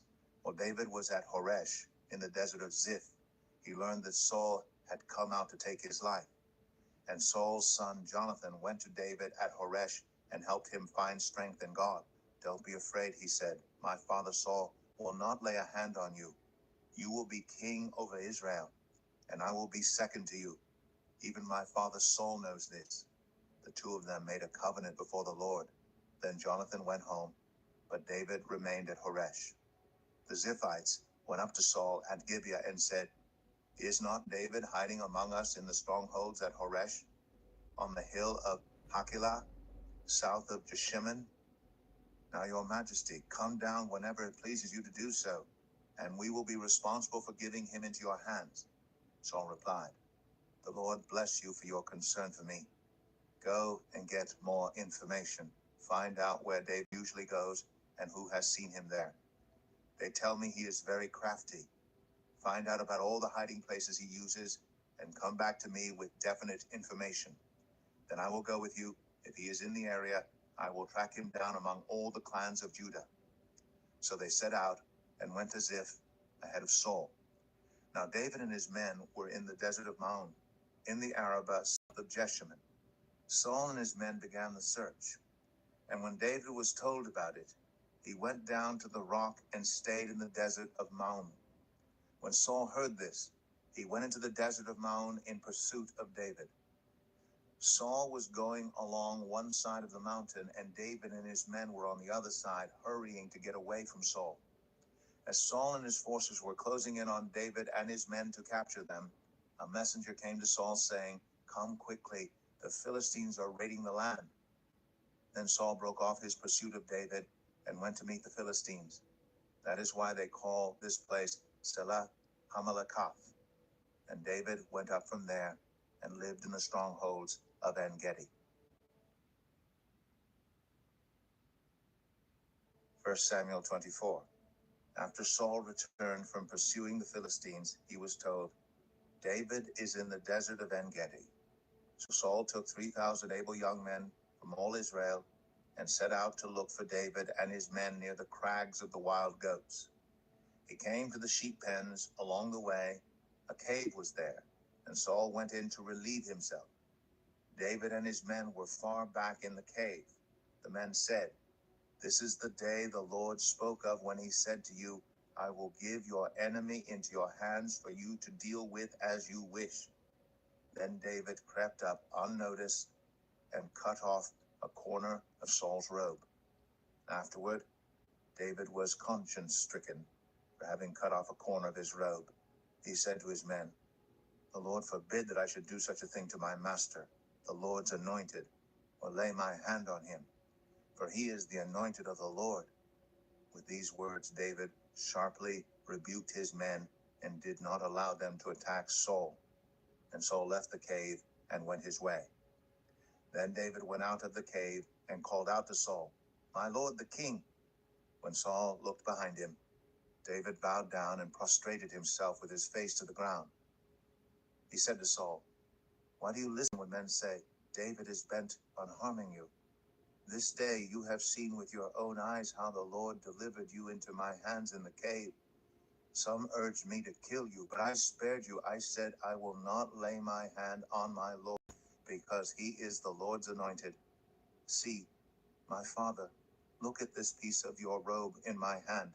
I cut off the corner of your robe, but did not kill you. See that there is nothing in my hand to indicate that I am guilty of wrongdoing or rebellion. I have not wronged you, but you are hunting me down to take my life.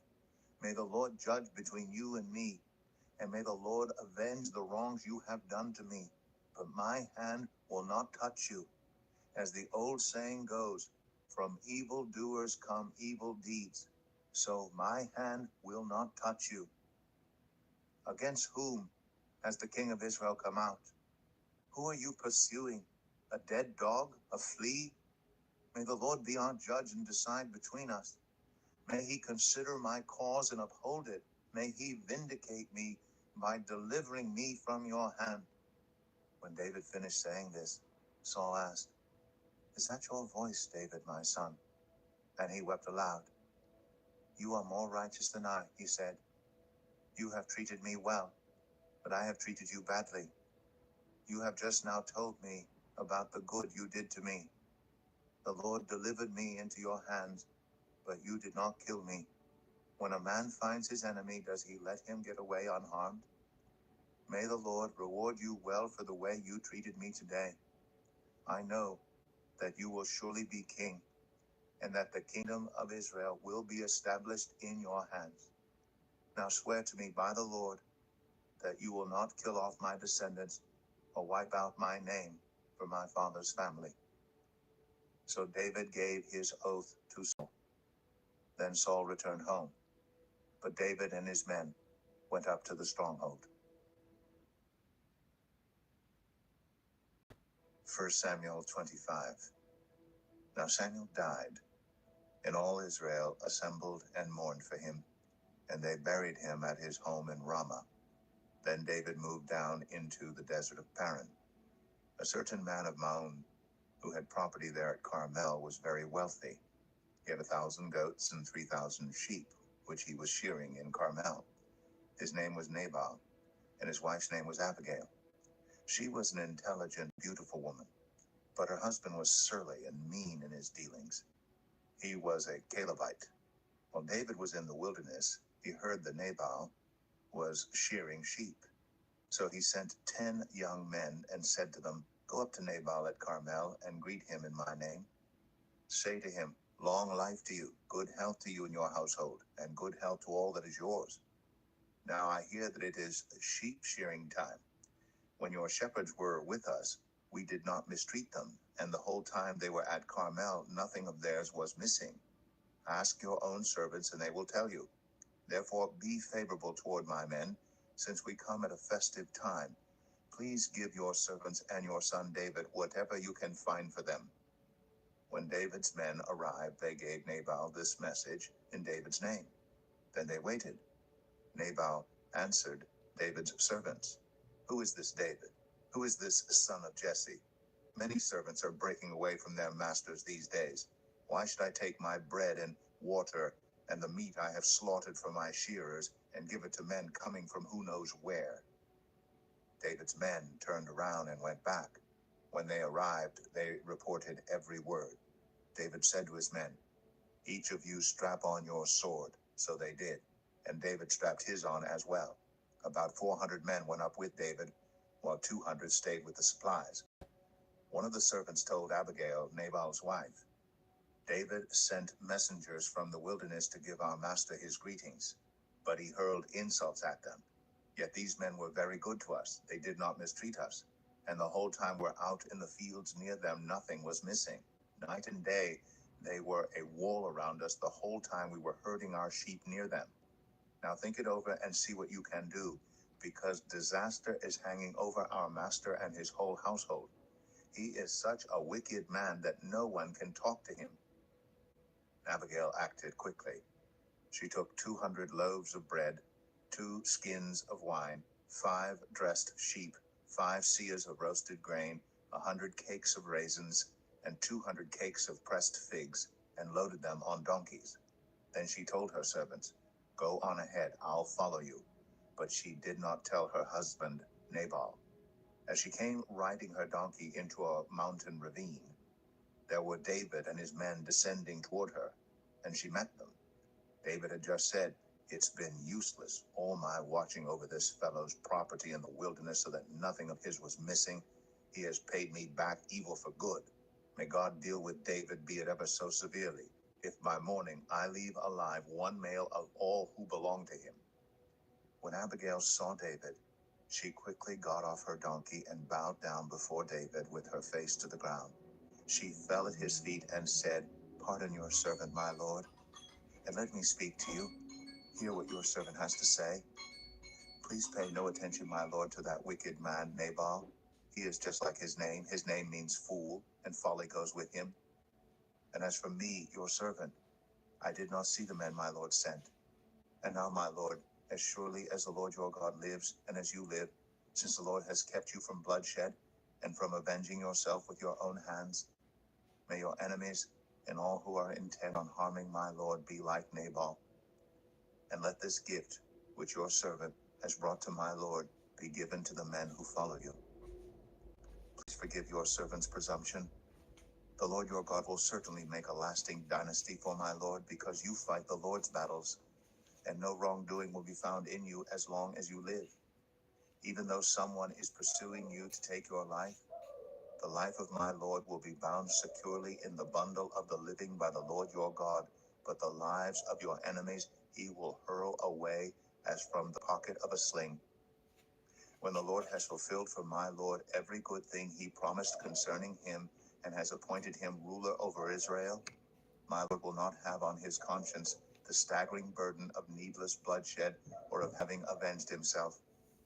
And when the Lord your God has brought my Lord success, remember your servant. David said to Abigail, Praise be to the Lord, the God of Israel, who has sent you today to meet me. May you be blessed for your good judgment, and for keeping me from bloodshed this day, and from avenging myself with my own hands. Otherwise, as surely as the Lord, the God of Israel, lives, who has kept me from harming you, if you had not come quickly to meet me, not one male belonging to Nabal would have been left alive by daybreak. Then David accepted from her hand what she had brought him and said, Go home in peace. I have heard your words and granted your request. When Abigail went to Nabal, he was in the house holding a banquet like that of a king. He was in high spirits and very drunk. So she told him nothing at all until daybreak. Then in the morning, when Nabal was sober, his wife told him all these things, and his heart failed him, and he became like a stone. About 10 days later, the Lord struck Nabal, and he died. When David heard that Nabal was dead, he said, Praise be to the Lord, who has upheld my cause against Nabal for treating me with contempt. He has kept his servant from doing wrong and has brought Nabal's wrongdoing down on his own head. Then David sent word to Abigail, asking her to become his wife. His servants went to Carmel and said to Abigail, David has sent us to you to take you to become his wife. She bowed down with her face to the ground and said, I am your servant, and am ready to serve you and wash the feet of my Lord's servants. Abigail quickly got on a donkey, and attended by her 5 female servants, went with David's messengers and became his wife. David had also married Ahinoam of Jezreel, and they both were his wives. But Saul had given his daughter Michal, David's wife, to Paltiel, son of Laish, who was from Galim. 1 Samuel 26. The Ziphites went to Saul at Gibeah and said, Is not David hiding on the hill of Hachilah, which faces Jeshimon? So Saul went down to the desert of Ziph with his 3,000 select Israelite troops to search there for David. Saul made his camp beside the road on the hill of Hachilah, facing Jeshimon, but David stayed in the wilderness. When he saw that Saul had followed him there, he sent out scouts and learned that Saul had definitely arrived. Then David set out and went to the place where Saul had camped. He saw where Saul and Abner, son of Ner, the commander of the army, had lain down. Saul was lying inside the camp, with the army encamped around him. David then asked Ahimelech the Hittite and Abishai, son of Zeruiah, Joab's brother, Who will go down into the camp with me to Saul? I'll go with you, said Abishai. So David and Abishai went to the army by night, and there was Saul, lying asleep inside the camp with his spear stuck in the ground near his head. Abner and the soldiers were lying around him. Abishai said to David, Today God has delivered your enemy into your hands. Now, let me pin him to the ground with one thrust of the spear. I won't strike him twice. But David said to Abishai, Don't destroy him. Who can lay a hand on the Lord's anointed and be guiltless? As surely as the Lord lives, he said, the Lord himself will strike him, or his time will come and he will die, or he will go into battle and perish. But the Lord forbid that I should lay a hand on the Lord's anointed. Now get the spear and water jug that are near his head, and let's go. So David took the spear and water jug near Saul's head, and they left. No one saw or knew about it, nor did anyone wake up. They were all sleeping because the Lord had put them into a deep sleep. Then David crossed over to the other side and stood on top of the hill some distance away. There was a wide space between them. He called out to the army and to Abner, son of Ner, Aren't you going to answer me, Abner? Abner replied, Who are you who calls to the king? David said, You're a man, aren't you? And who is like you in Israel? Why didn't you guard your lord the king? Someone came to destroy your lord the king. What you have done is not good, As surely as the Lord lives, you and your men must die because you did not guard your master, the Lord's anointed. Look around you. Where are the king's spear and water jug that were near his head?" Saul recognized David's voice and said, "Is that your voice, David, my son?" David replied, "Yes, it is, my lord the king." And he added, "Why is my lord pursuing his servant? What have I done, and what wrong am I guilty of? Now let my lord the king listen to his servant's words. If the Lord has incited you against me, then may he accept an offering. If, however, people have done it, may they be cursed before the Lord. They have driven me today from my share in the Lord's inheritance and have said, 'Go serve other gods.' Now, do not let my blood fall to the ground far from the presence of the Lord. The king of Israel has come out to look for a flea, as one hunts a partridge in the mountains." Then Saul said, "I have sinned. Come back, David, my son, because you considered my life precious today. I will not try to harm you again. Surely I have acted like a fool and have been terribly wrong." "Here is the king's spear," David answered. "Let one of your young men come over and get it."